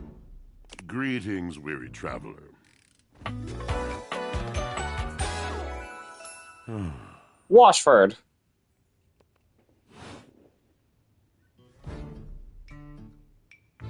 Greetings. You seem taken aback. Quite natural. It was not my intention to frighten you, though I grant I'm known to be a disquieting presence when I'm in a mood. In a mood, huh? Like a good mood? Tiger, tiger. Tell me your little gray cells burn brighter than that. It's a bad mood then. David Sobolov, that's the name of this, of the VA? Yes.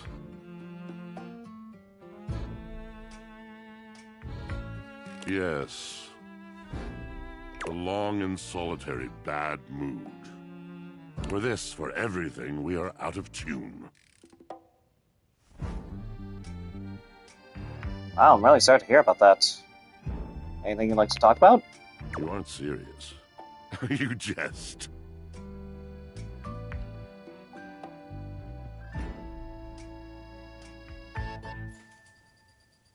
No, I mean it.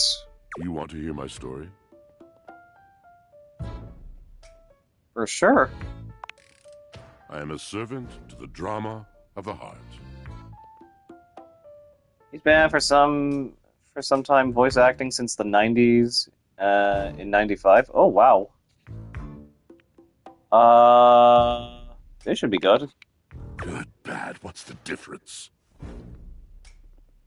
I'm intrigued. I am awash in the scurryings of lives. Countless lives. Countless stories.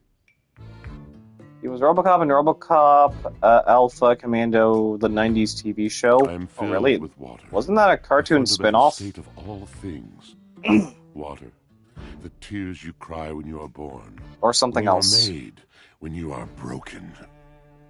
It is the sweat that drips from brows and shaking knuckles in alleyways, in schoolyards. Because I do remember, like, RoboCop getting a spin-off cartoon, much like any other sort of well-known IP at the time. Like, just getting, like, a spin-off animated cartoon.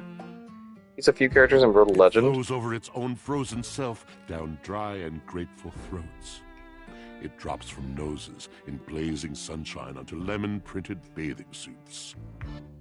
It is the wellspring of ancient secrets held in rough clay bowls. The voice of Lobo as well? I take it he voiced Lobo in Injustice 1? I am surrounded by it. I never thought this much about my washing machine. That's just it. No one does. He's also Esmondon in Diablo 3. Not only that, not only do I hold the limitless, the unfathomably simple, I hold the dirt of life. The blood stuck in denim from skin knees comes to me. The stains of earth from a weekend spent burrowing into trees and the slimy, crawly things. The makeup smeared onto shirt collars and cuffs, streaked mascara, and embers of a lipstick that blazed once. All of this comes to me to be absolved. It may be dissolved, but it does not disappear. It cannot. Nothing does. Dr. Oh, so he was Dr. Fate in Injustice 2. Wait, I maybe can hear it? Hang on, let's see. So what happens? I must keep it all. It is a vast treasure house of memories, of senses, and it is safe with me. But how can I, just me, survive that? How could anyone bear the weight of that much life? You tell me. It is the words. It is language. To be able to communicate, to share the burden. It is poetry that keeps me afloat in my own sea. I'd really love to hear the story you have to tell. You mean it? And this at last is the dawn? Such bewilderment comes with the sight of the room, I cannot tell. A deep breath. I have lost my only friend.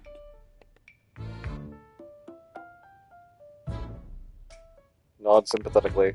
He gazes off into the distance, something clearly weighing on him. His eyes narrow for a few moments, and then he sighs. Oh. Oh.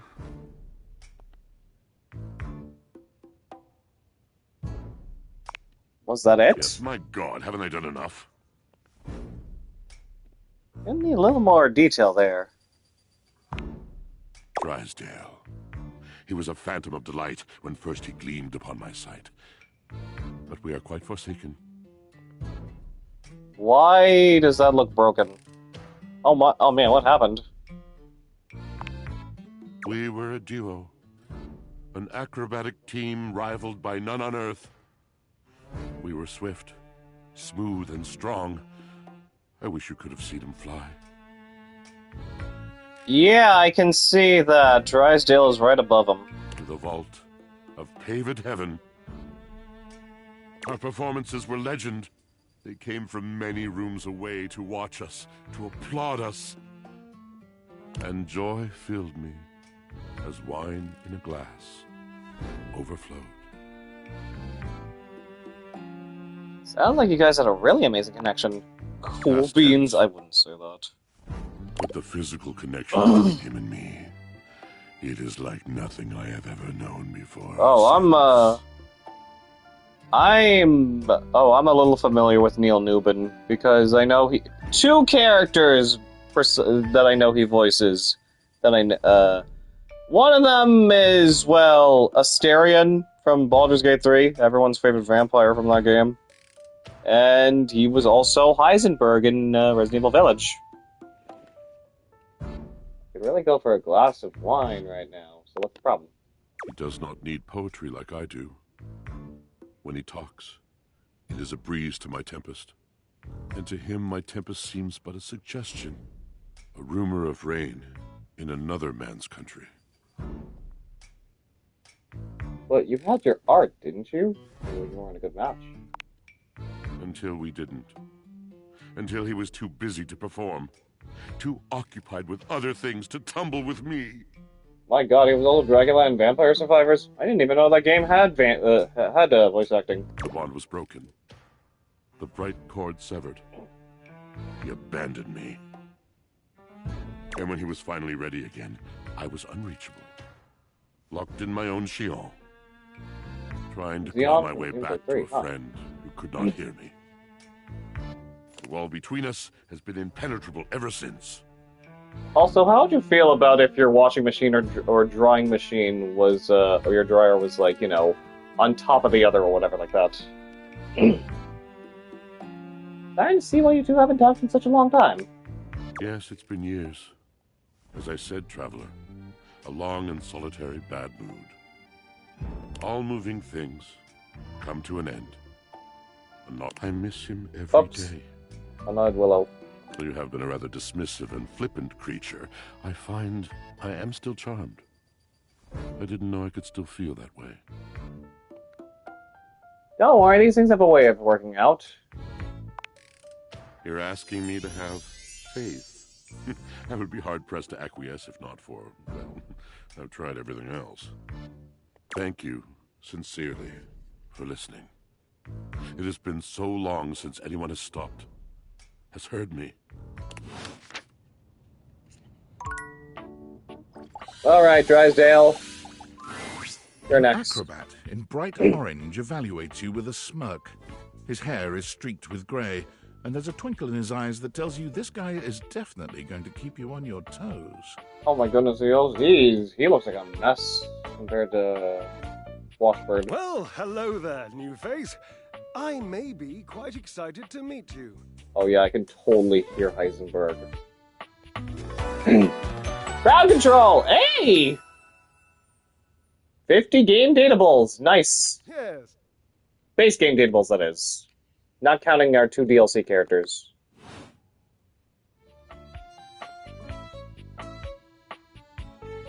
You may be excited. Oh wow, the music here is a little... That may be the emotion I'm experiencing. Yes. His theme is a little more fast-paced compared to Washford. I'm excited to meet you too. But of course you are. How could you not be? Look at me after all. Listen to the mellifluous murmur of my voice. Well, hardly a murmur. More like the euphonious booming of a cannon from a stone-turreted castle. Marble on all the floors, gold leaf, filigree wrought iron, and my god, the velvet. If I were a castle, I would be absolutely dipped in velvet. Damn, your modesty is impressive. If I were a castle, I think I'd probably have a big-ass moat. If that was intended as some passive-aggressive hint for me to lower my personal volume, allow me to adjust myself upward a notch or two. Moving on. I do get distracted, don't I? Just so many wonderful things about me on which to expound. My form alone is a temple of wonders. Which part is your favorite? Of your form? He gestures to his muscled frame, inviting you to drink him in. Which of my parts sings the most to you? For me, today anyway, it's my pectorals. They're glistening, enough almost to be felt through the fabric of my tunic. Uh-huh, yes, what about them, Kai? I know that these two are kind of associated with their little, if I'm going to be, like, you know, kinda... Remember how she mentioned Clarence? Oh yeah, Dirk's other clean self. Perhaps this can be the first bridge between us. The first bits of woven lint eventually to form the sturdy, braided rope of our friendship. Do you, like me, enjoy celebrating at the altar of your own glorious form? I also knew about these two because of Tyrell. I think he might be only available after you progress more with the Hate couple. Been working out? Then no, hate it. The Temple of Tone, devotee right here. Indeed. I am an enthusiast for anything that challenges all sides of my glorious vessel.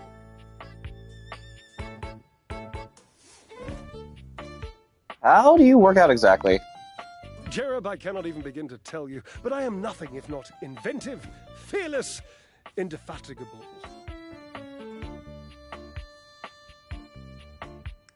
And like I said, modest. You must be creative too.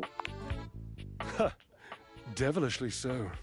I haven't given up hope that I'll yet be able to craft a perfect metabolic masterpiece. Using only what's here in the laundry room? Gasp! I've had a sudden flash that I should feel excited, but I am not sure why. Explain I'm also yourself, so brain. glad I did not, I'm I'm so glad it did not storm, like, the storm in my area didn't prolong itself. Oh, no, wait. I figured it out. Oh, that's more points for me. Huzzah! If you're wondering, my area was hit with isolated thunderstorms. Would you, my new lovely acquaintance, like to help me create the perfect challenge for my body and mind? You're gonna get that soon, about an hour or so, probably 30 minutes. Ooh.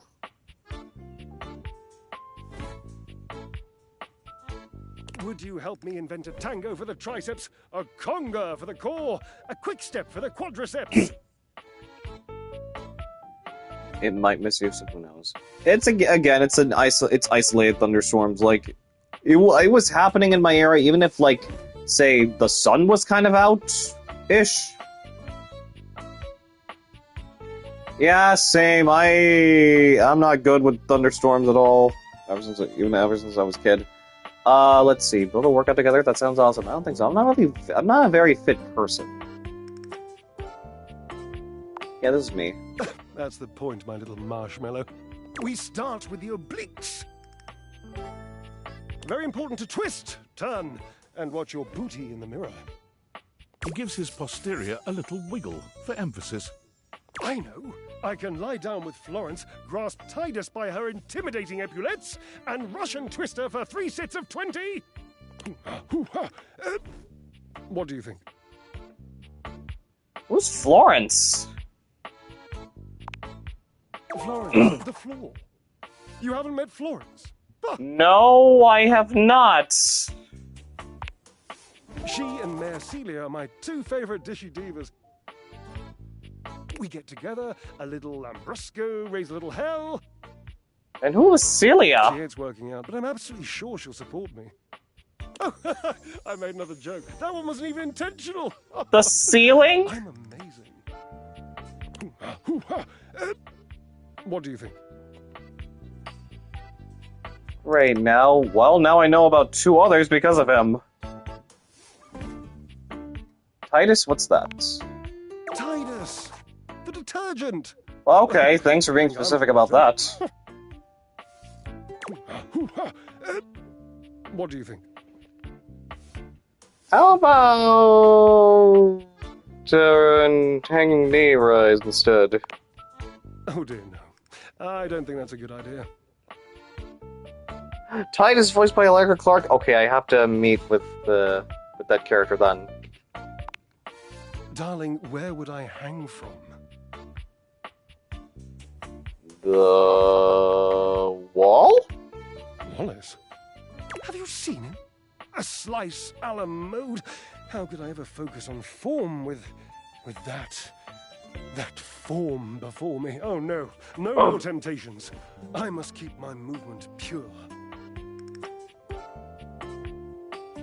Right, good thinking. How about burpees? Try shutting up for 5 minutes, you could run 5 miles and dance all night. Get you flying again with 1,000 jumping jacks. This one. Ah, you are a cruel taskmaster. Lucky for you, I am exceptionally well mastered. Rigorous training is the only way forward, the only way to progress. Bring me the ecstasy of discipline, the sublime breath of skill. Oh, for the love of Lint, I sound like him. Like who? Washford, of course. He's almost monastic in his approach to physical work. I've never been in better shape.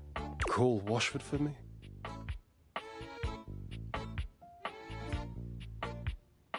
Wait, are you kidding me? You're physically on top of each other and you're not talking? Yes, obviously. If you were genuinely far away, this would be so much less torturous. But as it is the stuff of pure drama. Sumptuous, don't you think? You put so much emphasis on drama there. You two are ridiculous! I can't believe I'm doing this. Washford! Just wait a moment. He should be here. I don't think he's coming. It appears your pipes are not glorious enough to traverse the great distance that still persists between us. You'll have to use your feet. Not as glorious. Slightly floppy, really, but hopefully effective. Have at it! Oh well.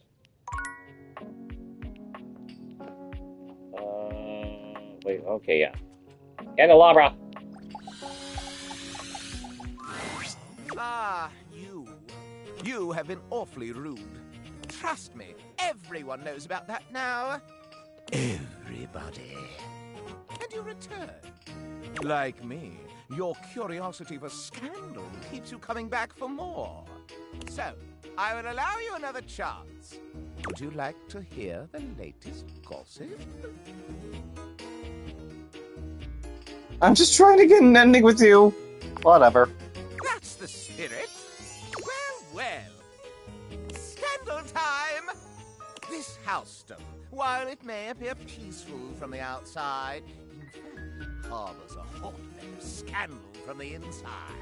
Oh, I'm very familiar with who Allegra Clark happens to voice in this game. I mean, well, some of her many voice roles, because she voiced not only Shamir in Three Houses, but of course, the love of my life, Dorothea. Wait, where's my... Okay, yeah, there it is. There's the emote. He'll give hints about other objects around the house. Oh, so that's how he works. For example, did you know that the previously paired aerialists, Washford and Drysdale, are no longer speaking to each other? Oh yeah, I know that. Next! He's like sharing scandalous information. Oh! That known vagabond, Bobby Pin, is on the loose once more. Bobby Pin? Imagine the heist they are planning. Can you imagine the romantic dalliances as they make their way through the house? I didn't know about that. More scandals abound. They say there is a shadow that does not obey the laws of physics. That would be the Shadow Lord. A true scandal that undermines the physical realm. Oh yeah, we've met. You know of the Lord of Shadows? He will not speak to me. Something to do with flames casting out light or some such nonsense. My esteem hardens and rises. But I am not finished with the daily scandals, no. One has heard of self-insert, yes? Could you imagine a video game in which all the creators inserted themselves at once at the same time? Is this him referring to the fact that Ray Chase voices 3 different characters, including this one? Such a thing is not imaginable. But in one that I've seen, they've hidden themselves within their very names. Oh! That one! The devs? I met them. You've met this lot! I didn't think such a thing possible. Esteem! Very well. One last scandal. There's no possibility you've heard of it. Try me. Long ago, a relic was stolen from an island nation, brought to these shores, and hidden underneath this house in a box. Surely you haven't heard this yet. The time capsule? Bodhi? Uh-oh. Is that really a scandal? Yes, it is. Stolen, secreted away, and underneath these floorboards. Oh, unless he's talking about something underneath the house that's not the trapdoor in my office. At the very least, it's interesting. No matter. That is more scandal than your puny pate can handle. Rudy, perhaps, or Keith? I will teach you the ways of the scandal monger soon now. Okay, since it's currently nighttime, we can finally... I mean, probably, hopefully, finally.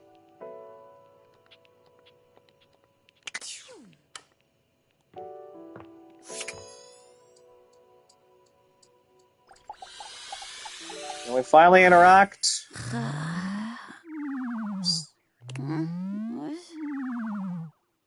You thought Sam would have done something by now? Order's ready, Mr. Davenport. Curtain rises at 6 p.m. I really probably should have just... Man!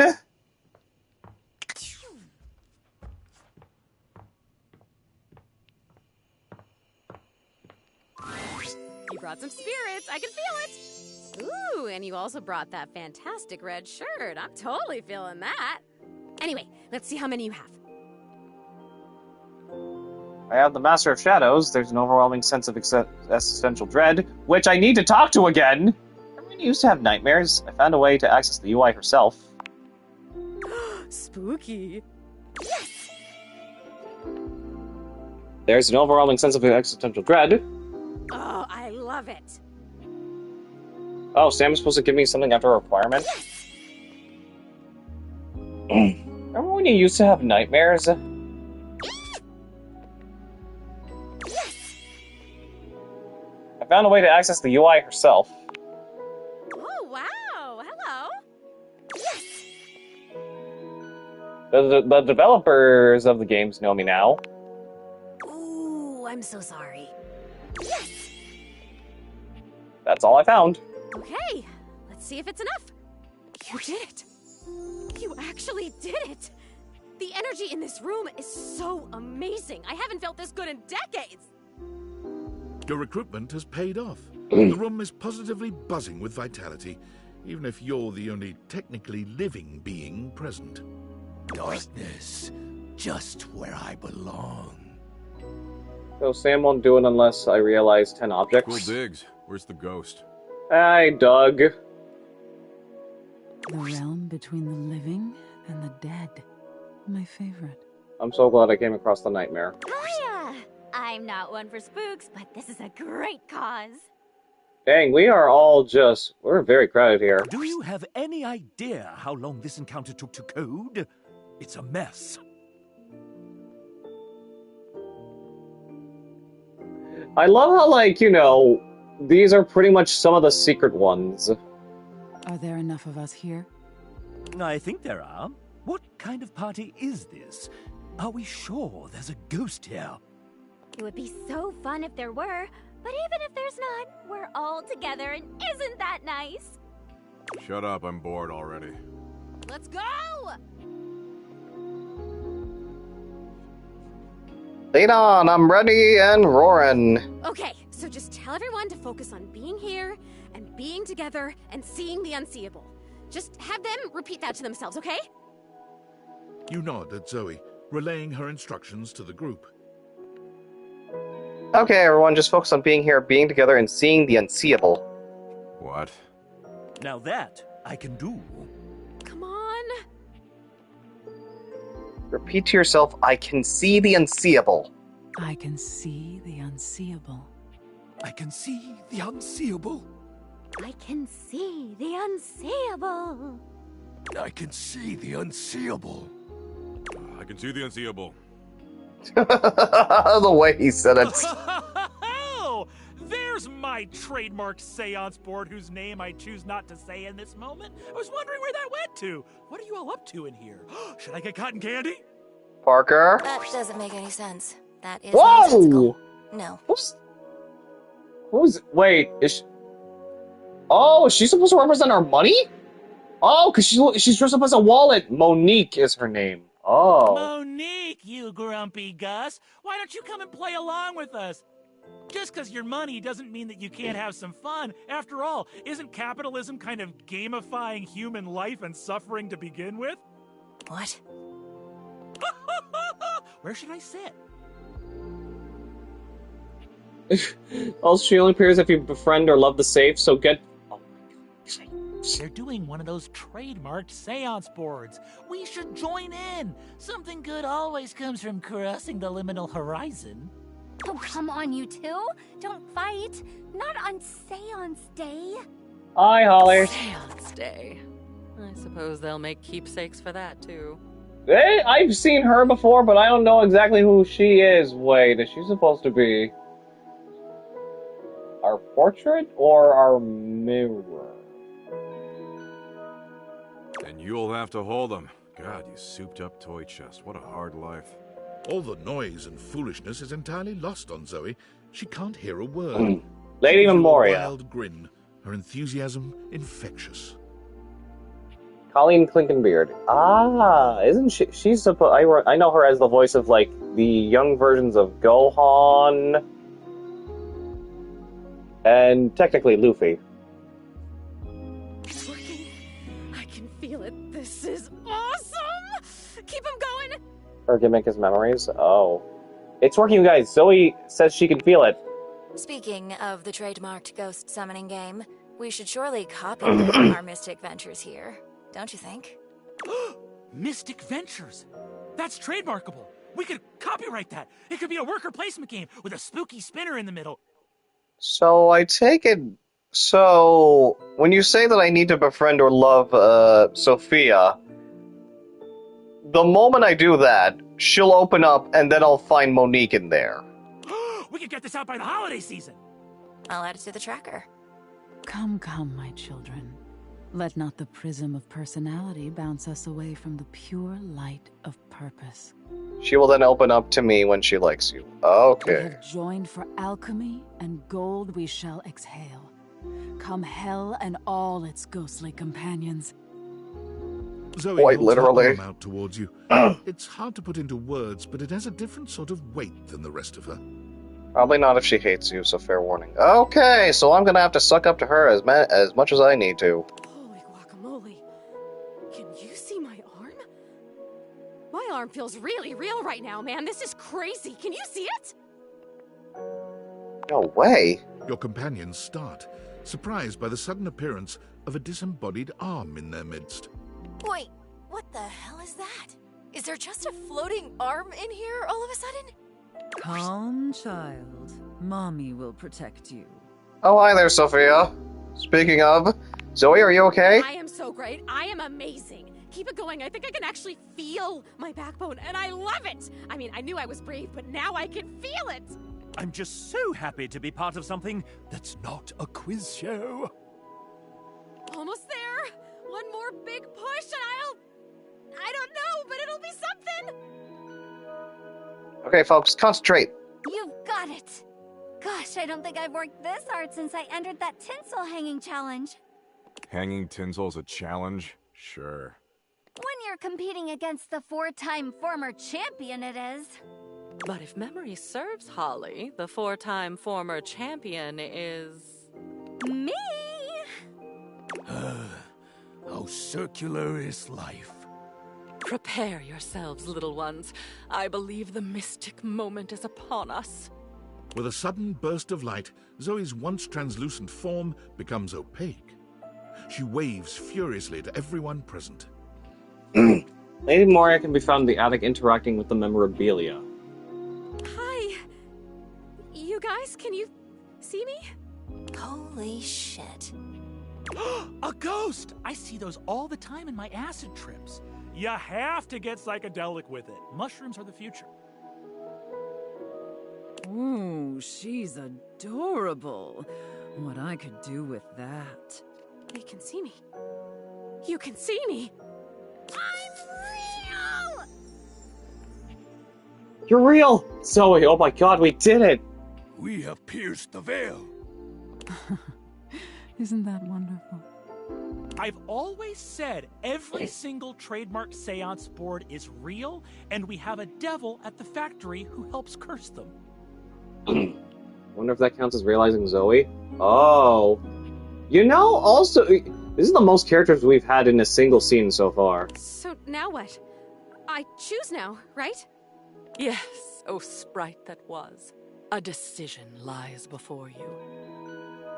Depart this muddy terrestrium for parts unknown. The blessings of your memories, your senses, yourself packed with you, or stay. Stay with us, and ride around the moon again and again until fire and dust consume us all. Also, I think I may have also probably realized Chance and Dolly at some point, because when I tried to, interact with Dolly, it did not.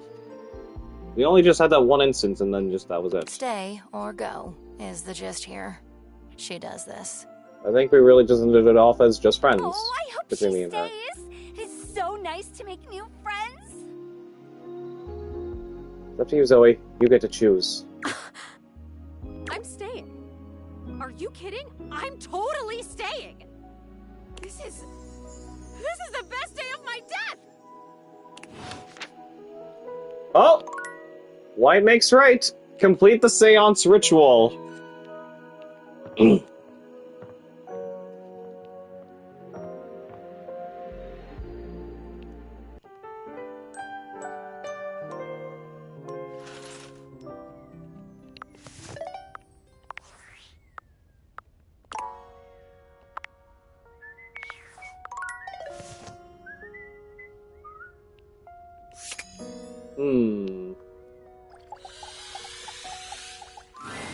Oh my stars, I've been waiting for you. Holy moly! Oh no. Is that supposed to happen?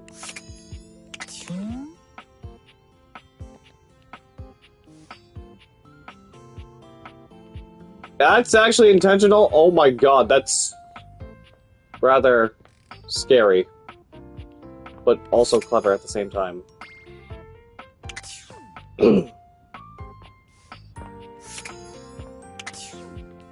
Let us go to... Let's go see how these two are doing now. Hopper and Dirk are screaming at each other once again. A sight and sound you're starting to get used to. Do you even hear yourself? Do you know what it does to me knowing you've been with other objects in this place? So what? That was before we ever got together. Oh, so you're saying it'd be totally fine with you if you had to fuck in a place where all my exes did? That is not the same thing. Besides, we both know you're cheating on me, so it's only fair. I wish I was cheating on you. At least then, it makes sense for you to scream at me all the time.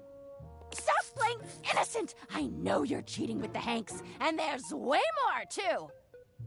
I'm not, but hey, maybe I'll start! Those guys all have one brain cell to share between them, and they're still smarter than you! Yeah, I have to be stupid to be with a loser like you! You can't even see when you're insulting yourself, you bird-brained bamboo bozo! Maybe I'll just get with the Hanks, too. See how you like it. I'd love that! I could get a little peace for once! Harper lets out a scream, her hands clenched into fists. She looks as if she wants to say something, but her face crumples into a sob, and she leaves the room with a quavering wail. Dirk slams his fist against the wall, seething in silence. You okay, buddy? Not really. None of what she says is true.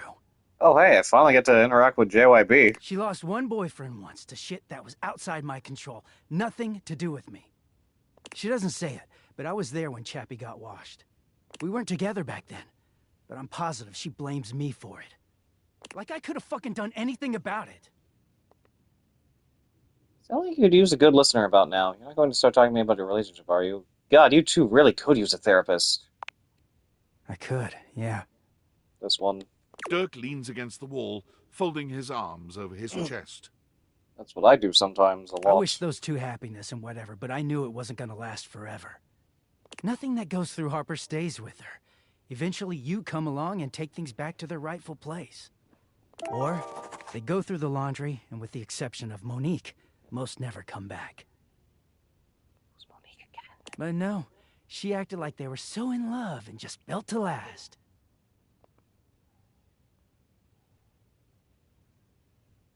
Do you resent Chappie? Yeah. The ghost of Chappie is hovering around us all the time. Chappie never hurt me. Chappie never cheated on me. Chappie's lips were the softest material on Earth. You dated for weeks. You didn't even know his favorite color. I know, because I had to listen to their mind-numbing conversations. You know, Chappie wasn't even his real name. His name was Chapsworth L. Stick. That sounds like a proper name. If we had ever gotten such a character like that. She gave us rhyming nicknames. She thinks I have no idea what their relationship was like, but I saw it all. And she literally says and does the same things with me. Except she worshipped Chappie. She screams at me for not being Chappie, even though she just subbed me in. His tattoo, by the way, is washing instructions. Oh, you're right. Yeah, it's the instructions you always see on like your clothes, like the inside of your clothes. That is.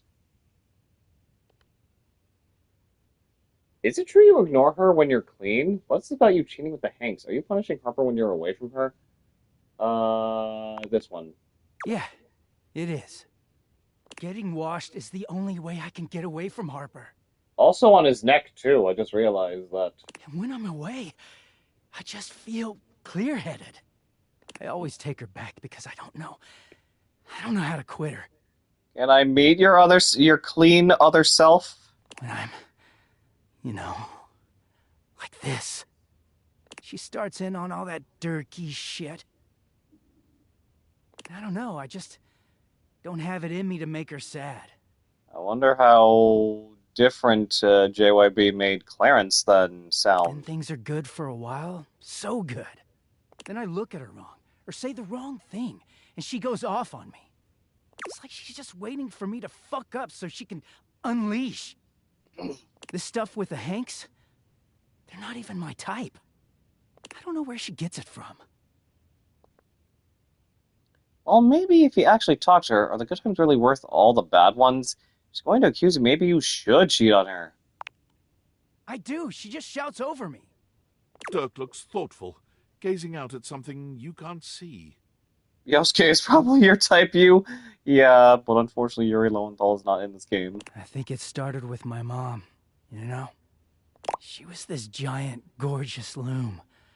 Not one of those corporate stitching machines. Isn't that that's an old-fashioned clothes washer. He's also not in P4R. Yeah, that's another thing. That's a loom. Oh. She smelled like cherry wood. Expansive, open, and free. I loved her very much. If there's one reason I have quality seams, it's because of her. That's where you get your good looks from. She sounds lovely. Thank you. She was a beautiful loom.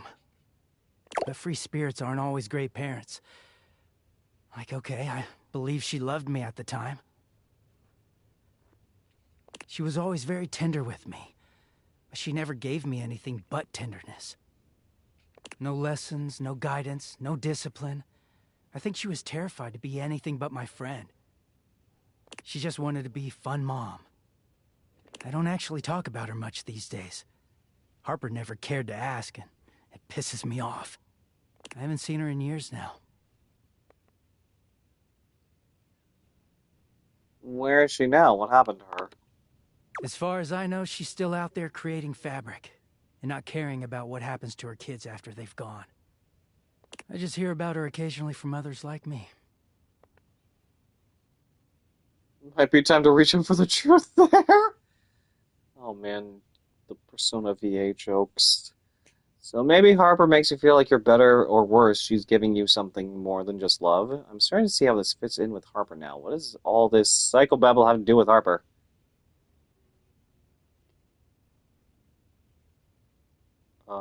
This one.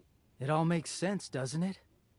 Harper hurts me, but there's way more to her love than just tepid, safe support.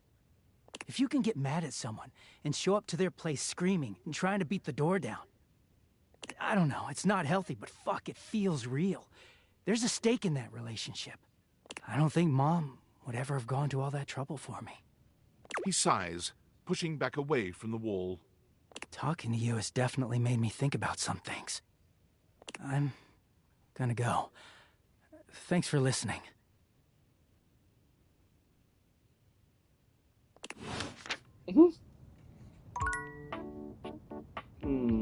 Let us talk to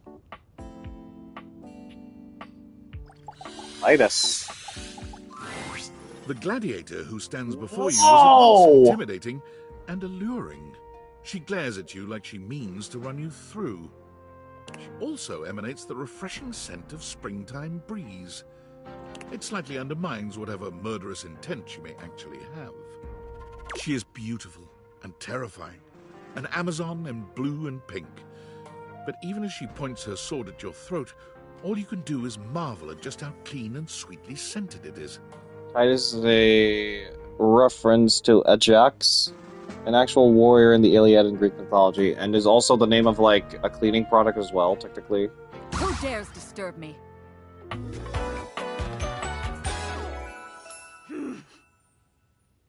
Titus Andromache. Andromache? I don't know how that's pronounced, but you're a detergent! Come to life, and you're a gladiator. Name yourself! By all the pods in the firmament, I swear.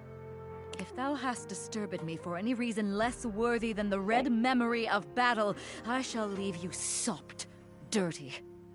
I shall leave you as you present. I just wanted to meet you. Meet me. You, civilian, you wanted to meet me. I am in the pitch of battle. My pods rampage, sacrificing themselves to be reborn yet again. And you have pulled me here because you wanted to meet me. I confess to you, civilian, I am in a state of indecision. I cannot decide if I hate you, or if I am impressed by your fortitude. Fortitude, I've got a lot of that, and I think you like it.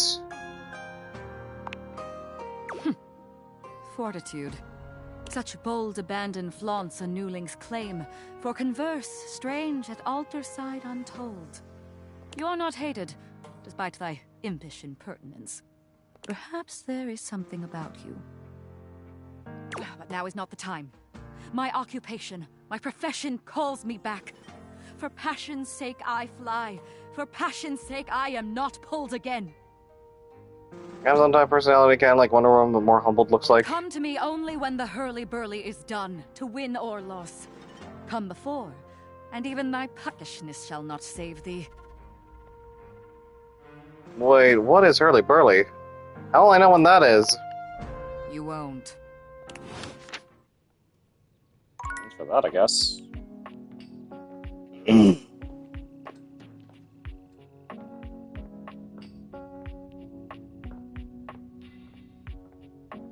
Finally now talk to you.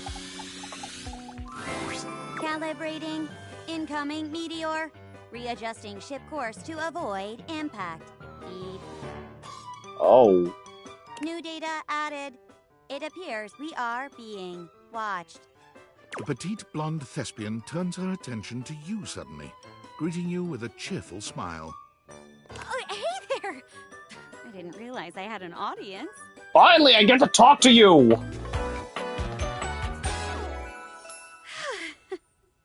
Jeremy! Voiced by Jeremy Lay. How convenient. I wonder how she reacted to her character being named, Changes are played depending on the day. Thursday is sci-fi. Okay. And you said Mondays she has her days off on Mondays? She draws a hand over her face, perhaps to help her concentrate. And then... Tilt the ship to port, Captain. If we are not careful, we will be sucked into that black hole.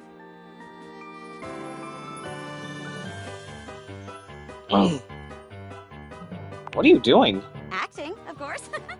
I put on a different play each day of the week. Today is Sci-Fi Thursday. The play of the day is Beyond the Starscape. I am playing the role of the navigator robot. Beep boop. Hey, you wouldn't be interested in joining me up here, would you?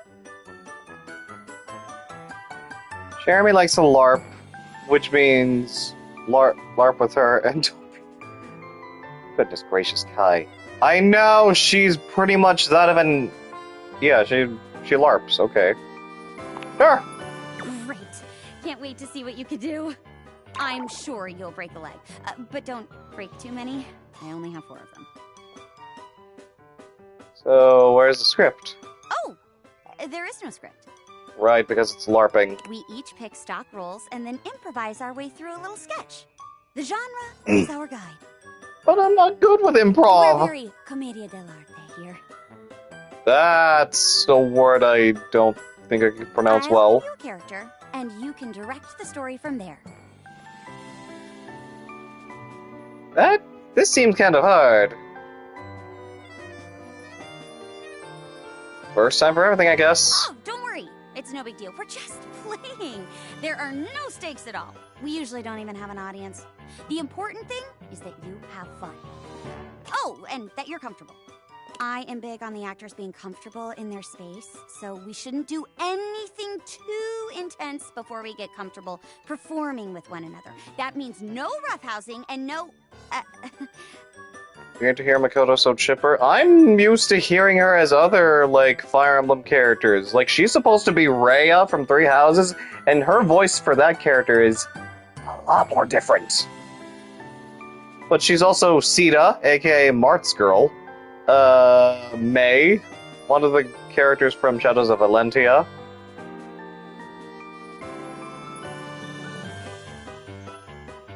For lack of a better word, no being a creep. Oh, and she's also Asuna from SAO. So as long as you follow that rule, I'll play along with anything you say and do. Promise. There's no wrong answers. Okay, I'll do my best. That's the spirit! And remember, if it ever gets too much for you or you're uncomfortable with the subject matter, you just let me know. Let's pick a safe word. You say the word, and we'll stop doing whatever we're doing. Okay? My word is Davenport. If I say Davenport, it means we stop what we're doing. Okay, then. Go ahead and pick your safe word. Didgeridoo, Bison, Davenport, chair sex? No, she'll fucking hate that.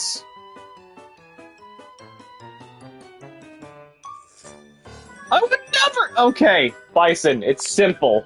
Oh, okay. Bison. Bison. Bison, bison, bison.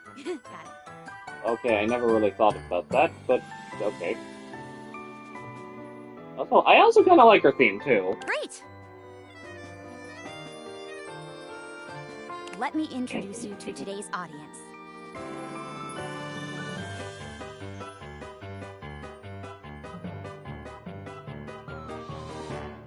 Oh, yes, but if you chose chair sex, she dislikes it. Well, obviously, I'm trying to be good with her. Hello, audience. Hello. Oh, who is this? Oh, this is Celia. Aren't you lucky? Mayor Celia the Ceiling is in attendance. Mayor? Oh, come now, Jeremy. Don't scare them off. Besides, I'm the ceiling. Strictly speaking, I'm always watching them. Whether I they're on honestly stage like her or- design, too. That's kind of comforting in a weird way. She's the mayor, she holds the highest position in the house. I'm glad you think so. Nice to see somebody appreciating all my hard work. And I'm excited to see some new blood on stage for a change. Aw, Celia, you don't like my one-object showcase? You're a unique talent, my dear, but you can't deny that it's a bit of a relief to see someone besides myself taking interest in the arts. That's true. Well, let's not keep you waiting any longer, huh? Did you know that Celia is here every week? Turns out she loves sci-fi stuff. Who knew? I can hear you, you know. And what's so wrong with that? Can an old girl like me have a hobby? She's voiced by Julia McLaven. I was around back when Star Trek was first released, you know. I've been a fan since day one. Stair Trek. Speaking of stairs, I still need to know who the stairs is. Go on. Maybe the next day. Aye, Space Commander. Today's play is about a group of space explorers. You're the captain of our starship, and I'm your robot assistant and navigator. And lights up. Beep boop. All systems are green, Captain. We are surrounded by both the vastness of space and the endless prospect of adventure. What is that supposed to be on the red screen? Query, where shall we go? Let's explore an alien world. Understood. Plotting a course for the nearby planet, Clositron 5. Bouncing up and down to imitate a spaceship entering warp speed. Oh, classic. We have arrived, Captain. Scanners detect a gathering of aliens outside. They are on. Okay.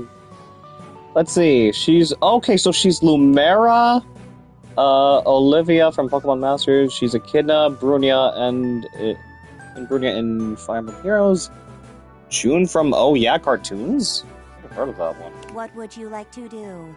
Okay, so now we have both Sita and Lumera with us, or more so Rhea and Lumera. An old cartoon from Nick, like the 90s. Oh. What would I like to do? Let's befriend the aliens. Tell them we can come in the name of peace and love. You and Sherbot disembark, speaking to the aliens. It's a stool. Oh, no wonder. It's a stool. Yeah, I can. Okay, yeah, now that you mentioned it's a stool, I can see the thing that would, like, Unfortunately, they misinterpret your signs of peace and take you captive. Their leader speaks to you. Yeah, it's a bar stool. Human invader. We are a stable race of four-legged creatures. But your robot companion, it is a swivel chair. This brings chaos, instability. You claim to be here in the name of peace and love. But surely you plan to destroy us. Just then, an explosion! Giant spider-like creatures begin invading the alien camp. Ah! It's the Ottoman Empire! We will be overrun! What can we do? Why the Ottoman Empire? Insist on making peace with the aliens. Insist on making love with the aliens. Bison, can they not be spider-like? Spiders? Ottoman is a type of chair? Oh! I never knew that. Hi-ya! We break through our bonds.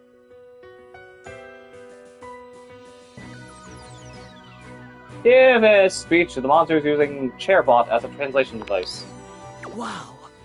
What an incredible speech! They're retreating. I never thought it was possible to broker a peace with those monsters. Okay, that deep voice for her, that's Rhea now speaking. Perhaps I was too hasty with them. They were long gone and were taken up for World War One. I figured that. Perhaps I have been too hasty They were with a you as dying well. empire in the real world. From this day forwards, our species shall be allies. Hip hip. Wow. Lights down. But Great work, Captain. That was a classic pulpy space adventure. Indeed. Though I could do without the screech at the end, thank you. yeah, I was wondering about that too. That's called getting into character. It's called threatening to shatter my chandelierings. Chandelier rings. The rest of the play, however, was quite enjoyable. Good work, you two. I'll be sure to catch the follow-up next week. Thanks, Mayor. See you later. Wow. You did great. You're a natural. Quick fact on them, they claim to have been the remnants of the great Roman Empire, of old like Caesar, and such partly true. Oh. Be sure to come back on another day if you want to try out another play. Hope to see you again. Jeremy bows gracefully. Okay, I think Jeremy and I are going to be really good acquaintances and such. Alright. Ooh, okay, like I said, stairs will probably be tomorrow. Was I also considering wanting to maybe walk with again?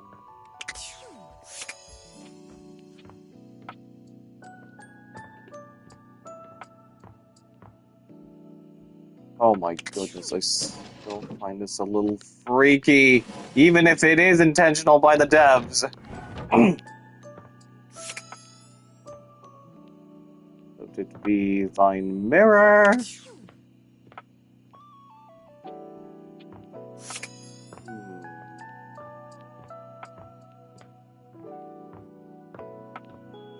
Sophia.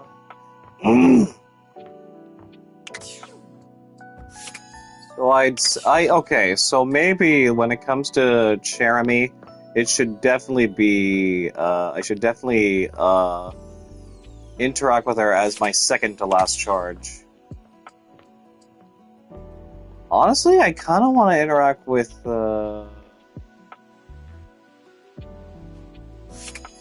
Miranda. Hey, back to hear me sing, huh? I understand. I sing all the time, even when I'm alone, because damn, I am just so fun to listen to, so I sing to myself. I love it. Or is that why you're here? Maybe not. I could ask, I guess. Sometimes I forget that part. So, ¿qué pasó? I wanted to ask you more about your music. I actually just wanted to tell something. Music. I really? Por supuesto. What do you want to know? I'm an open toaster on this stuff. I could talk about it forever. No. Oh, hi there. Is he supposed to be the oven? For the love of all things brave, stop this nonsense! Oh my god, why the yelling? Who the hell is this? Hell indeed. I'm the dark avenging angel of the kitchen, come to right a grievous wrong. I know. Why? Why do you keep doing this? I don't know how many times I'm gonna have to tell you to leave me alone before you get the picture.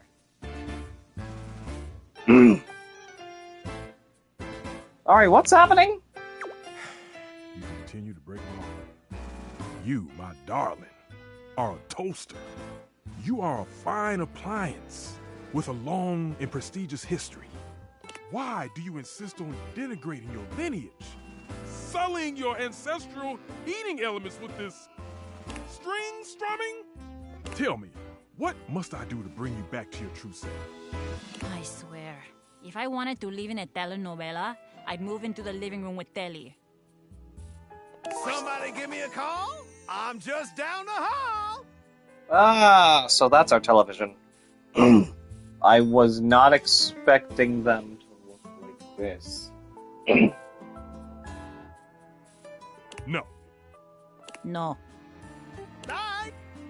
Stefan, don't get me wrong. I'm really grateful for how much you seem to care about me. Also, please notice the generosity of spirit I'm displaying. That I'm assuming you care about me, and not that you're just a great big nosy Botinsky who can't keep his burners off of other folks' courts. I do care about you, more than anything. Well, not more than Bechamel. But you and Bechamel are running a very close race. But Leia, I am completely capable of deciding what I want to do with my time and my talents, and I'm really getting fed up with your constant do better, Miranda, do different, Miranda. Ah, so our oven is named Stefan? Marcus Brown. No, just stop. Enough already. Guys, I don't mean to interrupt here, but I am here also. Yeah, tell him, Miranda. I will. I have. You have no idea. Stefan, I love you and all, but even my new friend here thinks you're being a little overbearing. Que vaya. Music is a completely valid and awesome thing for me to spend my time on. I love it. And I'm sorry, but I do love it a lot more than making toast. Toast is just my day job. It's not what I love. It's fantastic for me to focus on what I love. My music. You do agree, right? 100%. Do what makes you happy. Exactamente. I see that once again I have taken my cake out of the oven too early. It remains soft, gooey on the inside, and inedible. Perhaps I should try again, and perhaps I shall accept that we'll never see knob to knob on this. You know I love you anyway, right? Why didn't my little Miranda vocalize? Of course I do. And trust me, you're gonna love me even more when I write a song about you. Ah, yes. I'm sure I will. Well, goodbye then. Simmer on, my dear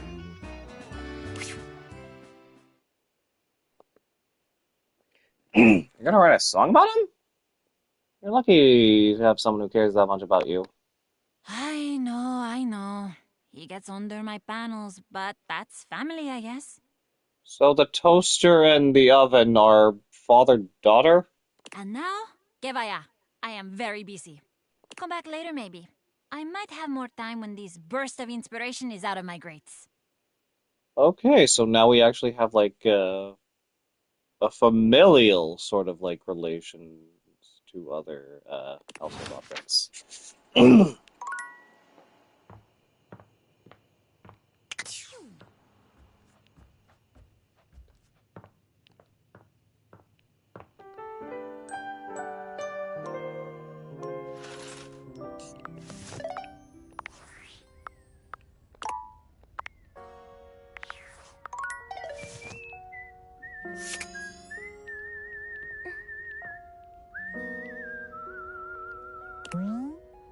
We're going to be keeping vampires safe for centuries. The window perfectly covers up the gigantic hole in the wall that was there before. Alright, we're going to try this again. It's hard to make sense of what you're seeing. Are the date viators glitching? A mass of pixels, artifacts, corrupted warnings, and static regards you with a chilly indifference. Or what seems like indifference anyway. This entity is difficult to read. I don't bite. Hang on! My content aware is going off. Damon is a glitch, and because of that, he can break some of our usual chipper tone and get into true spooky territory. You cool with that, or you want to skip it? I don't mind. Carry on, then. I think. Do I? Creepypasta-esque character. You can if you want. Not sure if I do. Not yet. Did I? Have we met? Not yet. Is that a lie? Is he right? Is it a lie? Thinking about it too hard makes your head hurt and your nose bleed. It is. Not yet. Not yet. Not yet. Is this frustrating? It is. Am I He bugged me, didn't he? Because he's a glitch. It is. Would you tell me if it was? Well, you can't, so. Not yet. Would you lie? Damon, let me save you the trouble. Not yet. And yet. And yet. And yet. You want something. Pick your That's his old poison. gimmick. Damon ending equals hate. Damon ending equals friendship. Damon ending, love. Define love. What is love? I asked you first. Love. Like this. What? Screen line. They changed to Dina?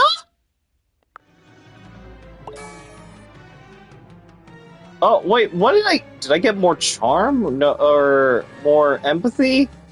What did I get a point in? I didn't pay attention. Done.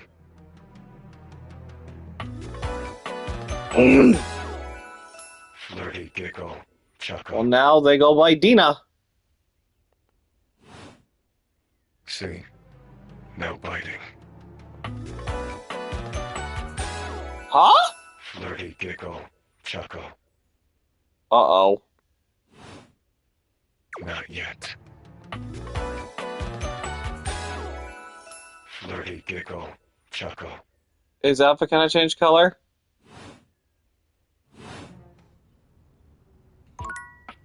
Uh-huh, yeah, I can tell this is very intentional.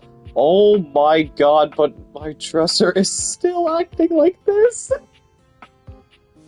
Is this gonna summon Timothy again? Because I feel like it is. You know what?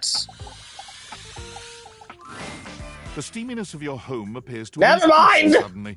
It must be because Lucinda Lavish stands before you now. God damn it, Lucinda. Steam me up, lover.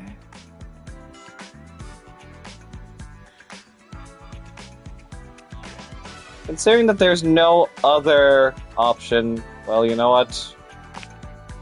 You bet your sweet bottom, baby. Because my secret is, I'm not actually Lucinda Lavish.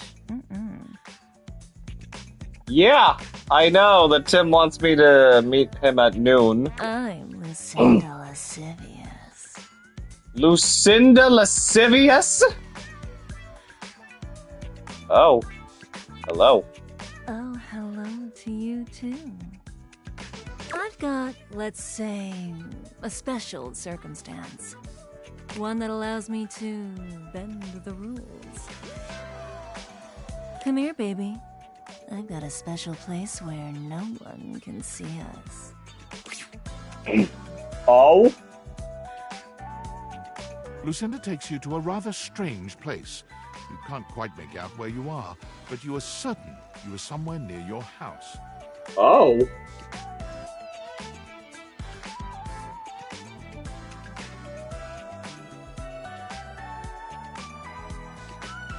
It could be that she's right.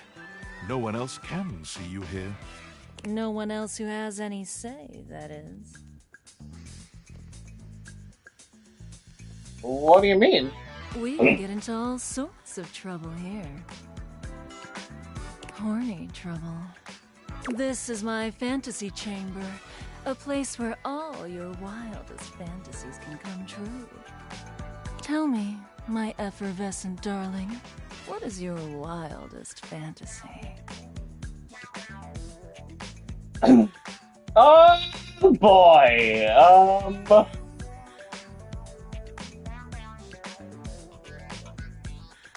big inflatable giraffe? What? Oh, none of the above! Oh, because it's more vanilla than these? Or more spicy? Muy picante! Vanilla. Nothing wrong with simple if you're with me, baby. It's here and only here where we can do these things. My time here is limited, so I'll have to see you around when you least expect it.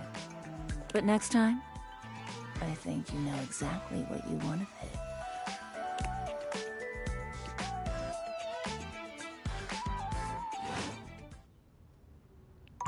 Spicy as salt? What?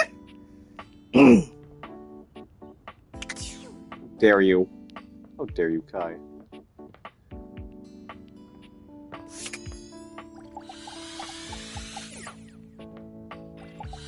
So any floor or ceiling around here, and I can trigger the two characters that represent the floor and the ceiling in Celia.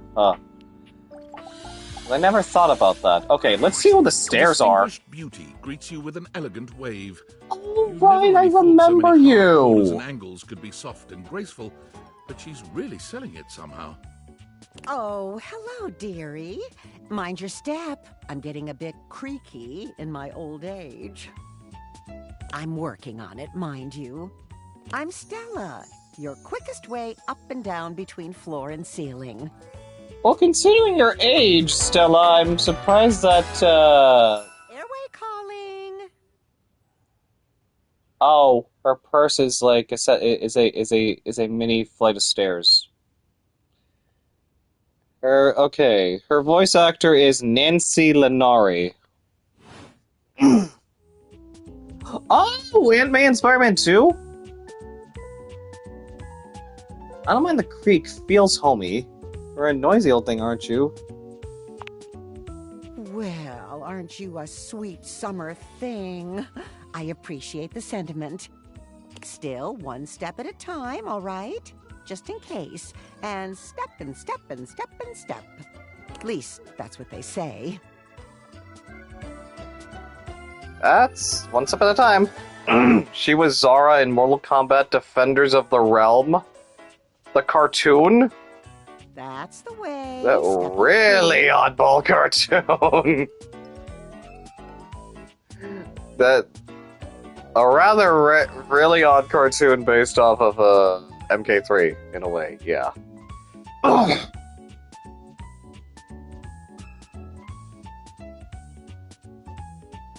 Maybe take some smaller steps. Oh, but you've got to dream big, you know. Hustle, I believe is the word. Rose Montana from Tonka Construction. Oh. Hustle for what? Self-sufficiency. You see? Well... Stella looks everywhere but at you, trying and failing to find the words. Eventually she sighs, plucking up the courage from somewhere within her.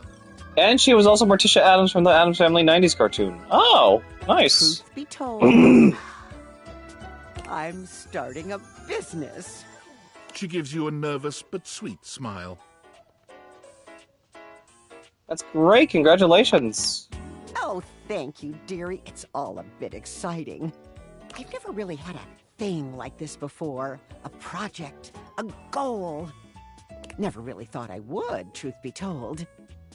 You know, if you were interested, I could get you in on the ground level.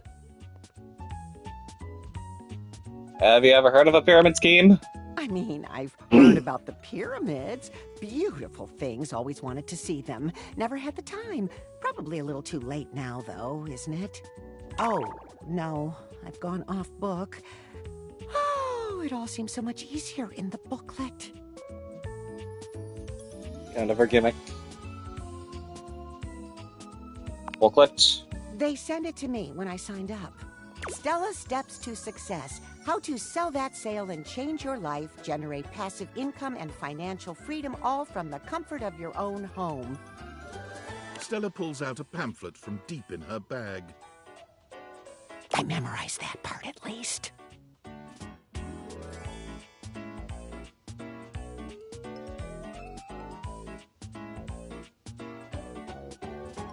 Trying to find the steps to success. I think you're being scammed. Well, let's not get too dramatic. It's hard work, sure, but isn't anything? They even tell you that. Step 37. Not everyone will make it, but drive and passion are the fuel that fans the flame. Patience is a virtue, and success is for the virtuous.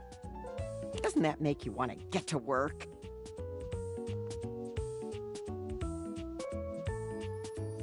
Does it make you want to get work? Yes, actually, it does. Make something of myself. Oh, I really have gone off track now, haven't I? Booklet or not, this is a mess. She's got spirit, just a bit confused. I'm so sorry to ask, but could you come by again someday soon? Give me another shot. I'm still working on my nerves. And there are really a lot of fancy words to learn. I'll throw in a free sample. Gotta get rid of them somehow.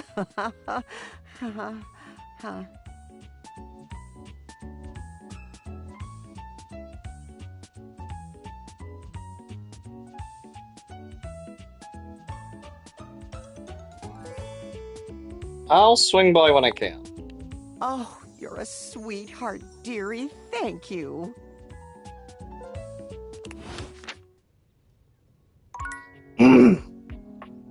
Abby Trott, Steve Bloom, Dante Bosco, or Jamie Blanc. Let's try to.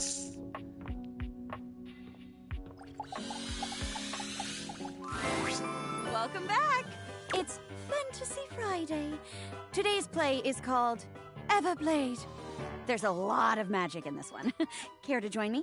I think it was this one that that I found out about her. Like, this was the trailer that this was in the trailer that was in the voice actor reveal for this character.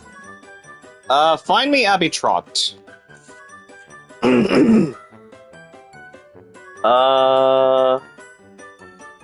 What plays do you each day? Oh my gosh! What plays do you do each day again? Tuesdays are musicals, Wednesdays are romantic dramas, Thursday is sci-fi, Friday is high fantasy, and Saturdays are murder mysteries.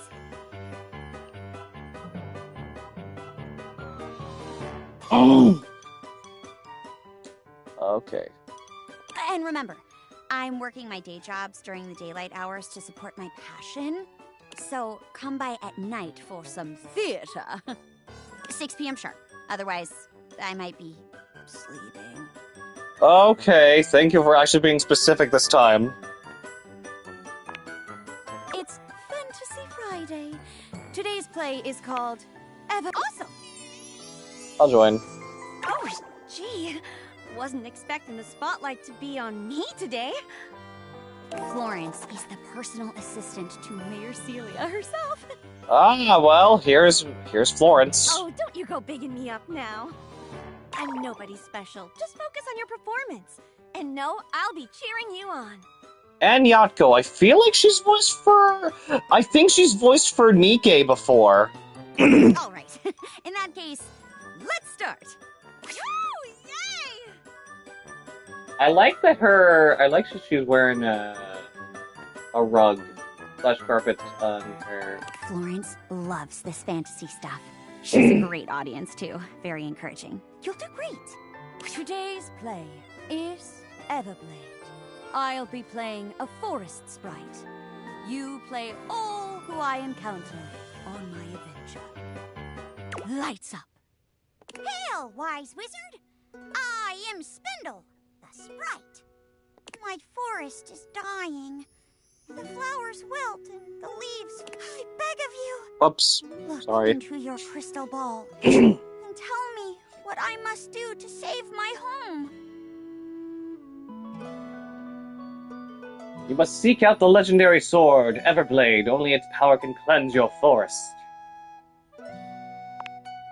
And so, dear viewer, the sprite began her quest to seek the sword, Everblade. She traveled far, and on her road faced many dangers, such as...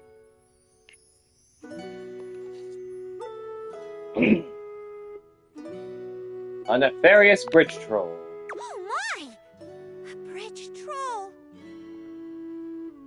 Yeah, none may pass without first paying. The troll toll. Of course they had to add that joke in. Mercy, kind troll. I am but a humble forest sprite.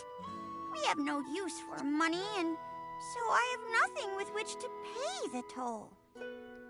Okay, let's see. Anne Yatko, she was Palico in the female voice for the Palico in Wilds, young Shin in Sakamoto Days, Nobara Kukisaki in Jujutsu Kaisen, Koshiro Izumi from Digimon. That's Izzy. And Mia from Fire Emblem. Wait. Oh! Path of Radiance and Radiant Dawn, technically. Then you must pay with your life. Then you must pay with a little dance. Well, that's fine. The economy's been pretty rough lately. I totally get it. Very well. If I must. This one. But you should know that I come from a long line of powerful dancers. We have 2 left feet, but 2 right feet as well. Ah, your dance is so powerful that I exploded. As I cut a rug, so too do I cut your lifespan.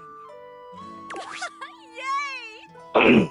And so, the little wood sprite continued on her adventure.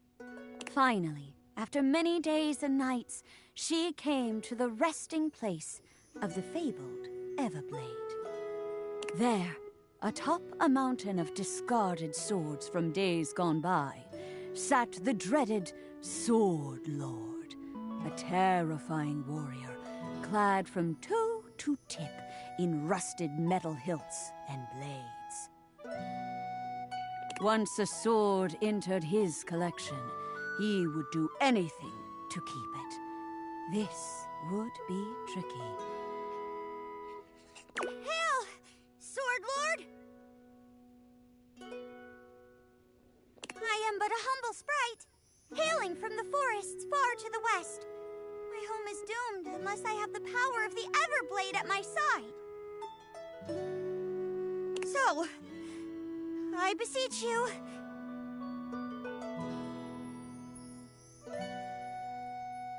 Can you, like, be cool about this?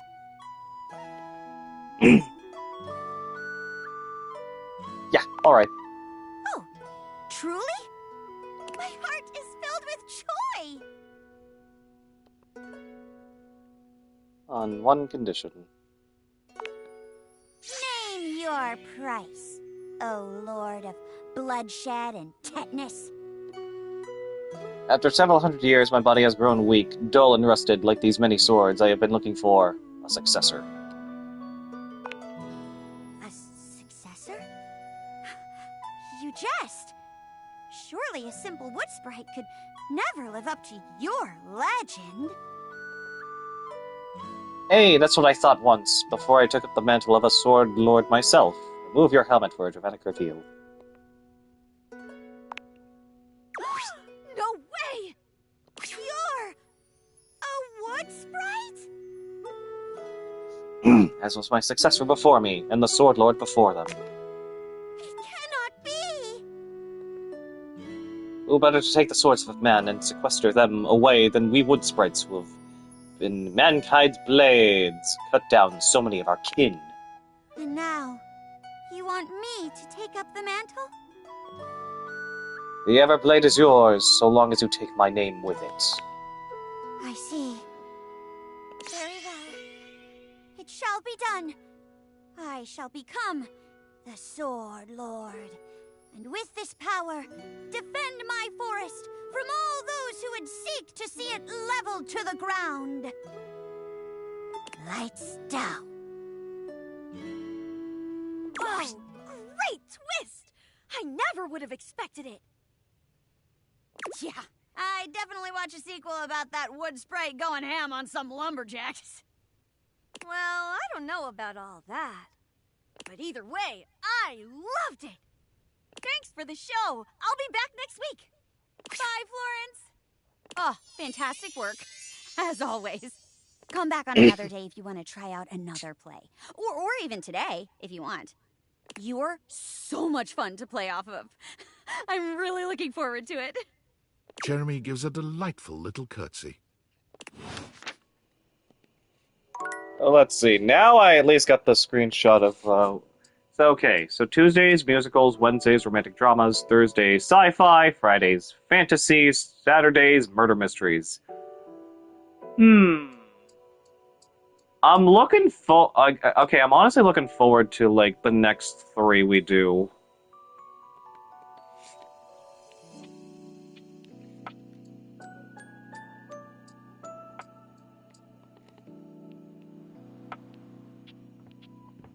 Okay, so you told me the shelf where my awards are at for Abby Trott's character.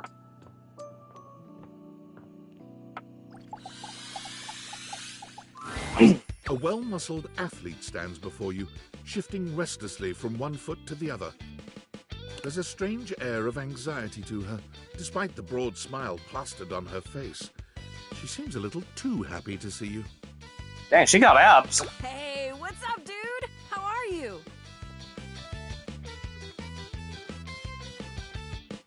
I'm alright, I guess. Aw, man, just all right? That tiny cactus on her hat. Sporty tomboy, huh? We can do better than all right. We gotta get you two amazing. Oh, I can't believe we're, like, actually talking now, dude. You've walked past me 1,000 times and never even looked at me. But that's totally okay. After all, I don't do this for the recognition. I'm just a humble shelf trying to grab life by the horns. Gotta carpe that diem, if you know what I'm saying. Oh, drywall! I almost forgot to tell you my name.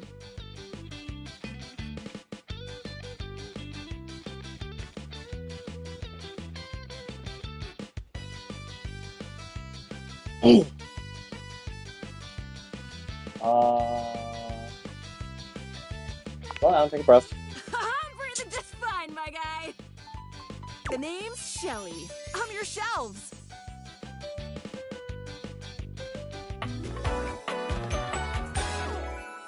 Yo!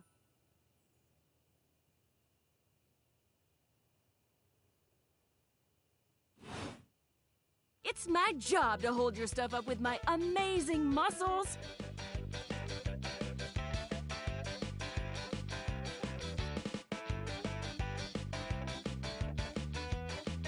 I really enjoy doing it!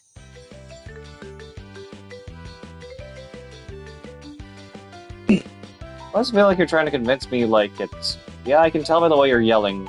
That's great. Really good to hear. Great! Truly glad to hear it, Bromigo. Anyway, it's really great to hear from you.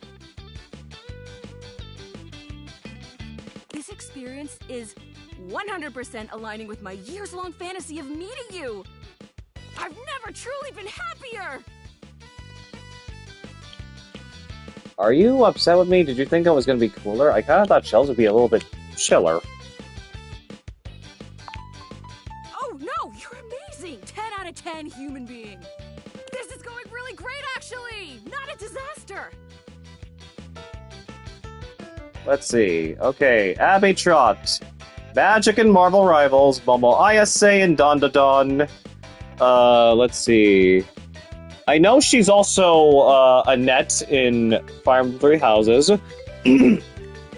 Tied to Kemi in Persona 5 Royal. Inui from Agretzko. Spiral in X-Men 97. I'm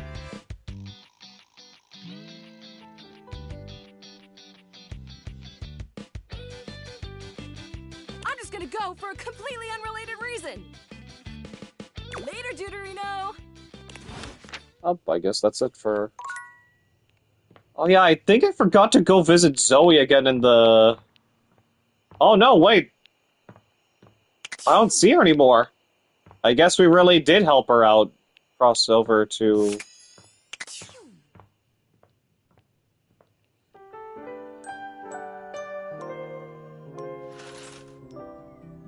Ah.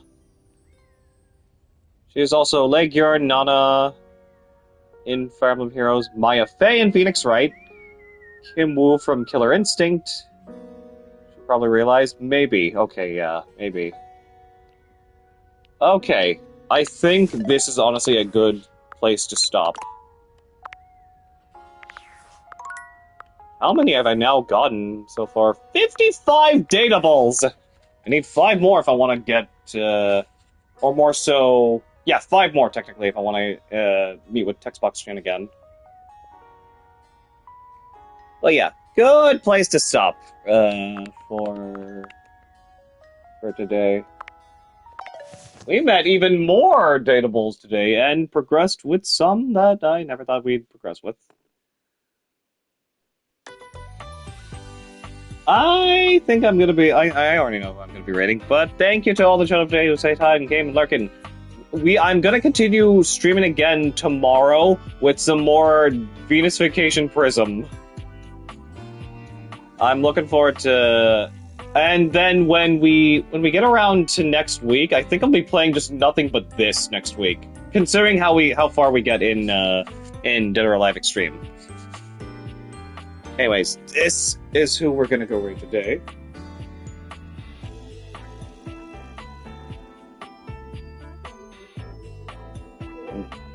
Let me also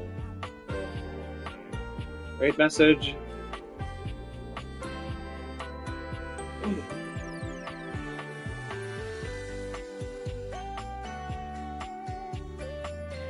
But yeah, so far I'm really loving this game. I'm so hooked. The characters and everything, like, I would consider this game my personal game of the year. Much like how it came to the Plucky Squire last year. But yeah, take care guys, have yourselves a good night. I will catch you all on the next stream.